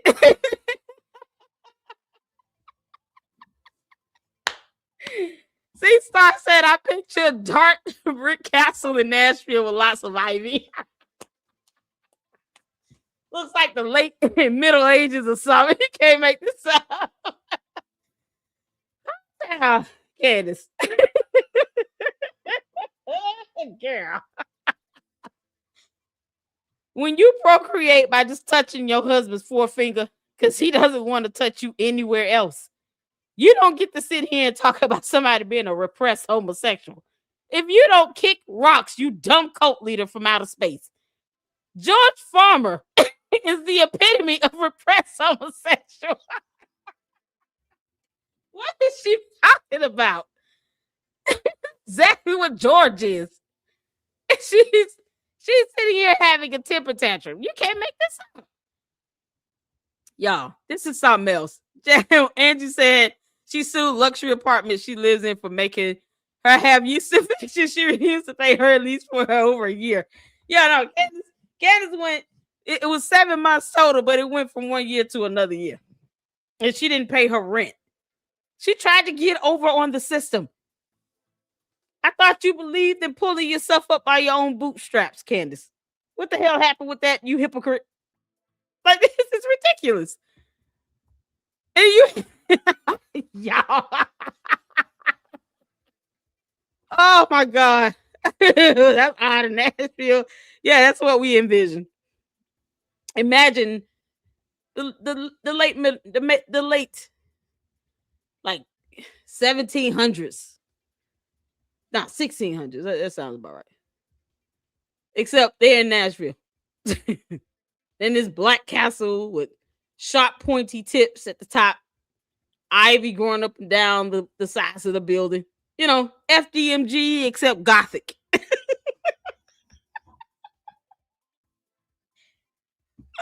Candace and Umar the Oompa Loompa act just alike. Except Candace is worse. She's a scorned woman to which hell has no fury. You can't make this up. I heard this girl say, oh, you're a repressed homosexual. So is George Farmer. What the hell? Girl, bye, Felicia. Candace, you can come see about me. Come in my neighborhood if you want to. I dare you. Come on up in here. We got hands for you. Can't make this up. How you gonna sit here and call somebody a repressed homosexual? And you married to George. This is crazy. George has a whole allegation unaddressed from another grown man claiming that George Farmer tried to essay him. And she doesn't even want to acknowledge it as if it's never been said. I don't know, girl. You don't see something like that being alleged against somebody like him. So for this young man to do that, to me, shows that there's some validity to that allegation. He's the only one. It's not like it's like 18 of them lined up saying the same thing. No, you only have one that we know of that was willing to come out into the public spectrum. The rest of them, George probably either scares the crap out of them or pays them off, you know, because he's in that Bullingdon Club thing. Can't make this up. Girl, Candace. Loose lips sink ships. Is this where we at? Yeah. Candace, no one told you to tell on yourself. That's all you've been doing this whole episode. You dumb, evil demon with no soul. You've been telling on yourself, and now you're telling on George. You're projecting everything about you and George through everyone else. And people don't care how you feel. No one cares how you feel but your coat. And you don't care how they feel because you know they just kissing your ass. So when it comes down to it, no one cares how you feel. This is crazy. Who exactly is she talking about here? Which dude is she talking about here? Is this the guy she's talking about? This guy here? Who's she calling? What's his name? Jeremy? She's calling him a repressed homosexual. This guy here. That's the guy she's calling a repressed homosexual.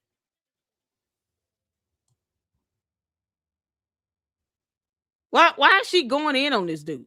What did he do to her? He gonna sue her. He gonna sue the crap out of her. he gonna sue the crap out of her.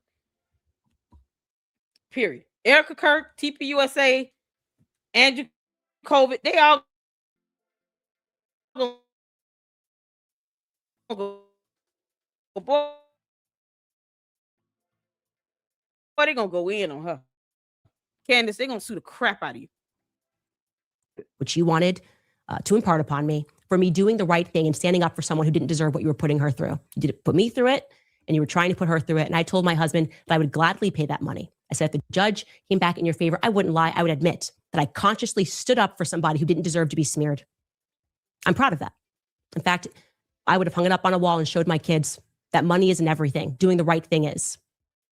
So maybe all of that could rank somewhere as you're ranking worst decisions that you've ever made.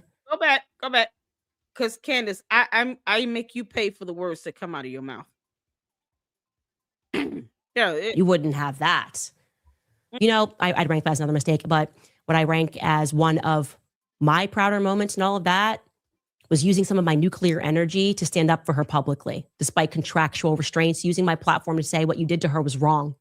And when you sued me for that, for standing up for Brett Cooper, I want you to know that I communicated to my legal team that I would accept that. I would accept the penalty of hundreds of thousands of dollars, which you wanted to impart upon me for me doing the right thing and standing up for someone who didn't deserve what you were putting her through. You did put me through it, and you were trying to put her through it. And I told my husband that I would gladly pay that money. I said, if the judge came back in your favor, I wouldn't lie. I would admit that I consciously stood up for somebody who didn't deserve to be smeared. So when you sue her, make sure you add this clip as Exhibit A in your evidence so that the judge and jury know they can just go ahead and grant you a summary judgment. Why have a trial? Why give her the opportunity to file a motion to dismiss like she always does because she's a damn liar and a coward? Why do any of that? She's willing to take on whatever judgment is issued against her. Sounds like she's just willing to go straight to having, some sort of settlement made.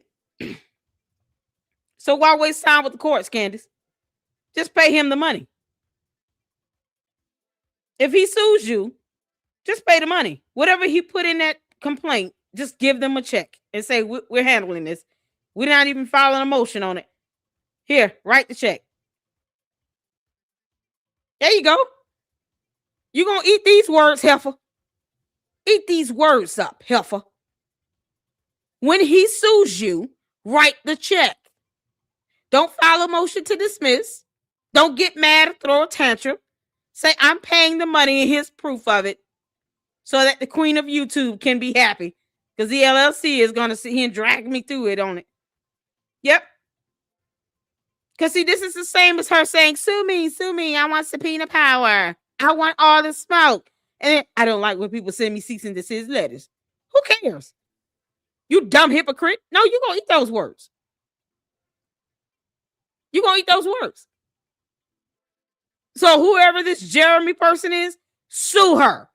And then put whatever the amount down is. She's already said she's going to pay it. She's going to eat these damn words. put whatever amount you want, and tell her, here's a clip where you said you would just write the check out and you would be proud of it and you will show your kids.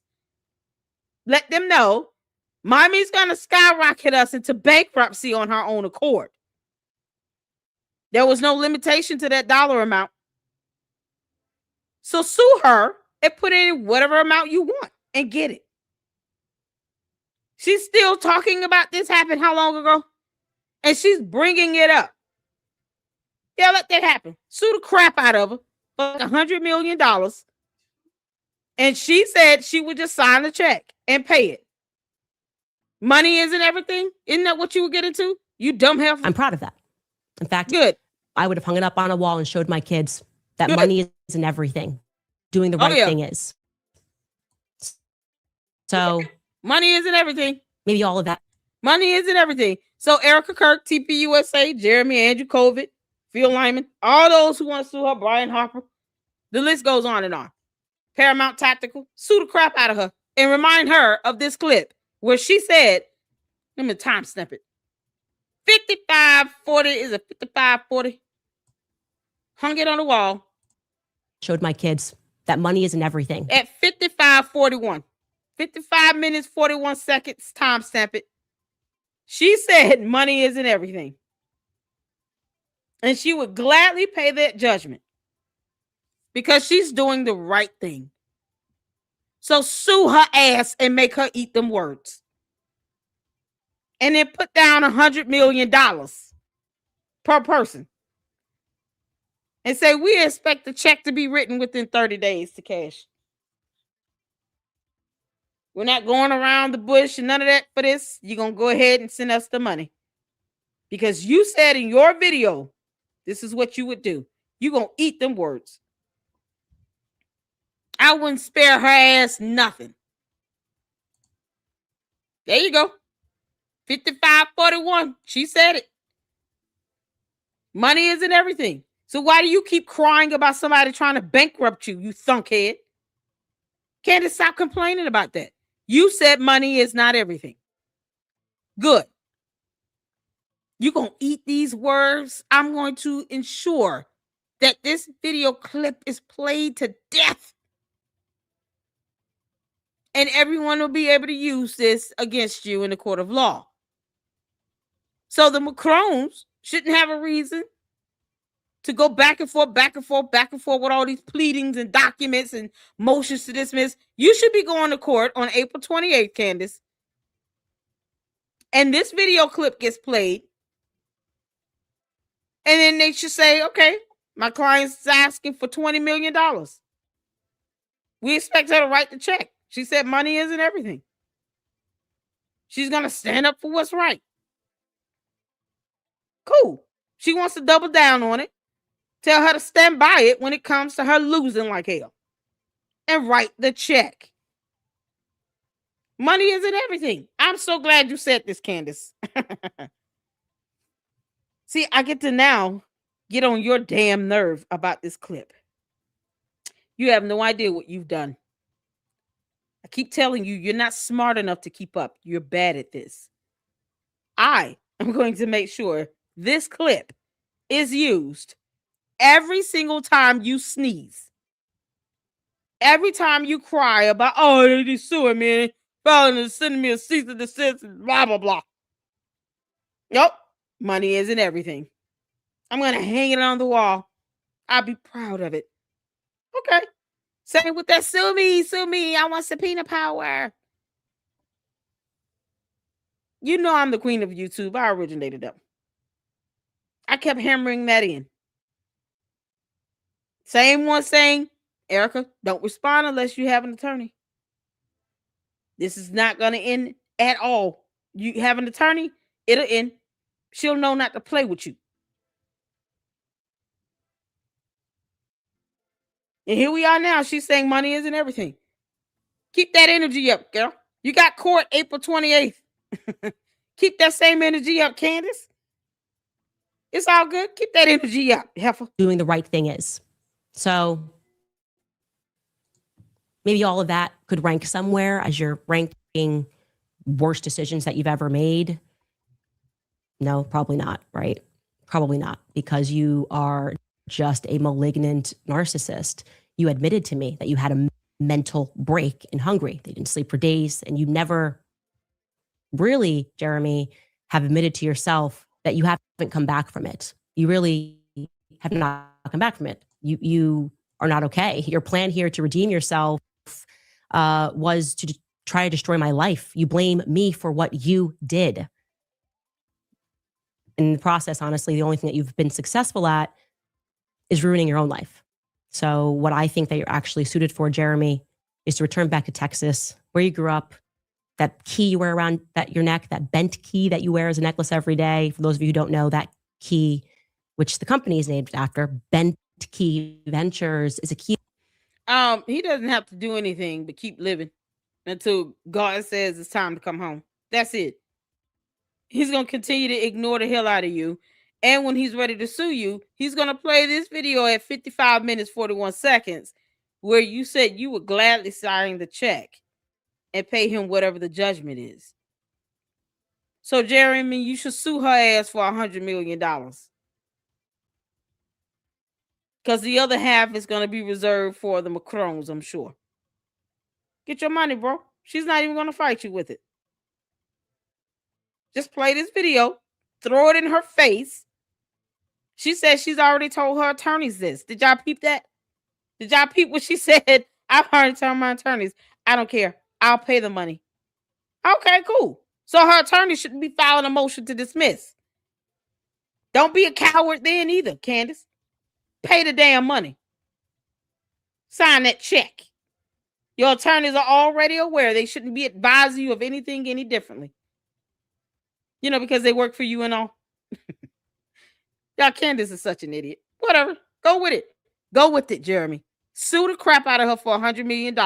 Play this video and say, Your Honor, I would like for her to have that check ready for us by the end of business today. So she's got it. She's got $244 million. We only asked for $100 million. Tell her to keep on running my name out of her mouth. I'm gonna keep dragging her to court and again keep playing this video. She said she will pay the money up. So pay it up, Candace, and shut up. He's kept around his neck for 28 years. Yeah, you can't make from this up. his hometown, and it unlocks a Playhouse theater where he once performed on stage. I think that's where he should return. He's best suited to go back to Texas, to quit playing pretend in the real world, and to resume his Playhouse acting. How's that? We'll be right back. All right, you guys, very quickly want to remind you about American financing, because between groceries, travel, and higher prices. Candace, you're an idiot. He didn't have to do anything. He's going to stay exactly where he is. And that's that. Oh, it is what it is. So, somebody, how's that? Like she putting on a performance. Candace, you the only one that cares about a PR strategy. Now, he's just going to take what you said literal and take you behind the court and then ask for whatever money he wants and expect you to write that check. And he'll have all the evidence to ensure that you intentionally said what you said. It was not a euphemism. It was not metaphorical. It was literal. And you said you've already informed your attorneys. You know, that's the beautiful part of it. So them going to court to fight for you about something, it's a moot point. It's invalid. You don't even need attorneys. You can go represent yourself, and then you just write the check. Be done with it. And then ask the court to close the case because you're going to write the check. Look at God. You don't have to do anything. You think he gives a damn about how you feel? What we all care about is what you just said in that video that can be used as evidence against you in a court of law. You can't make this up. Y'all, this is the episode she did on Friday. So we're about to check this out. And in the meantime, let's get a little brain break in. Y'all. You guys told me both sides did a new video. Martin. He's so cute. Him and Ami, it's just adorable. Let's see here. Both sides. And you all tell me, is it, I'm assuming it's the newest one. Like the absolute newest video.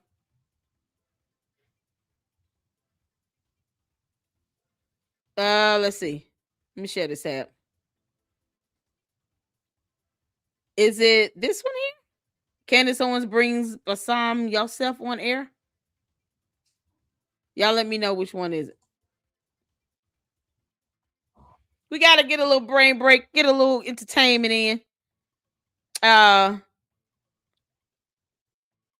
It was both sides, right? You all wanted to check out both sides.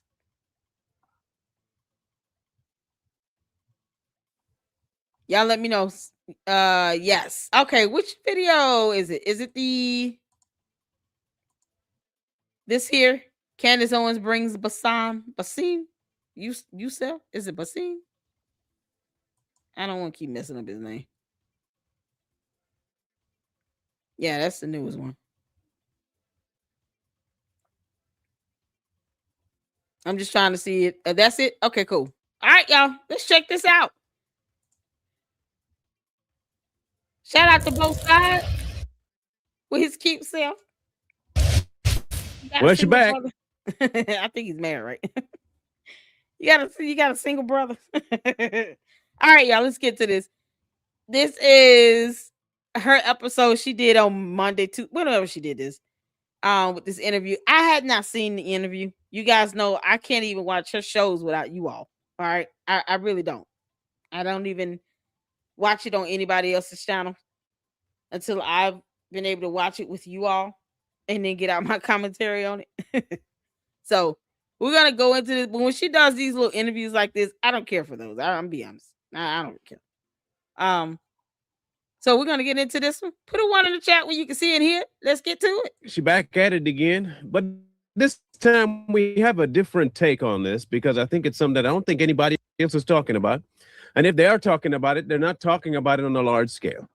In a recent interview with one Basim Youssef, Miss Candace Owens sat down to talk with the parent comedian and former hater of the Egyptian government, and since de facto going back and kind of having something to do with them and then leaving again.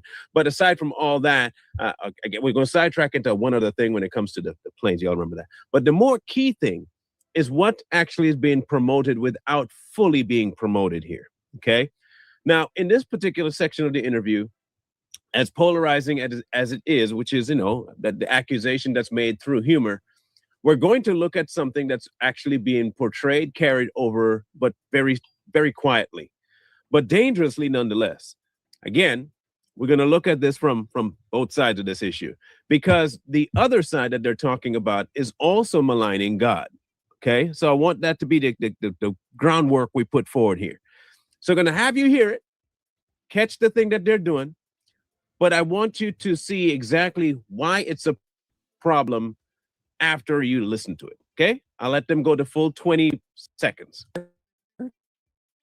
What do you think about Erica Kirk? Would I get sued? Throw it in the pile. Of course you will. I don't want to say anything that's controversial. She did it, but I don't want.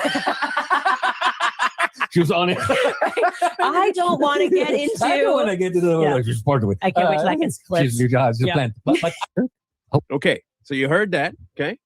The jesting is that Erica Kirk is the one that offed her husband, blah, blah, blah. And it's hilarious to everybody. Okay, cool. We find that. That's their joke. That's the inside thing, whatever. That isn't the real issue here. I know it might be for many people and that's what's been floating around. Right now, everyone's talking about how, oh my goodness, Candace Owens had somebody on that was accusing Erica of the one of killing Charlie Kirk. Oh my gosh, I get that. You can take that. And they can come back and say, that was a joke. That's not what he meant. Okay, you can take that. But that's not really what's taking place here. What's really taking place is the who she's interviewing that's bigger here. And again, remember I said that the opposite side, TPUSA, is also guilty of doing something to malign God. When you try to make somebody into something that they're not, like allowing the saying of, I pray to Charlie Kirk to fly, it is on the same level. But since we're not talking about TPUSA, we're going to address this one, because this one, while that one is not overtly promoting a different religion, this portion of it is. Now, to understand that, you have to understand who Youssef is. Again, extremist with the Muslim Brotherhood ideology. He's the same kind of guy that was defecting from certain locations because he had this extreme ideology. Okay. Hiding it, of course, under the guise of humor. Now, he's not an unintelligent individual because he did graduate with quite an impressive degree. So it's not like he's a dummy, like at all, in any way, shape, form, or fashion. But back in 2013, he was arrested and prosecuted in Egypt for maligning the then president of Egypt. Now, subsequently, he left and eventually went back, did something with the government, and then left again to defect to the United States. Now, in all that time, what he actually started to do was promote the Muslim Brotherhood, kind of akin to somebody that's interviewing him right now, Candace Owens. But she's not the only one doing it. So is Tucker Carlson. Now, why would they be trying to soften the blow of what radical Islam is doing? Could it be that they're doing something far more crazy than just attacking TPUSA and trying to point out flaws in their money and what their involvement was in Charlie? And why is it that they're constantly pushing to vilify Israel? Yes, they have mad issues in Israel. I'm not talking about political things right now. I am talking about the reasons for somebody going after somebody. There is a difference between calling out Israel for all the crap they do because it's crap that they're doing, versus trying to make you look at some other place that has other mad issues while calling out somebody else. You know, whole beam and spec thing. Now, it's not just that she's promoting radical Islam by making it seem like it's not radical. She's also at the same time downplaying this whole idea of Christianity. Oddly enough, the other side is doing the exact same thing by trying to lure people into locations like making people pray to Charlie Kirk. Whether they intentionally do it or not, they're allowing it. So by proxy, you're to blame too. The opposite thing could be, they both can be true at the same time. One's just doing more active recruitment versus the other one doing it more passively. Candace is going all out with it. She has no breaks for this at all. In fact, she will tell you outright that this is what she wants, but you won't listen. She'll constantly degrade and downgrade the whole idea of a Christian value and try to upgrade a whole new holistic approach to Christianity or God. Why? Because she can. It's easy. Now you bring somebody on like Mr. Bassem here, right? Who has a history of absolutely supporting things like genocide. And you talk to him, but while at the same time you're talking to him who is pro-genocide for a certain type of people, because he's anti-genocide of the people that he supports, you would love to talk to him. Again, the other side's not as without blame. Okay, but again, we're not talking about the other side today. We will. Don't worry, that's coming. But this is about Candace right now. This is about who she chooses to put around her. Now remember, go back to the group. Him, this guy here, Bassem, Andrew Tate, okay? And she hangs around a lot of the same people that have this ideology down pat. Okay, she's friends with Ye. Ye said, well, I apologize, and still going to end up doing the exact same thing. This is his modus operandi. He will just say something really outlandish, then say, sorry. And then when people say, gotcha, I'm not really sorry, and I didn't really apologize. This is an attempt to bring people to a whole new way of thinking about an ideology that wants our end. Now, in case people forgot, I will give you a quick reminder of something. Their goal is to have it in every house, whether we like it or not. Have it as the number one rule of government, whether we like it or not. That's what they've said out loud, out their own mouth, and that's exactly what the ideology promotes. A removal of every other thinking process in lieu of having theirs. Now, right now, it seems as though, this is what it seems, Candace is the bridging factor. She's the one that's going to try and bring people over to that way of thinking by using conspiracy. You see, people will love to find a good conspiracy that they can get behind. Charlie Kirk's death was the most efficient way of doing that, which is why I say I cannot put it past that it might be that Candace had a hand in something that happened to Charlie. Was she behind it? I don't think so. But right now, if we want to look at suspicious folks, It seems rather suspicious that the one person that was so outspoken against it is now gone, and the two people that were supposedly his friends are now the ones promoting the thing that he hated the most. I just find that kind of wild. Oh, sorry, the way Candace put it. We find it kind of weird. That's kind of odd, kind of weird. Why would that be? Well, maybe because from the very get-go, that's what the goal was. Now, remember back in 2019, there was a treaty signed between the Catholic Church, the Pope at the time, Francis, and the Brotherhood of Muslim Faith, right? Now, people told us that didn't happen. The documentation is literally on the Catholic's website. If you want to go double check that for yourself, feel free to go do it. But they signed a world treaty where everybody would be treated like this and like that, and this peace and this one brotherhood across the world. And we talked to you about how this is the intro to the whole idea of a one world religion. And the only one entity that actually wants everybody to think the same is indeed extreme Islam. As much as the Catholic faith wants to, it's not the same thing as Islam. Islam wants that. They've been saying that out loud. The radical side, anyway. Oddly enough, Candace has been pushing that like spades. So has Tucker Carlson. Now, people will look at this thing and they'll stick it to Charlie Kirk, saying, yes, you see, she's blaming Erica Kirk. She's saying that Erica, and she's laughing at it. How sick, how sick, how sick. Okay, that might be. But you're missing a much bigger picture here. Those are just parts and cogs in the larger machine that's trying to be put out here. And again, the other side, just as bad. What are both doing? They're both detracting from what actually is of God. So let's just make sure we have that down. Talking to dead people and talking about how dead people talk to you and telling me that, oh, I can pray to that dead, you already off the bandwagon right off the rip. Then trying to convince me that the entity that wants me gone off the earth is also of God, then you off the wagon too, so you're both off the wagon. And I think if we were logical human beings, we can say both of them sound a little bit way off the wagon, so we shouldn't listen to either one of them when it comes to that. In this case, however, like I said, there's an active promotion of something. And the active promotion is the problem. Not only is she interviewing folks and siding with folks that have this idea, it's coming under the guise of something you can actually care about in real time, the death of Charlie Kirk. Now, could she have pushed this before that? Not as good. Could she have sold people on this? Not as good. Could she have blamed anybody? No, not as good. This is the perfect storm hit when Charlie Kirk died. The perfect concoction has now been ignited. She can now say unequivocally first of all, I'm gonna say this. I think Candace had something to do with it, and George. Think about who's been benefiting the most. Oftentimes, when you're trying to prove intent, they're looking at what was the financial gain.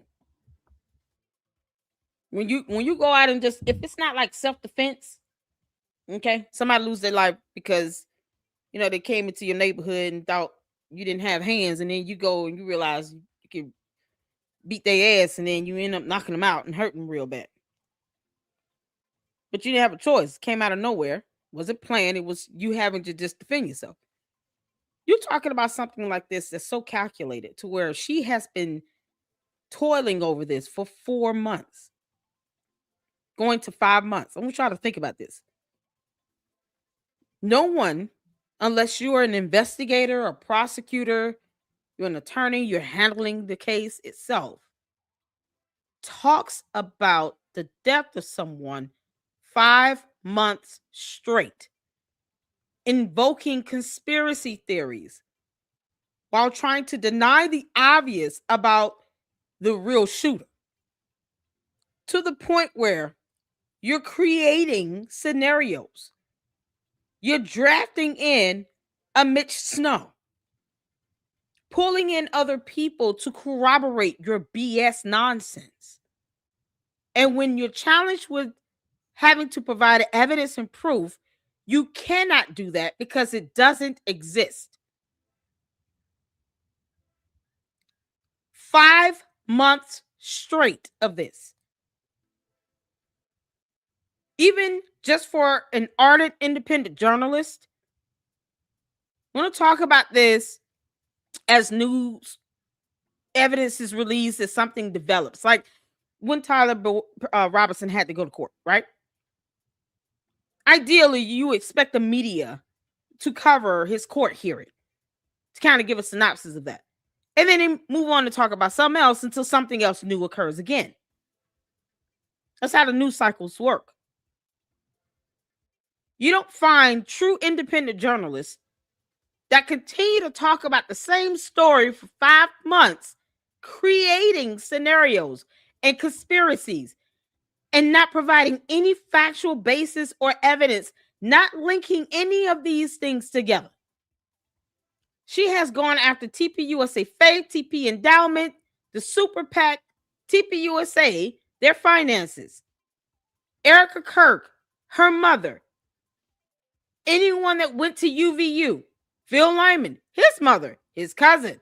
I mean, just down the line, the security, Brian Harpole, everyone else. These people were doxxed. They had their credit cards stolen. Their lives were upheaved because of this. And in any other murder case, if you are a true independent journalist, you've never seen no crap like that happen. To the extent where people are being cyber harassed, bullied, doxxed, and defamed.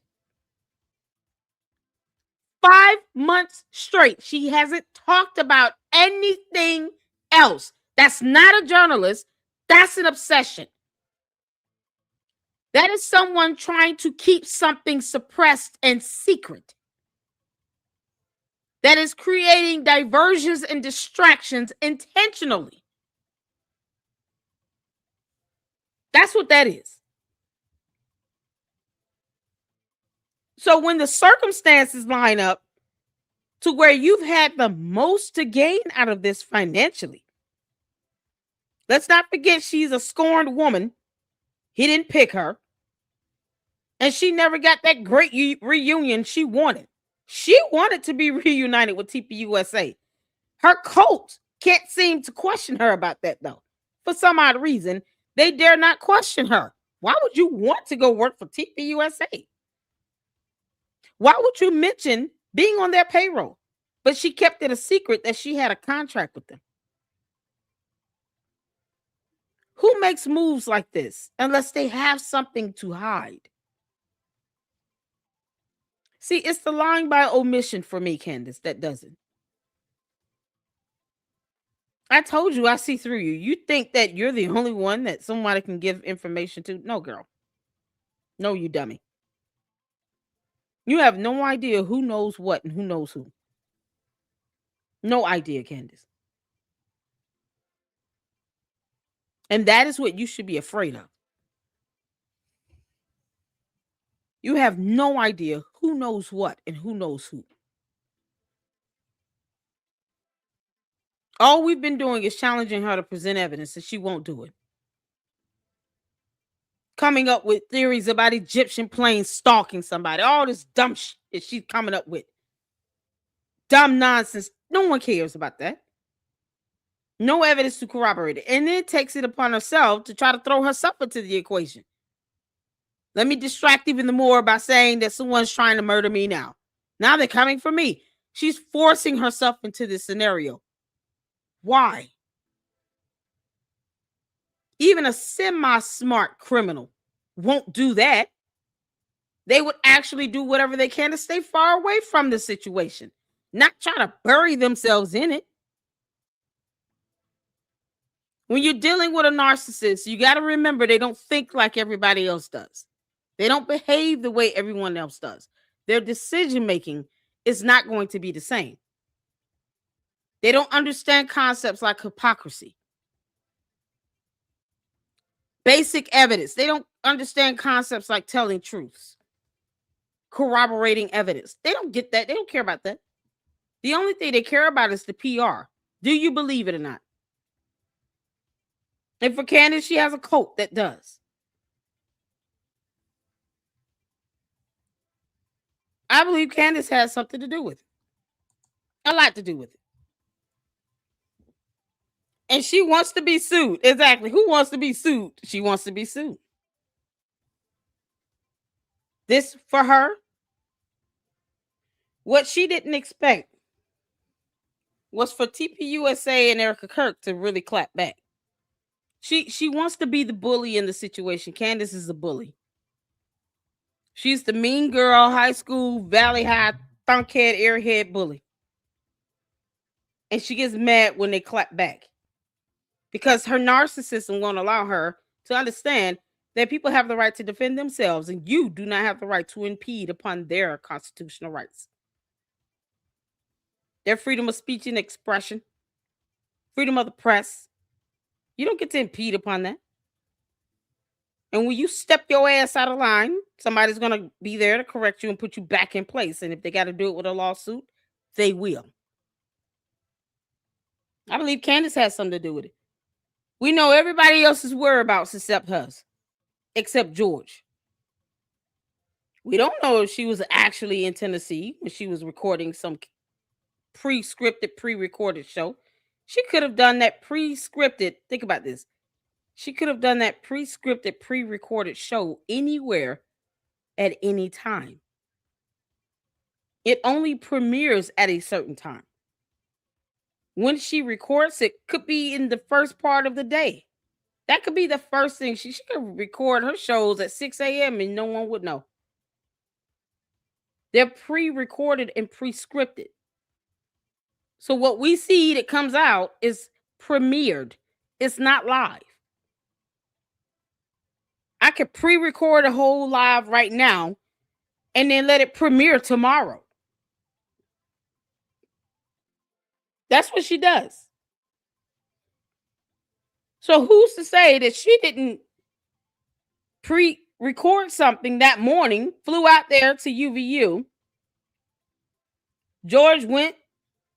He used his guns to shoot rats. Y'all remember the video we watched about the Bullingdon Club?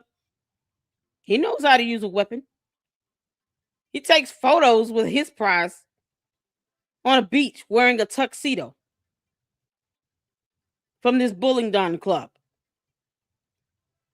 He knows how to use these weapons. He still has the same build as a Tyler Robinson. Maybe he lined everything up to go along that path. Maybe George Farmer knows who Tyler Robinson is. Because, you know, he's a repressed homosexual and all. Maybe George Farmer and Tyler Robinson are actually pretty cool. Maybe they are.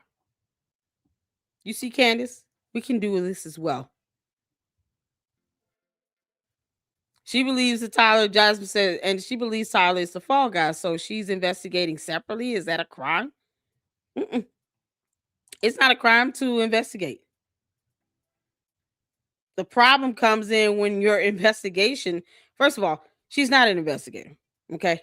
And the reason why I like to make that distinction, because as an independent journalist, I don't ever want to give the notion that I'm investigating. Investigating gives you certain privileges that you don't normally have as just a standard individual. And because she conducts herself as if she's a federal investigator, that would be impersonation. That is the crime. The crime is in impersonating one. The crime is in the doxing that comes along with it. Her having information pulled that could be personal identifiable information she's not privy to. But she's doing it under the guise of this so-called, oh, I'm just investigating. I pulled up the definition of impersonation. Even the mere assertion that you have that type of power falls under impersonation, which is a federal crime. That's a felony.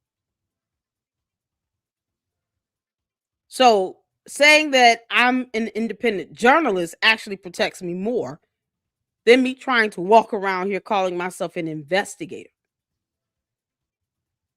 So I wouldn't want to do that. But that's on her. She's not very smart.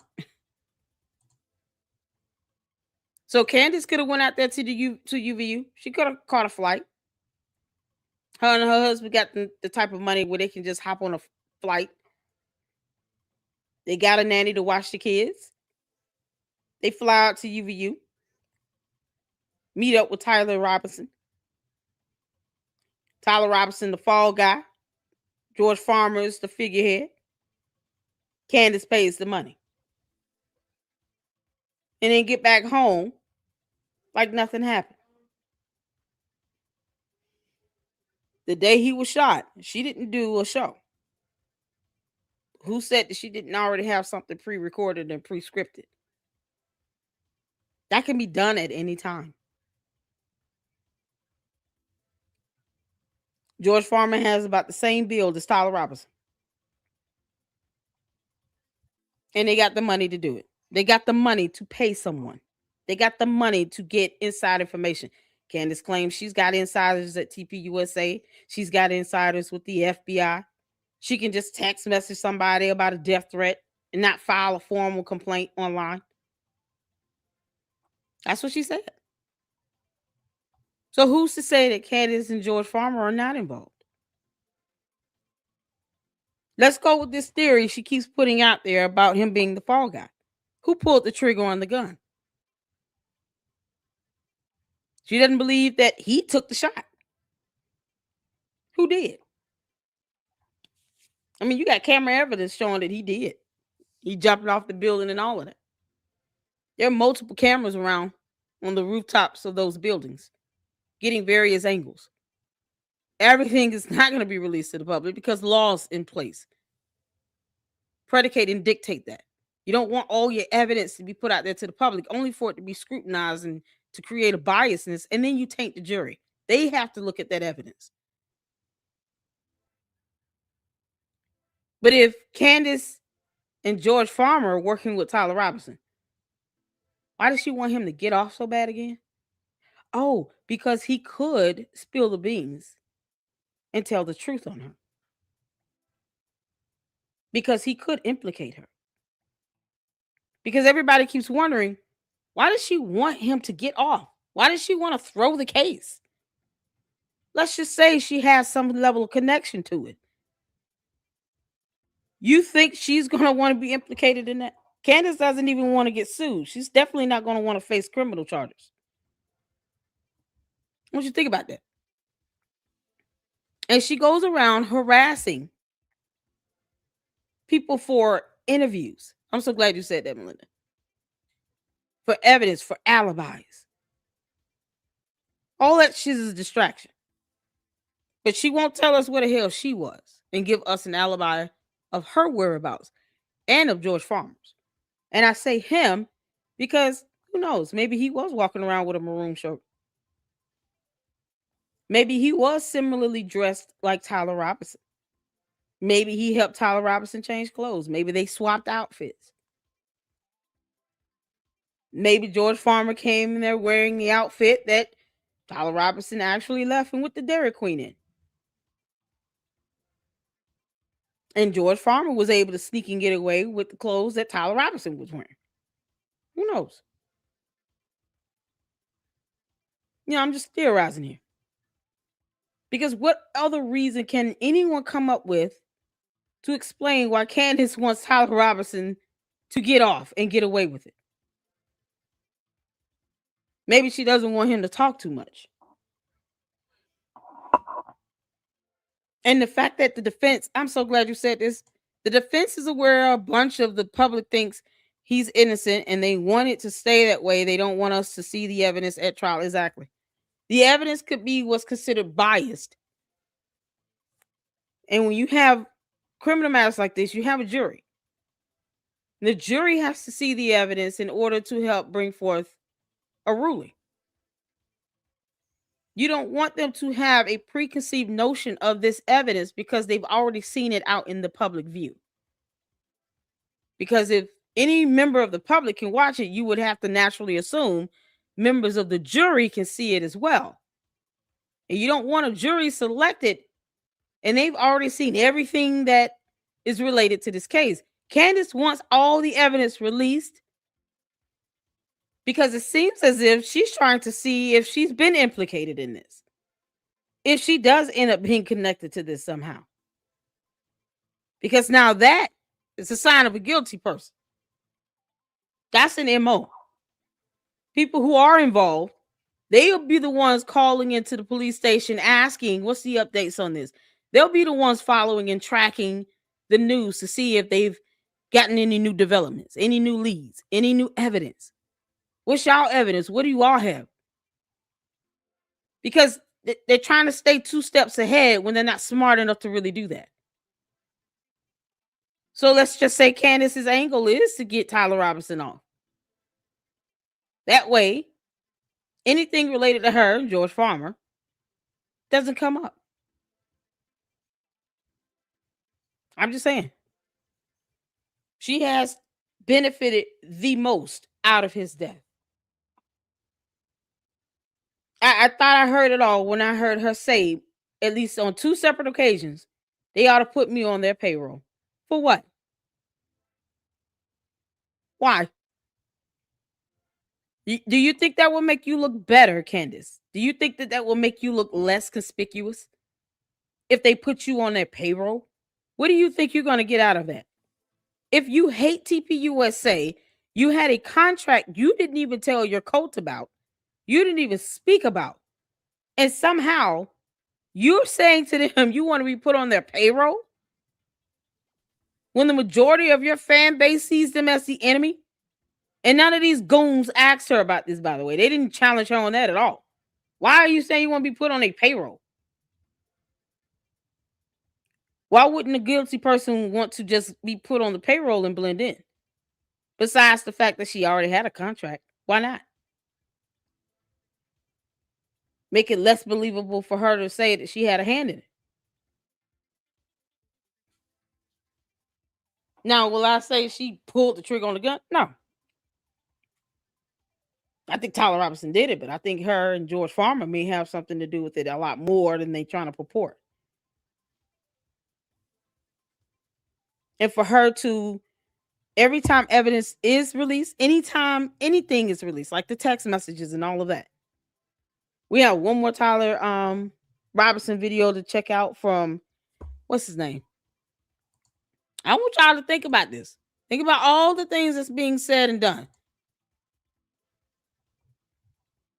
We got one more video to watch from Turkey Tom. See, when I watch these Turkey Tom videos about Tyler Robinson, the way I'm looking at it is I am looking for some connection back to Candace Owens and George Farmer.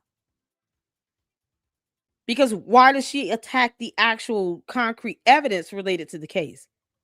Why does she want to know so bad? Most people have a respect for the law in knowing there's a reason why they don't release it to the public like that. Why is she so desperate to know? To the point where she says, I don't care about that investigation. How do you not care about the investigation of a man that has been accused and has admitted to murdering Charlie Kirk you supposed to be in love with? Wouldn't naturally you be angry and upset at the man that took the life of someone you deep down in love with and you wanted to be with, and now you're scorned because he didn't pick you? If you had love for him, right? I think that vengeance took over her. And Candace has been making mad money since then, but lied about having a contract, kept it a secret about having a contract with him.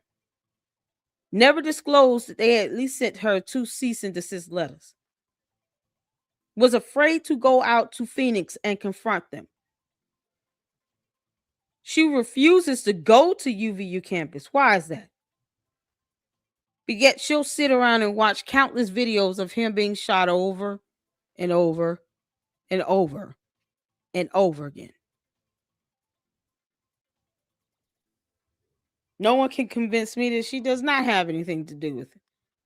I would have to see concrete evidence to prove me wrong. Her and George Farmer. They refuse to give alibis of their whereabouts. Did Candace ever go talk to any investigator? Y'all recall her ever saying she's spoken with an investigator? I mean, why wouldn't you if you have nothing to hide and you're truly concerned about the loss of your as she put it, best friend. I don't recall her talking to them at all. So, y'all, this is something else. This is something else. She would be recognized. Who said that she had to go out into the public view? Who said that? Now, y'all know, I understand cameras are on you everywhere you go. But when you're not looking for someone, you don't think to ask those questions. When you're not looking at that person to be a potential suspect, no, you don't think to ask questions about, okay, well, if they did fly out there, they would have been captured in a camera in the airport, right? Let's just say she's wearing a hat in disguise pretty good. Let's just say she flew in and went straight to a hotel, and maybe George went out there to the UVU campus. I'm gonna be honest. I didn't always know how he looked until last year. Period. He's not one of those type of people that's just out there on social media like that. But it seems like he's becoming a lot more present, doing a lot of these speaking engagements and all these things. And let's not forget, he was one of the chairmen for TPUK. Wouldn't he know some of the ins and outs? Their security measures, security details. Wouldn't George Farmer know that? You're the chairman? TPUK? You're the chairman. And how long did he work for them? How long was he there as the chairman? I'm just saying. I want y'all to think about this. How long did George Farmer work as the chairman of TPUK? If he was there for at least 6 months, that's enough time to get familiar with how they operate. And not just TPUK, TPUSA as well. Candace used to work for them. Don't you think she has a wealth of knowledge? She said, oh, I didn't want to use their security detail for TPUSA, blah, blah, blah. I had my own. Wouldn't that imply, though, she at least understands their plans, their safety protocols and measures in place? I have no reason to not believe that she is completely detached from this. Candace, we're going to continue to insinuate you until you provide us with an alibi. Prove me wrong with some evidence. I think they're involved. High, maybe just high. Sean for real said, you smell funny. Your mama dresses you funny. That's how high IQ is. Angie said she's a dope. High IQ, high assets. Angie, you can just say ass, girl. It's okay. TPUK people had a problem with how it was running. Some left. While he was the chairman? That's something else. Brigitte Macron won all 10 lawsuits. They claim Candace influenced them. Well, see? Didn't I tell you all? They just gonna shift that blame on someone else. Just like those 2 guys that were arrested for the death threats against the Jewish conservatives. Come to find out, one of them only subscribed to like 3 people. Candace being one of them. It's obvious they'll get interrogated, and the first thing they'll say is, well, I was under the influence of someone, by Candace Owens. She was very compelling and had me believing that these Jewish conservatives were horrible, and somehow that I just, had the power to take their life. Of course they're going to implicate her. Of course they're going to throw her name out there. Whatever excuse they can use to avoid going to jail, of course they're going to say it. Y'all know thieves have no loyalty now. No loyalty amongst thieves. Not at all. Yeah, or Oregon Valley girl. Trolls are paid by ICE. Budget monies. Report block. Most of foreign bots also report and block. Yeah. Let's see here. Yep. Yeah, I believe Candace had something to do with it. Her and George, they in it together. They in cahoots with Tyler Robinson. Candace too can play this game. We can play this game. Can't make this up. Without any real blowback, because as you can see, her numbers are still going up. She can say unequivocally that the real reason that this happened is because of this hate for this group. So in order to negate that, you need to accept this group. And it's working. It is working well. She's already got people off this idea of the Judeo-Christian thing. And that's the first step. Criticize it, let it get, into the public sphere. And then you start shape-shifting who God is. She's already doing that too. But people are missing that altogether. They want to talk about the gossip about TPUSA. They want to talk about the lawsuits with the Macrons, and we do too. But we're seeing a much, much, much more dangerous and nefarious thing. The same thing we're trying to point out to you when you have your lead person talking to dead people. When you have Erica talking about, he's up there orchestrating things, and that's the only thing that God does, not people. When you got Megyn Kelly on stage talking about, I pray to Charlie this way. That's ridiculous. You should admit that is ridiculous if you say that God is your leader. You understand the problem here. This is not just a battle of attrition for following and viewership and subscribership. This is becoming a battle over your soul. Like a major battle over your soul. And if you're not careful, you're going to fall for this hoodwinking under the guise of, the elites and the elites are the elites with the elites. Man, I could imagine what the elites might be thinking to take her down. That's where you're going to sidetrack. And before too long, you're down a road that you can't come back from. Because you'll be believing something that will be the ultimate end of you. And yes, we do understand that interviewing a guy from Egypt while not asking him anything about the Egyptian planes are quite funny. And we get that. And he probably doesn't know about the blue or yellow planes, but he might know about blue or yellow planes. Like I said, he's not a dummy. But that wasn't the topic of the discussion. No. At all. Because don't forget that she believes that Egypt is in the pocket. Some grand fashion. The question of, because he did indeed interact with the Egyptian government. And nothing? Okay. Well, he's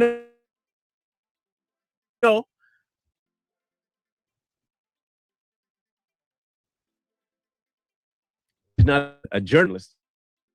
Comes a time where you have to start looking at things not just from a conspiracy theorist point of view, but from a moral point of view. And when you take the moral point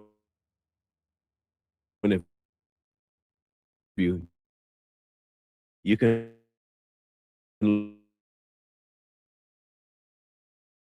both sides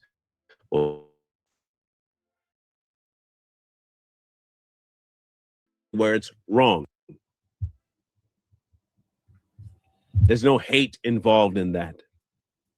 You can just look at and say, this is what I see, and this is right, and this is wrong. This is wrong, and this is right. You can look at it that way. Now, you're going to get hate for doing so, no doubt, because you're not just going with the flow with one side or the other. Are y'all still getting a lag? Yeah, this storm is starting to kind of come in. Yeah, it's starting to kick in a little bit. I will appreciate you all for hanging out with me. So far, we ain't going. Oh man, we're going 4 hours and 28 minutes. See, this is what happens when you can't go live in a week to make up for it. I appreciate you all for tuning in. It's starting to get a little iffy with the storm. So what I'm gonna do is after this plays, then I'm gonna just do a whole new live stream, try to reboot, and do a separate live stream for the last episode and go from there.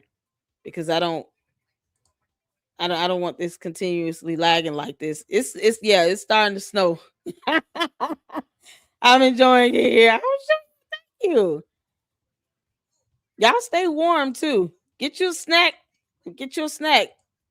So just so I can, I guess, reboot a little and get the system caught up because it continues to lag a little bit. I'll do a separate live for the last episode because this is the marathon here. Hopefully it corrects itself so I can just keep going with this one. I would prefer that. But let's get back to it. Person doesn't do that. The objective person doesn't care whether or not you hate them or dislike them. The objective person will see it and understand, oh, wait a minute. I can see that, and I can blatantly call it out and not worry about anybody else because it is what it is. In this case, Candace is being hypocritical at the most when it comes to the Egyptian thing. But on the real surface of it, when you look at it and you just break that and go down, you'll see something far more dangerous, and that is the inclusion of something that's wanting to take over Western civilization altogether and get rid of God in full. This is her next step. Before too long, you'll see her have far more people that identify with this radical side of Islam. And she'll put it under the guise of trying to get to the bottom of what happened to Charlie Kirk. And more people are going to say, wow, we might have been lied. I mean, look, Tucker already told you, you've been lied to. You've been lied to. You've been lied to about Israel. Lied to about Islam. Islam's not bad. It's not that bad at all. No. In fact, I would even say that maybe we are the kinds of people that need to start following it. Why? Because they're probably the ones that have the truth. You'll hear that. Don't worry. It's coming. And when it does, come back and tell us, hey, man, wow, that's crazy. It's starting to happen.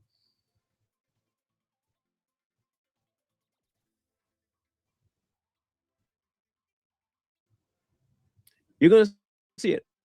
And the ultimately into a whole different location where you can be absolutely controlled while telling you that you need to break free of control. It's pretty funny. It's pretty funny. Both sides want to control you. They want to control how you think something is right and how you think something is wrong. And when you don't comply, they come for your neck. Tell me I'm wrong. Now, the truth doesn't need that much voracious defending. The truth sits and stands alone. If I can tell it to you and you don't hear, then you don't hear. Okay, you don't have to listen. All right, cool. Good for you. Don't listen. A lie is really the one where people get really violent about. A lie. They'll get mad at you not believing their lie. But the truth doesn't need that. So we'll leave this in your lap and you get to decide for yourself. Look at the grand picture, see exactly what's being promoted by them, her and Tucker, and then look at what's being promoted by TPUSA and find out for yourself whether or not any of that aligns with what's true. Then come back and talk to us. Or not. You don't have to, just a suggestion. If you want to be adult, you can do that. But if you don't, then that's okay too. We each have a decision to make about life. Yours is up to you. However, at the end of all of this, if this turns out to be true and you didn't listen, there's only one person you can blame, y'all. That would be the man in the mirror. That being, namely, you. I stab stereotypes, the map, the after, math, you call it conflict. I call it context, two lenses, one text. Next to flex, they clip a clip, two quick fix the narrative, I stitch the stitch. What's going on? Okay, y'all. That was awesome. And the storm is starting to pick up a little bit. So, what I'm going to do, what I'm going to do is create a new live on the last episode. So you guys tune in. I'll reboot and all of that. So give me 10-15 minutes. Let me reboot. And then I'll just do a new live on this last one. So, because I heard she went bananas on that, and it's just something else. When y'all said that Jay Witt rage quit, Sav said it was 82 degrees in the afternoon here in the desert. Oh, I'm so jealous. It's like it's funny how half of the country is under freeze advisories and snow, and you talking about it's 82 degrees in the desert. Doesn't it get cold in the desert? Yeah. There you okay. Man, I'm jealous. I'm going to go raid my kitchen. I know, right? Y'all go get some snacks, go use the bathroom, take showers, get comfortable. I'll be back in 10 minutes to reboot and then start a new live stream to check out this last episode. And if Jay Witt rage quit, I want to see that. I'm just gonna be honest. Because that's not something Deacon does. My brother in Christ. He barely rages anything. If he rage quit, I want to see that. I want to see that myself. So let's get cleaned up, get refreshed, and I'll meet you all back here in 10 minutes. In the meantime, hit that like button. Thank you all so much for checking out these videos with me, because I can't do it without you all. And I will see you all shortly. Deuces.